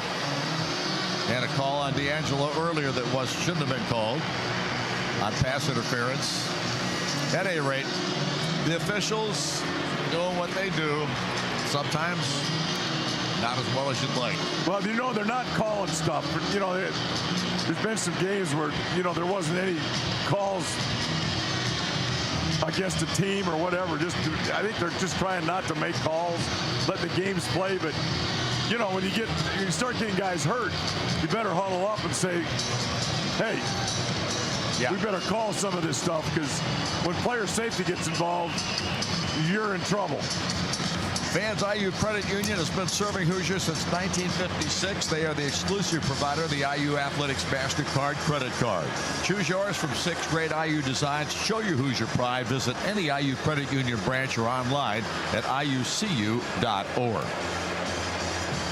Well, Buck, as we've watched this Indiana football team through this year and last year as well, I have been accused a couple of times by folks that say we sound a little giddy on the air. And my argument would be, why wouldn't we? If you're getting your butt kicked, then they're mad because you feel, you're down all the time. Well, I'm not apologizing for anything that we do. No, I'm not either.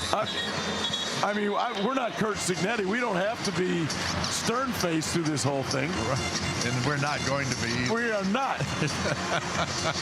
We're involved in history here. And if they don't like it, too bad. Turn it off. Turn on those idiots on TV. But, Look, I've never had this much fun in my life, to be quite honest about it, from a football perspective. It's sometimes you're a little bit, is this really happening? Yes, exactly. And then what in the world? Let's go. Let's go. Dante Moore in an empty backfield this time. All receivers to the near side. They throw it out here to the sideline. The catch is made out here by Decorian Moore. He turns it up the field. Nice run, and they got a first down. They get it in Indiana territory across the 40-yard line. Elijah Hardy again involved on a tackle here to save, a run going even further than it did. They're lining up in a hurry here to go quick. They're fighting. I give them credit, man. Back goes Moore again. Fires to the sideline. This one is overthrown, intended for the tight end Sadiq. But that ball was way over his head. No chance for it to come down as a completion. It'll be second down and 10. Yeah, right in his face. Pressure right in his face again. Just flip that thing up. Pons is all over that again. Back into the ball game now. They bring Gary Bryant, I should say. And he is in there as a wide receiver, I think, maybe for only a second or third time in this ball game. He was one of their stars back when Indiana played him the first time. He's out there with Benson right now, Malik Benson. Indiana's got about 5 or 6 defensive backs in right now, too. Under center is Moore. Back he goes, hands it off, and nowhere to go. Nice job by Mario Landino again. I'll tell you what, Landino has come into his own here, Buck, this season. Yeah, he's playing defensive end. A lot of it, what's going on here. And he's really pretty good out there. He's a mismatch because he's a big dude. He's a little bit different defensive end than they see. And he's 6'4", 284 pounds, a sophomore. Saw playing time as a true freshman last year, and he's getting more and more time this season. And better and better and better, too. Yep. Dante Moore, the quarterback, and now Indiana's fans are back into it now. Everybody's back in their seats. De'Aaron Hill is the running back. They give it to him. He tries to turn it upfield, makes a nice run out of it, and they pick up good yardage, but not quite enough for a first down as Tucker makes the stop for Indiana. Yeah, really, really good run there. He weaved his way through a bunch of traffic. Now he's coming out a little bit. He's one of those guys that wears short shorts, nothing on his knees. drives me crazy. I mean, he's got no padding on his knees at all. It's 4th down and 1. Indiana makes a bunch of defensive changes now. Yeah, they brought their big guys in. They've been playing with a lot of secondary guys. Now they're going to play run here. And they are going to play run, no doubt about it. And everybody for Oregon's in tight. They've got an I formation in the backfield, or actually an off I. Here's his pitch out, and they throw it out to Harris, and he can't turn it up quick enough, and he goes down, and Indiana will take over the football. Indiana was waiting for that puck. They did a tremendous job of diagnosing exactly what they thought was going to happen, and guess who made the stop? It was Aiden Fisher. Now, last week, Oregon went for 8 4th downs. 8. He got 4 of them. I don't know that their book is right on these guys. I don't know that that's a great odds. And I don't know what they're doing there. That's a play fake there and a toss left. It's like a trick play to get a 4th down play. I don't know. Who am I to second guess Dan Lanning, I guess, but I don't think that's the way to get 4th downs, is being trickery. Well, IU gets the football back. Charlie Becker splits to the far side. Surratt to the near side. In the slot to the near side is Cooper. Fernando Mendoza takes the snap, hands it off. Roman Himby tries to take it up inside. Nice little run. Picks up 3, maybe almost 4 yards on the play. We'll see where they spot it so we can give him the accuracy on that. Tatum Tuioti is Tuioti, I should say, is the man who makes the stop. Clock is running down here to end the 3rd quarter, and we're down to 18 seconds, and Indiana starts to the sideline because the clock's going to run out, and Indiana's going to use all of that clock they can possibly take care of right here. As the clock winds down, it's going to be a 2nd down and 7 when we come back, as we get to the end of the 3rd quarter of this football game with Indiana a 42-15 leader over the Oregon Ducks. We're back in a moment. This is IU football on the Neil Tide Auto Service Radio Network from Learfield. Odds are you think more about your commute than cancer or a heart transplant. And you worry more about missing an exit than a missed cholesterol screening. You'll likely never contract a rare disease or face a 1 in a million condition. But if you do, trust the healthcare system 9 out of 10 Indiana doctors have chosen for their patients' care. Indiana University Health. No matter the odds. Learn more at iuhealth.org. From the biggest of the big games to the littlest of the little. There you go. Go! Run, James! No. First base! Go, go, go! Whenever you shop Meijer, you help support hundreds of local sports teams across the Midwest. From some of the biggest stadiums in the state to the familiar fields down the street. You're helping make a difference to the people and places you call home. Learn more at Meijer.com/community. Some people just know you can save money on car insurance by checking Allstate first. Like you know to check if they're going for it on 4th down before going to the concession stand. Yeah, give me 3 hot dogs, 2 jumbo touchdown, baby! What? Hey, buddy, you want cheese with those? Yeah, checking first is smart. No. So check Allstate first and see what you could save. You're in good hands with Allstate. Potential savings vary, including based on how you buy, subject to terms, conditions, and availability. Allstate North American Insurance Company and affiliates, Northbrook, Illinois. Back once again here. This crowd going wild. Indiana going into the 4th quarter with a 42-15 lead over Oregon. 15 minutes of football remaining in this contest. Smithville connects Hoosiers at home and at work through internet, voice, and smart security solutions. Stick with the home team. Visit smithville.com for more information. Well, this Indiana crowd is enjoying every moment of this. You know what they are, Don? They're giddy. They're giddy. I tell you, they've got as much right. Yes, they do. I'm telling you. You know, they're a big factor in this game, I think. No question. Taking this stadium over. Rose Bowl, that was a huge part of that. Same thing, exactly. Now we're playing, can I say it or not? The next. Why would you not say it? Well, jinxing things. Can they take over Miami Stadium? We'll worry about the jinx after we get going here in the 4th quarter. I know, but that's my next question for you. Just keep it in the back of your mind. I got you. Because I won't ask it again. ball's at the 35-yard line, Indiana territory. It'll be 2nd down and 7.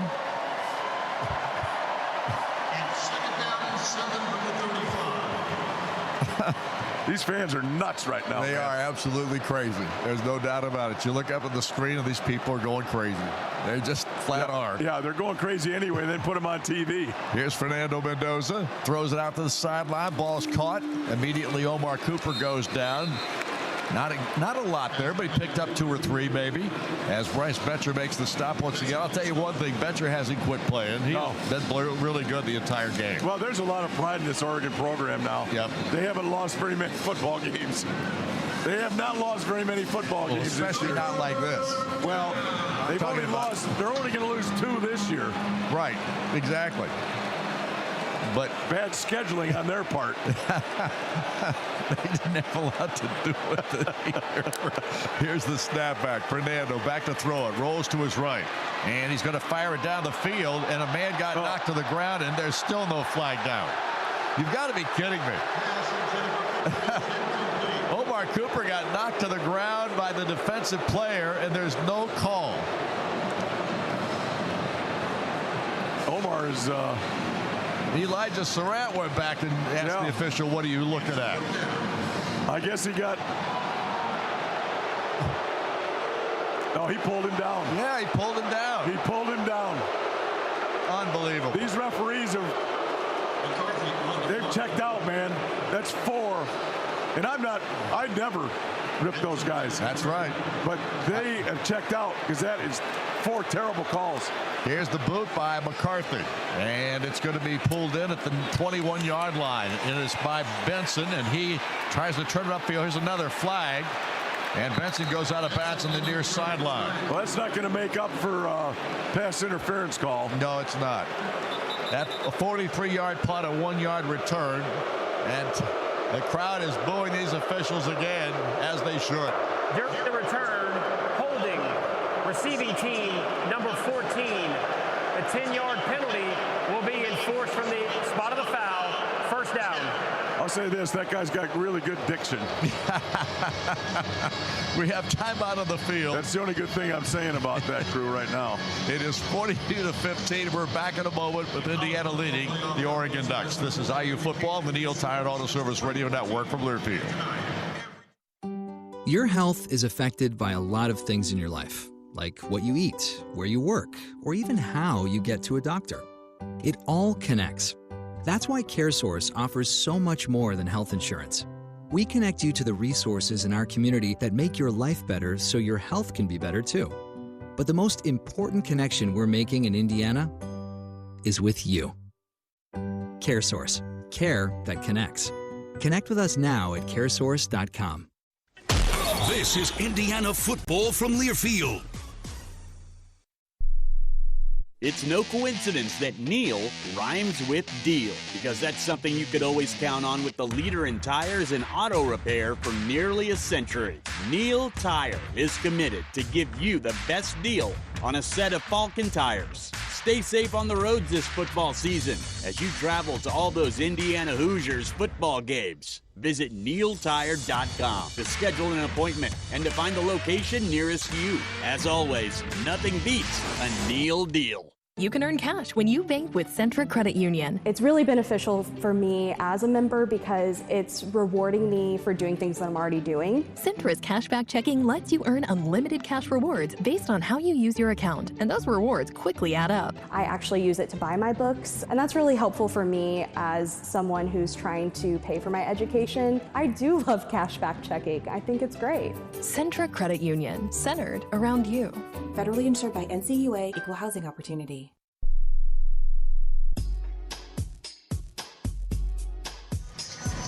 Back once again here at Mercedes-Benz Stadium here in Atlanta, Georgia, Indiana.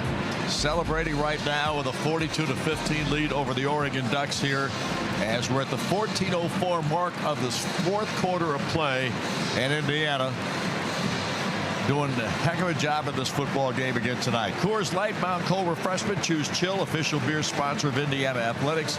Celebrate responsibly. What you have on that board there, big boy, Sam? Oh, he's marking down the price of tickets for next week. 3,500 a piece. And that's what? To get in the door. You don't get anything to eat with that? Unbelievable. Well, whatever the case. Well, let's get this one over. Yep, and exactly. We'll worry about it next week. Yep. I know this. You and I get to get in. Sammy gets to get in. Yep. John gets to get in. Yep. Jake gets to get in. Jake does? Yep. Yep. Jake gets to get in. Jake gets to get in early. Jake gives up almost everything for this kind of game coming up. Yes, he does. He's not going to miss that one, is he? Here's Dante Moore. He's got running backs on either side of him this time. In the shotgun, and he's going to throw it out here in the flat, and it's caught by Here's the thing about this. This ball's thrown to Kenyon Sadiq, their big tight end, who's been a major factor since we played them the first time, Buck. And tonight, he's hardly done anything. Jamari Sharp on that stop. I don't know. Everybody talks about how great he is. I don't see it. Second down at 11. He just catches it. That's okay. But Moore again throws it out here, this time to the other tight end, Johnson, and he pulls it in for about a 5-yard gain. The ball will be marked just shy of the 20-yard line. Actually, the 19, I should say. I'll tell you who's playing good tonight, Buck, is Daniel Ndukwe. Yes, he is. He's had three big plays. Now, Moore in an empty backfield. Takes the snap, looks to the near side, throws it just as he got rid of it. Almost picked off. And Amari Farrell almost had himself a pick there, but he couldn't quite get to it in time. D'Angelo Pons putting a little pressure on the quarterback that time, who had to get rid of it. And now it's 4th down, and they send the punting unit in for Oregon. Here comes the white flag, unless they fake punt this. They do a lot of fake punt stuff, too. A lot of fake kicking game. So you got to have your ears and eyes wide open here. This has got to be punt safe for Indiana. But this is a little bit of white flag if they punt it. Back deep is Jonathan Brady for Indiana. The snap will be taken by James Ferguson Reynolds at the 5-yard line.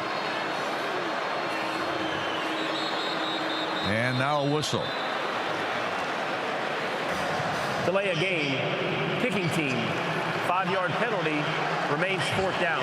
Yeah, that's not a good thing for Oregon as the ball gets marked back now at the 14-yard line. I think, you know what they were doing there, Don?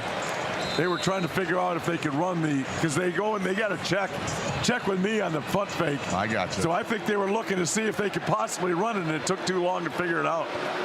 Now the punter is at the goal line. Snap back this time. He will punt it away. It's blocked. They block it, and it's picked off by Indiana. The Hoosiers come up with a football, and it's Caden Turner who pulls it in. Wow, what a play. And Daniel Ndukwe, Buck, is the guy who got the deflection. What a game he's had. The snapper fired the ball, and it hit the punter in the chest. He did not catch it cleanly. And then by the time he got it back, a big paw got on it. Daniel with a heck of a game. How about that, Lana? You lose 3 guys, or 2 guys that are big-time guys, and the next guy has a game of his life. So another mistake by Oregon. Indiana has the ball at the 7-yard line of the Ducks. Boy, I'd love to get that ball in. Look at Kurt. He's fighting to smile now. Kurt's fighting to smile. Here's Fernando Mendoza. Sends Nowakowski to the left. H-back position. They hand the ball off. It goes to Hemby. He is spun down at the 5-yard line, so it's just a 2-yard pickup on the play. It'll be 2nd down and goal at the 5. And that's Dylan Thieneman again who gets in there for the stop. Thieneman and Betcher have been the 2 best defensive players on the field for Oregon in this one. They make every play. If it's not one, it's the other or both. So now the ball at the 5. 2nd down and goal. Surratt in tight, even though he split a little bit, still in tight to the left, and Becker wide receiver to the right side. Nowakowski in the slot left. Here's the hand up. No, it's Fernando keeping the football, spins his way forward. He's going to pick up a couple, but just to the 3-yard line. So now it's 3rd down and goal. Betcher makes the stop again. And now Indiana has a 3rd and goal at the 3. You know what that tells me? They just don't care. Indiana plays to the final whistle. They're running their Heisman Trophy candidate off tackle in a game they're winning by 150. And they run their Heisman Trophy quarterback off tackle late in the game. And Kurt Cignetti has waved the officials over for some reason. And Fernando's looking to the sideline right now. We got a timeout call? Yeah, he's going to call timeout. Timeout. Indiana. It is their first. I think that's all he was doing, was running the clock down and telling the official we want to call timeout with 2 seconds left on the clock. I gotcha. Well, they're taking a timeout here on the field with 11:41 remaining here in the fourth quarter. We're back in a moment. This is IU Football on the Neil Tire Auto Service Radio Network from Learfield. Get back to doing what you love with the right support close to home. As the official healthcare and sports medicine provider of IU Athletics, IU Health Orthopedics and Sports Medicine will help you get back to doing the things you love. Whether it's knee pain or a broken bone, you can schedule a consultation or visit our walk-in clinic for urgent needs. IU Health gives you more options for highly skilled care when, where, and how you need it, including right now. Call 812-333-BONE or visit iuhealth.org/Bloomington Ortho. This is Indiana football from Learfield. Hoosier fans, Harold Fish Incorporated has been making a difference across Indiana since 1985 as the premier provider of mechanical systems, including heating, air conditioning, plumbing, and process piping. Whether it's a large facility, business, or home, or if you want to work with a local company that is the best at what they do and supports the community, be sure to call HFI for your next project and see how they can make a difference for you. Prairie Farms award-winning cottage cheese just got better. Introducing the Pro Pack Cottage Cheese Snack Cup. Now you can enjoy all the great taste and health benefits of Prairie Farms cottage cheese in a perfectly portioned cup. Packed with 12 grams of protein, low fat, and under 100 calories, Prairie Farms Pro Pack Cottage Cheese Snack Cups are perfectly portioned for eating on the go. Enjoy them for lunch, snack time, or as part of your favorite dishes. Look for them at your favorite grocery stores. Visit prairiefarms.com for cottage cheese recipes, coupons, and enter for a chance to win dairy prize packages.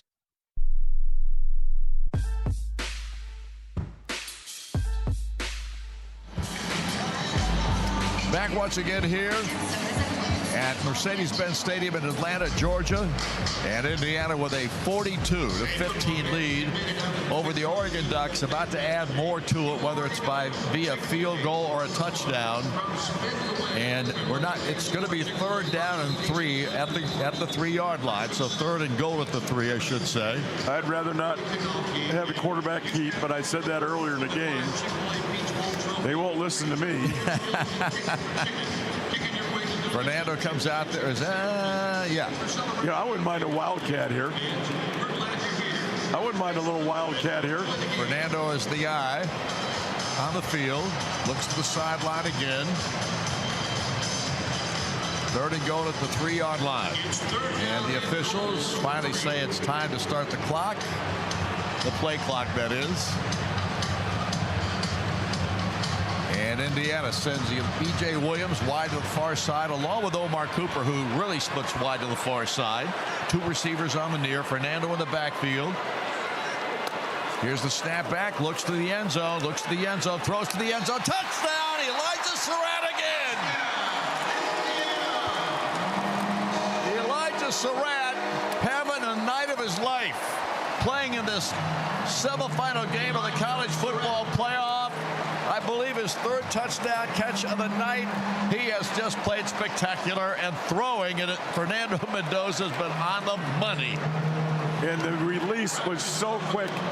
He kind of saw him late, and he got his feet pivoted and released that ball so quick and so fast. It hit him right on the numbers.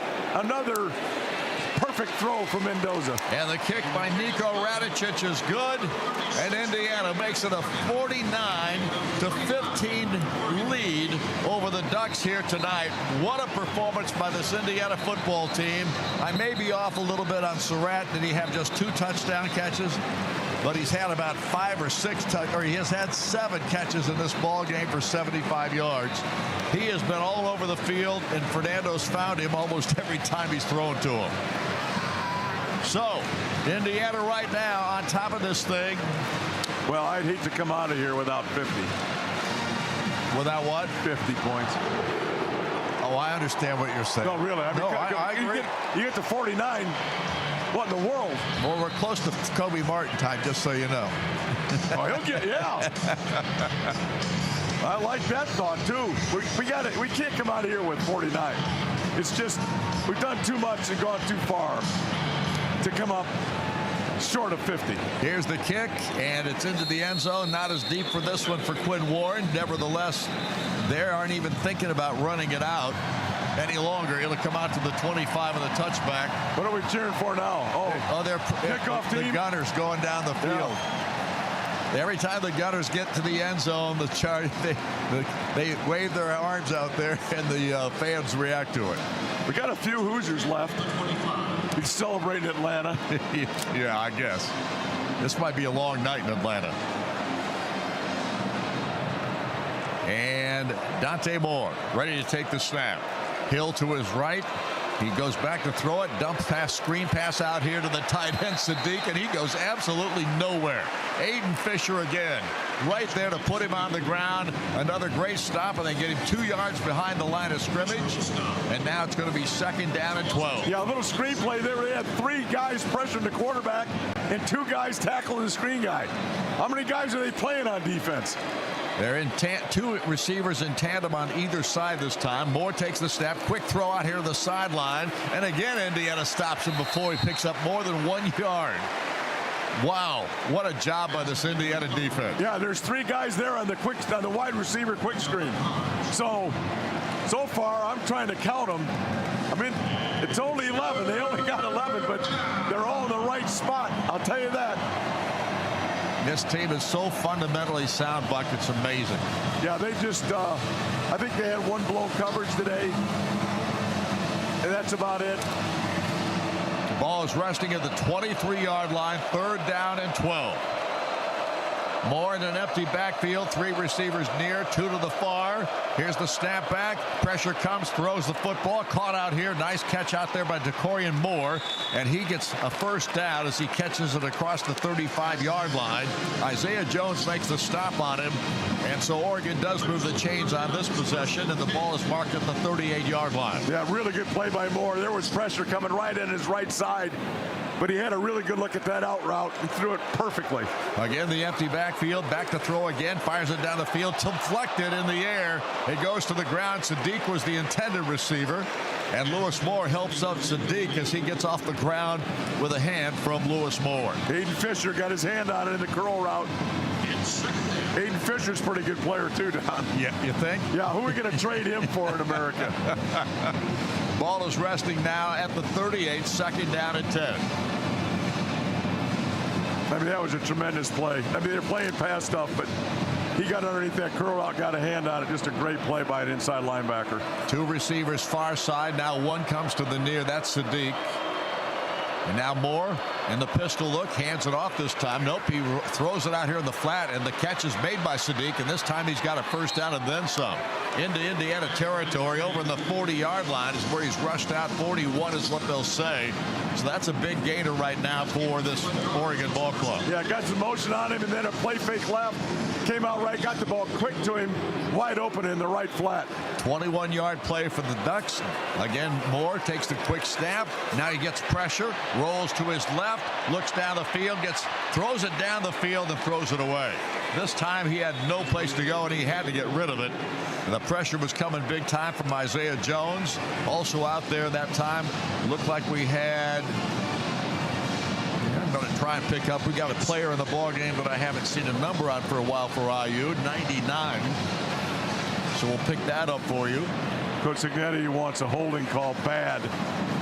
He is all over those guys. But he doesn't know that they've checked out an hour ago. Tyrone Burris is the guy that we talked about that time.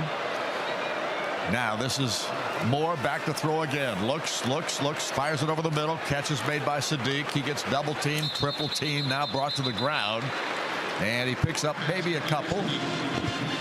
Kurt Cignetti prowling the sideline of the far sideline. I think everybody's mad at the officials, but there's nobody madder than he is. It is 3rd down and now 4. Yeah, this is a situation now where there's no question, unless, well, I don't think there's any question they're going to take 2 to get it here. Definitely are. Ball at the 35 of Indiana. Decorian Moore splits wide to the far side. 2 receivers, actually 3 to the near side this time. And now we got a timeout being called. Yep, timeout called by Oregon. Timeout, Oregon. So timeout of the field. Indiana leads it 49-15. 8:35 left in this one. We're back in a moment. This is IU football on the Neil Tire Auto Service Radio Network from Learfield. Today's diesel engines produce fewer emissions, achieve better fuel economy, and create more power by utilizing a high-pressure common rail system. But when combined with inferior diesel fuel, deposits can cause sticking, misfiring, and power loss. Country Mark's Premium Diesel X4 with ProFlow contains detergency that lifts off and prevents deposits, saving diesel owners thousands of dollars in operating costs. Get more out of your engine with Country Mark's Premium Diesel X4 with ProFlow. It's the Hoosiers and the Ducks in the college football playoff semifinals. This is IU football from Learfield. It's no coincidence that Neil rhymes with deal, because that's something you could always count on with the leader in tires and auto repair for nearly a century. Neil Tire is committed to give you the best deal on a set of Falcon tires. Stay safe on the roads this football season as you travel to all those Indiana Hoosiers football games. Visit neiltire.com to schedule an appointment and to find the location nearest you. As always, nothing beats a Neil deal. From the biggest of the big games to the littlest of the little. There you go. Go! Run, James! No. First base! Go, go, go! Whenever you shop Meijer, you help support hundreds of local sports teams across the Midwest. From some of the biggest stadiums in the state to the familiar fields down the street. You're helping make a difference to the people and places you call home. Learn more at Meijer.com/community.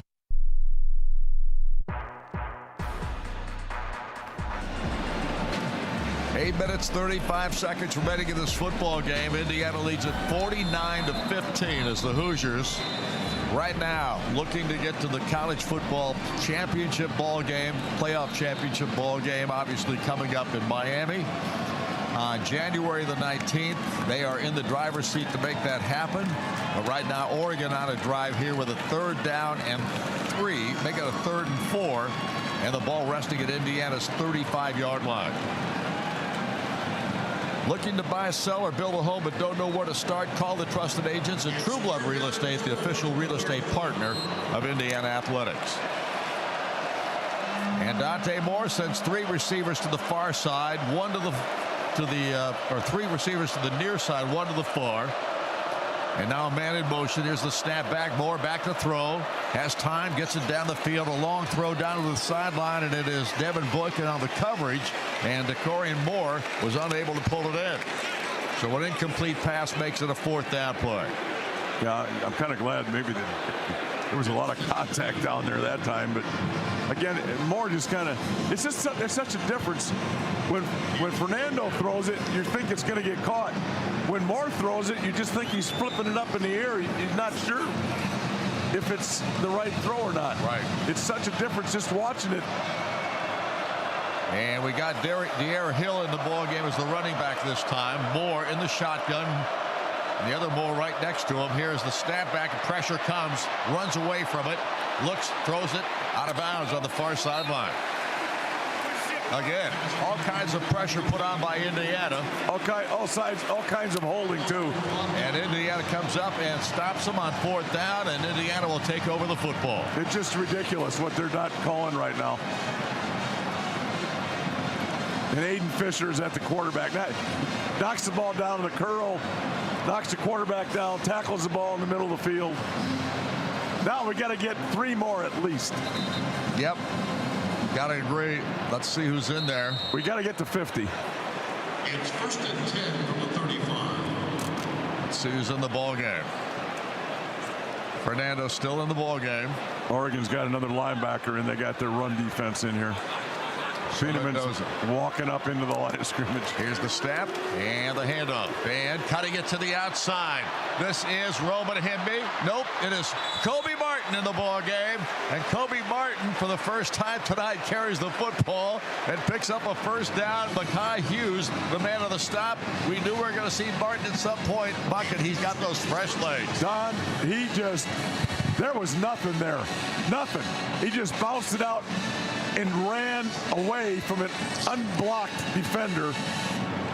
He's going to get one. We got to get to 50.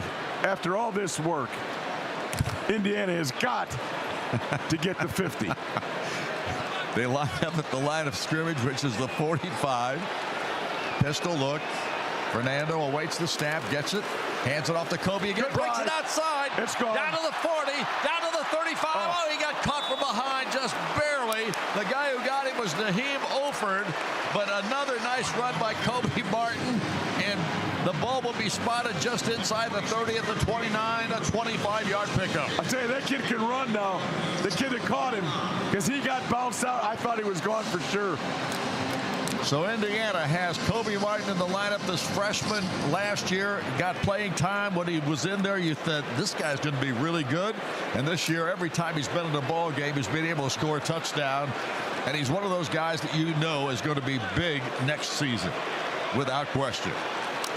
Now here's the snap and the give, and Kobe Martin again tries the left side this time. Doesn't get as much, but he picks up 3 yards to the 26-yard line. Amari Washington makes the stop for the Oregon Ducks. Yeah,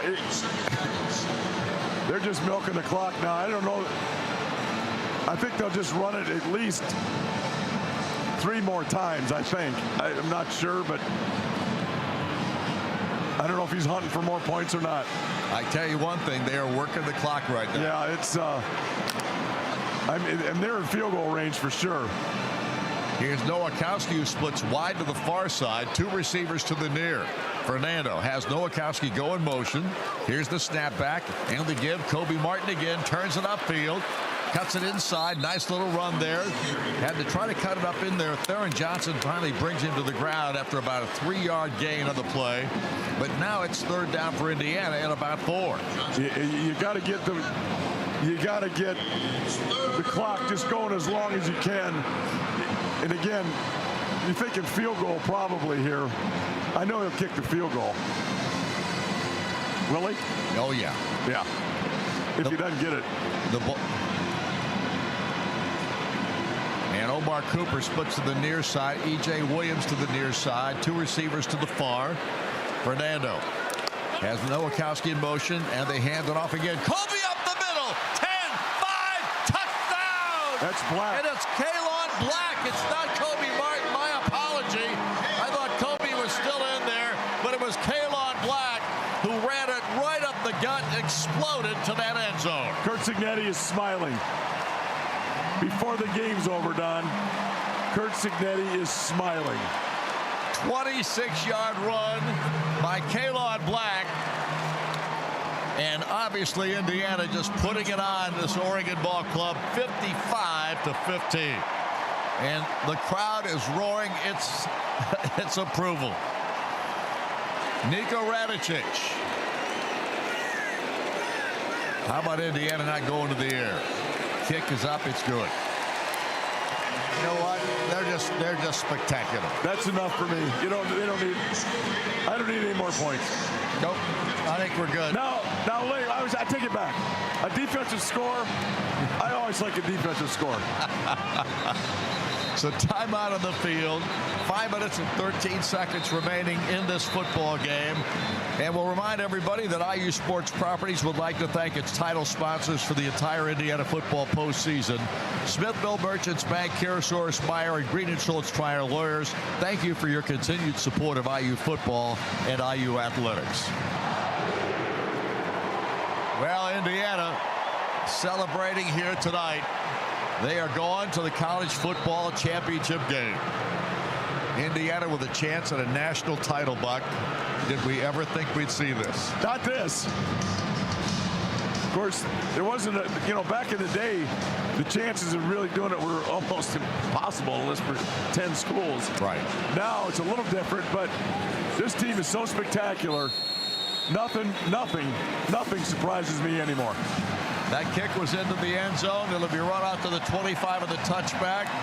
Crowd, again, the Gunners all coming down there and throwing their hands up in the air, and the crowd reacting to it as this Indiana football team, there's no doubt in their minds they're going to the college football playoff championship ball game, and Buck, they deserve it. Yeah, they do. They've earned it too. I deserve doesn't necessarily like the term deserved as much as I do earned. Well, there's no doubt. They've earned the right. And what a week this is going to be getting ready for this mess. Now, there's the hotel we're staying at is going to get tested really strong here in about 2 hours.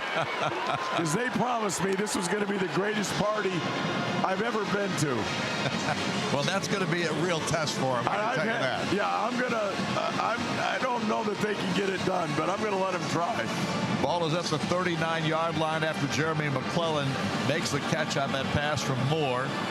So they're still trying to play here. The ball is at the 39. It'll be 1st and 10. Now Moore's under center. Hill is the running back.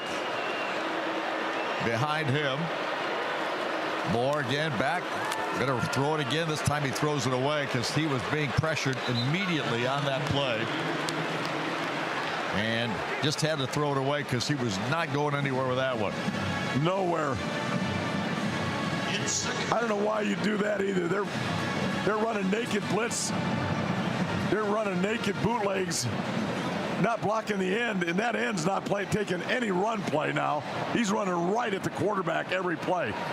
Moore again takes the snap, throws it quick into the sideline here in the near sideline, and the catch is made by McClellan. He runs it up the field. He's got a first down. Caden Turner makes that stop. Good call for Oregon. They blitzed from the outside there. He threw the ball right into the blitz, and Indiana didn't quite have as many guys out there to defend. Ball's at the 48-yard line now. Clock is down to 4:05. And Oregon lining up quickly. And they've got basically a power formation there as Moore goes under center here. It's 3rd down at a yard. And Moore takes the snap, going to hand it off. And Indiana, can they get him stopped? It's going to be close. I think you got it. And it was Jay Harris on the run. Elijah Hardy on the stop, and they do move the chains. So he barely got it. The ball's resting at the 49-yard line now of Oregon. Yeah, a really good run. He barely get it. He escaped about a 2-yard loss with a good run. And Harris, is he still in the backfield? Looks like Harris. Yep, it is. And here's Moore back to throw again. Pressure comes. Rolls out of the pocket. Now throws it down to the sideline. Threw it away again. So they're stopping the clock. There's no foul for intentional grounding. The quarterback was outside the tackle box. Oh, now you got to cross the line of scrimmage. Now they just woke up. Daniel Ndukwe again was putting the heat on Dante Moore that time. Why all of a sudden does he have to explain himself? He hadn't explained any. He's thrown the ball away 10 times today. So the ball is at the 49 again. It'll be 2nd down. And that's the first time he's explained it. He's making up for their lack of calls they've had. No offense to him. I guess it's a hard job.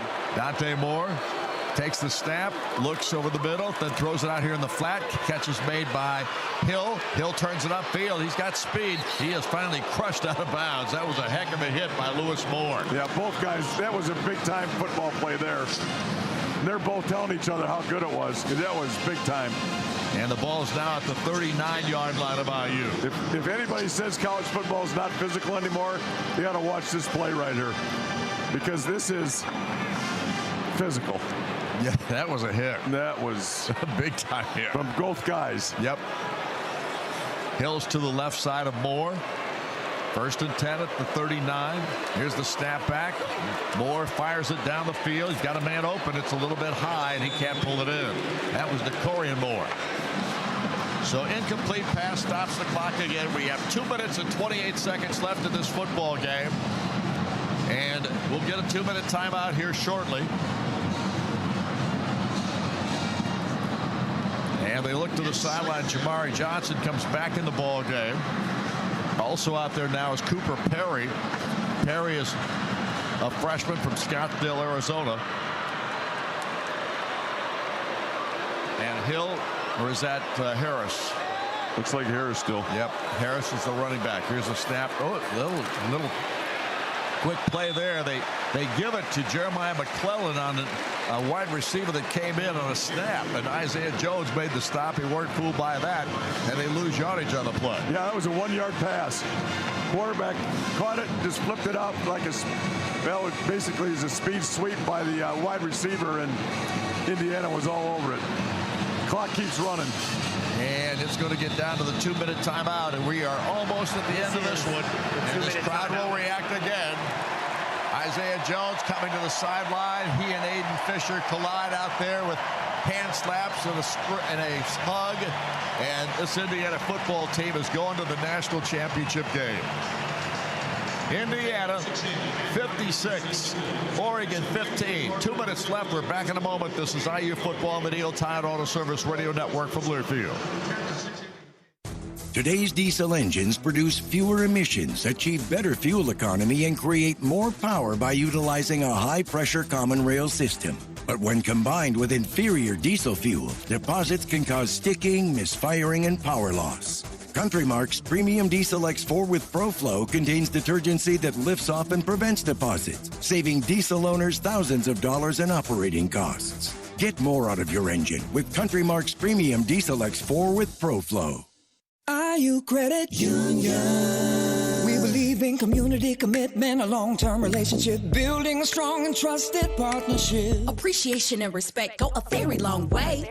A fair deal for everyone every day. Leave your doubts behind. Grow your mind, time to shine. Make the day whatever you design. IU Credit Union believes you can chase a dream. We started a credit union and created a community. Some people just know you can save money on car insurance by checking Allstate first. Like you know to check Kirk Herbstreit's pregame analysis first, before talking to your brother-in-law. In this game, the key thing to watch will be the offensive line versus the front seven. If they can get pressure without blitzing, this could be a long night. Okay, Kirk.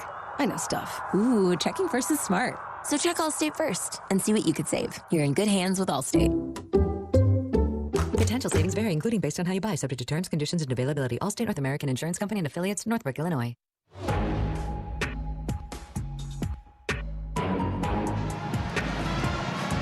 Welcome back to Mercedes-Benz Stadium here in Atlanta, Georgia. This Indiana football team and its crowd, which dominated tonight's performance here, are about to celebrate big time, going to the national championship game in Miami, Florida against the Miami Hurricanes on January the 19th. It's a lot to ask for the Hoosiers to fill that place up. It is. It's going to be tough. It's going to be tough. Those tickets are going to be hard to come by. Those Canes want to celebrate their U, so to speak. Ball's resting right now at the 41-yard line of Indiana. I've got confidence in the Hoosier Nation, Don. What's that? I've got confidence in the Hoosier Nation. I do too. They showed up and showed out this year. Dante Moore. Well, now we got a whistle. Timeout? What in the world are we doing here? The timeout called. Dan Lanning called the timeout. Well, you know why? They had 13 guys in the field. Yeah, you don't want a penalty in this situation. Right now, although it would have been probably good for them. Well, here's the thing right now, Buck. This is a proud Oregon football program. Yes, There's no doubt about it. Very proud. And they haven't quit, even though they're not playing great football tonight. Well, no, they haven't. And they just, they just ran into a buzzsaw, man. They did. This is one of the best teams in college football history, this Indiana team. I just said it. Here's the snap back. Here's the throw. They got a man open. That's the other tight end, Johnson, and he turns it upfield, and Indiana's missed 2 tackles on the play, and he might go. I don't know if he got it in or not. I don't believe he did. It's going to be down to the 2-yard line. So a nice play that time to Jamari Johnson, who ran it down for a 37-yard gain, and they threatened to score here at the end of this football game. I just said it. Did you hear what I said? This team's got a chance to be one of the greatest ever. You do. You're right. They're going to be. You're 100%. What are they right now? 15-0. They are 15-0 after this. Nobody's been 16-0 in the history of college football. Has anybody been 15-0? I don't know that answer. We're going to have to ask our stat guy. They have not. So they've already matched something. Yeah, exactly. Yale was 16-0. What are you? What are you talking about? And Indiana stuffs the play. The ball's down to the 2. Are you talking about Sammy here? This is football, not basketball. Sammy get confused, did he? Well, he just said Yale was 16-0. In what year? 1894. They played 16 games in 1894. Maybe that was the score of the game, Sammy.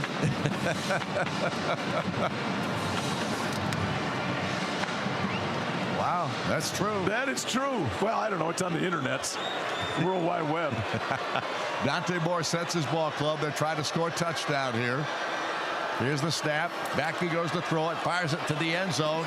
Incomplete. And a flag comes down. Wow.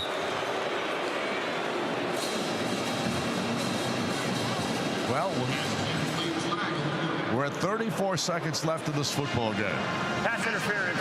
Defense, number 18. Half the distance to the goal. First down. Number 18.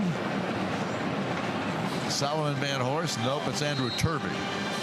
So Andrew Turvey's the man guilty of the infraction there, because Indiana's got a bunch of guys that haven't played a bunch here tonight in the ball game right now. And Moore again ready to set his ball club. Here's the snap back. Oh, he fumbles the football, picks it up, throws it out of the end zone. Now that's grounding. Yeah. That's grounding. That is grounding. There's no doubt. He's not outside the tackle box, and he flipped it out. So that has to be grounding. Intentional grounding. There you go. The quarterback was outside the tackle box, and the ball crossed the line of scrimmage.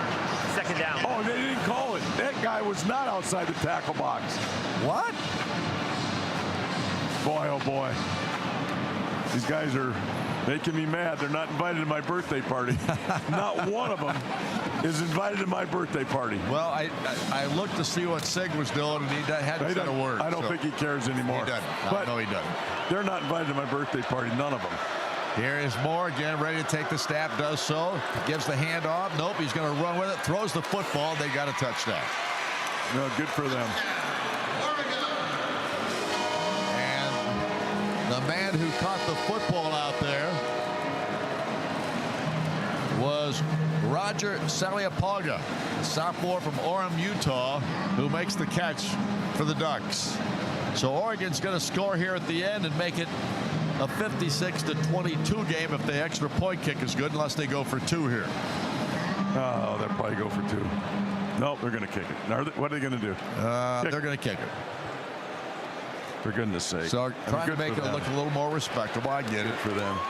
It's not respectable, I'll tell you that right now. No, it's not. But it is what you do. It is. It is. And the snap back's a good one. The kick is up and the kick is through.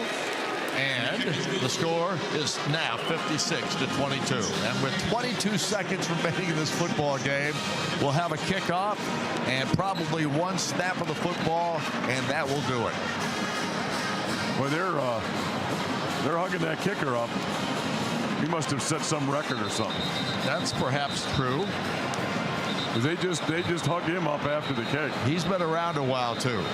Yeah, they just loved him up quite a bit there after the kick. Senior from Portland, Oregon, and a transfer from Oregon State. Oh Lord. How was that? You know, that stuff. Biggest rival they have, and the guy transfers the other team and kicks for them. Exactly. Yeah, that's. How's that work? I don't know. We don't have anybody going from Purdue to Indiana yet, do we? We had one guy, one running back went over there, never played. An Indiana player that went to Purdue, yes. Yeah. Not a Purdue player that went to Indiana. No, I don't remember it ever happened. I don't think it ever did. I could be wrong about that, but I don't think so. We had a coach do it once. I won't mention any names. Here comes Sappington's kickoff. Unless you want me to. No, here's the boot. There's the boot. And it's going to go out of the end zone. And Indiana will put down a knee, and that should end it. Let's go. Indiana with a 56-22 lead over Oregon. The Ducks, obviously, there's a lady there. I don't know what that was on her head, but it was unique, I can tell you that. They'll set the ball at the 25-yard line. The Indiana crowd waiting to celebrate. A lot of the Oregon crowd has left, especially the ones down in the corner here where we are able to see them. There it is. There's the snap of the ball. Knee down by Fernando. Here they come across the field to visit with one another, shake hands, and so on. Fernando Mendoza actually grabbing Dan Lanning at that point in time. Here comes Sig across the field. And the two coaches will meet here momentarily. I think they both have a lot of respect for one another. No doubt about that. Respect and like. I think they like each other, too. Look at all those orange pullovers. They move faster than half the players in Oregon today to get pictures. Those little orange pullovers are all photographers. Right. Their speed level was high getting out in the middle of that field. So Indiana wins tonight 56-22 over the Oregon Ducks. The second time this year they've beaten Oregon and taking over the series lead now 3-2 over Oregon in the all-time series. And of course, this Indiana football team owns two of those wins without question. And I'll tell you what, it is some scene to watch this Indiana football team play football, and I'm talking about the entire 60 minutes of this football game. Yeah, I didn't expect this. I'm usually pretty close, but the turnovers, the circumstances of the turnovers just changed the complex of this game. And then you just can't underestimate the passing game of Indiana. It is extraordinary. Receiving and quarterback play, it's hard to find anybody better than what they're doing. And then defensively, they're spectacular. They are spectacular. Yep. The defense probably doesn't get as heralded as they should just because it's defense. Everybody talks about offense before they talk about anything else. Okay, that'd be awesome. We'll get our first player interview here out of the way before we go to break. That'd be awesome to have Roman come on, as he has had a tremendous season for Indiana. Roman Hemby is on the microphone for us as this Indiana football team celebrates a 56-22 win. Roman, congratulations. I know you guys are ecstatic. Thank you so much. It means a lot. It does mean a lot. There's no question. And how about this crowd here tonight, Roman? Oh, it was awesome, man. Indiana fans, they showed out. They gave us a home feel. And, we were able to pull out a win and move on to next week. Roman, this football team has just played spectacular all season long. But in this playoff, it looks like you guys have even ramped it up a notch more. Honestly, I feel like we just stuck to the details, and it's working out in our favor at the moment. We got to get back to the drawing board and figure out what works for us, what's not working for us. But, this is win or go home, and I feel like we're playing our best football right now. Playing complementary football is such a critical thing, and the defense for this football team started things off with a bang tonight. Obviously, D'Angelo Pons has been special all year, too. Oh, yeah. Complementary football wins games. Offense, defense, and special teams, and when we're able to start the game like that, I feel like it's a big momentum boost for the offense, the special teams, and, of course, for the defense. And when we're able to play like that, I feel like it's hard to beat us. Fernando Mendoza, of course, has had a spectacular season. He had another phenomenal game tonight. I think he missed only 3 passes out of his 20 that he threw. 5 touchdown throws in this ball game tonight. And I know that you guys, as the running backs on this ball club, you do your part, and you do a great job on top of running the football. You guys block for this guy, too. Oh, yeah. That's our guy. We want to do everything to keep him upright on his feet. And, we go hard every week, every day at practice to make sure we do that. And, when we can take some pressure off him by leaning on the defense and running the ball, we'll do that as well. And, at the end of the day, we just want to win. So if it's myself or if it's Kaylon Black in the game, we're going to do everything that we can to make sure that we do what we got to do to win the game. Roman, you're on to the national championship ball game against the University of Miami in Miami. You're going to be playing on their home field, but I got a feeling the home field won't be more of an advantage for Miami than it will be for Indiana. Oh, yeah, we're definitely looking for the challenge. Miami's a great team. I know the coaches will do a great job getting us a good game plan that we need to be successful, and we'll go out there and figure it out. And I know Hoosier Nation will show out. They have all year, and we'll do what we got to do to try to pull out a win. Roman, congratulations. We won't keep you any longer. I know you want to get with your ball club and celebrate. Thank you so much. Roman Hemby here on our post game tonight as Indiana takes a 56-22 win over the Oregon Ducks here this evening. And we're going to take a break here. We'll have a couple more interviews with players here. We'll get as many players on as we can tonight. We'll probably get a couple more for sure, and maybe even beyond that if we get a chance to put them on. We'll take as many as they want to get on the microphone here this evening without question. So at any rate, we'll come back. We'll start our post-game show coming up in just a moment. We'll be back. This is IU Football on the Neil Tide Auto Service Radio Network from Learfield. Your health is a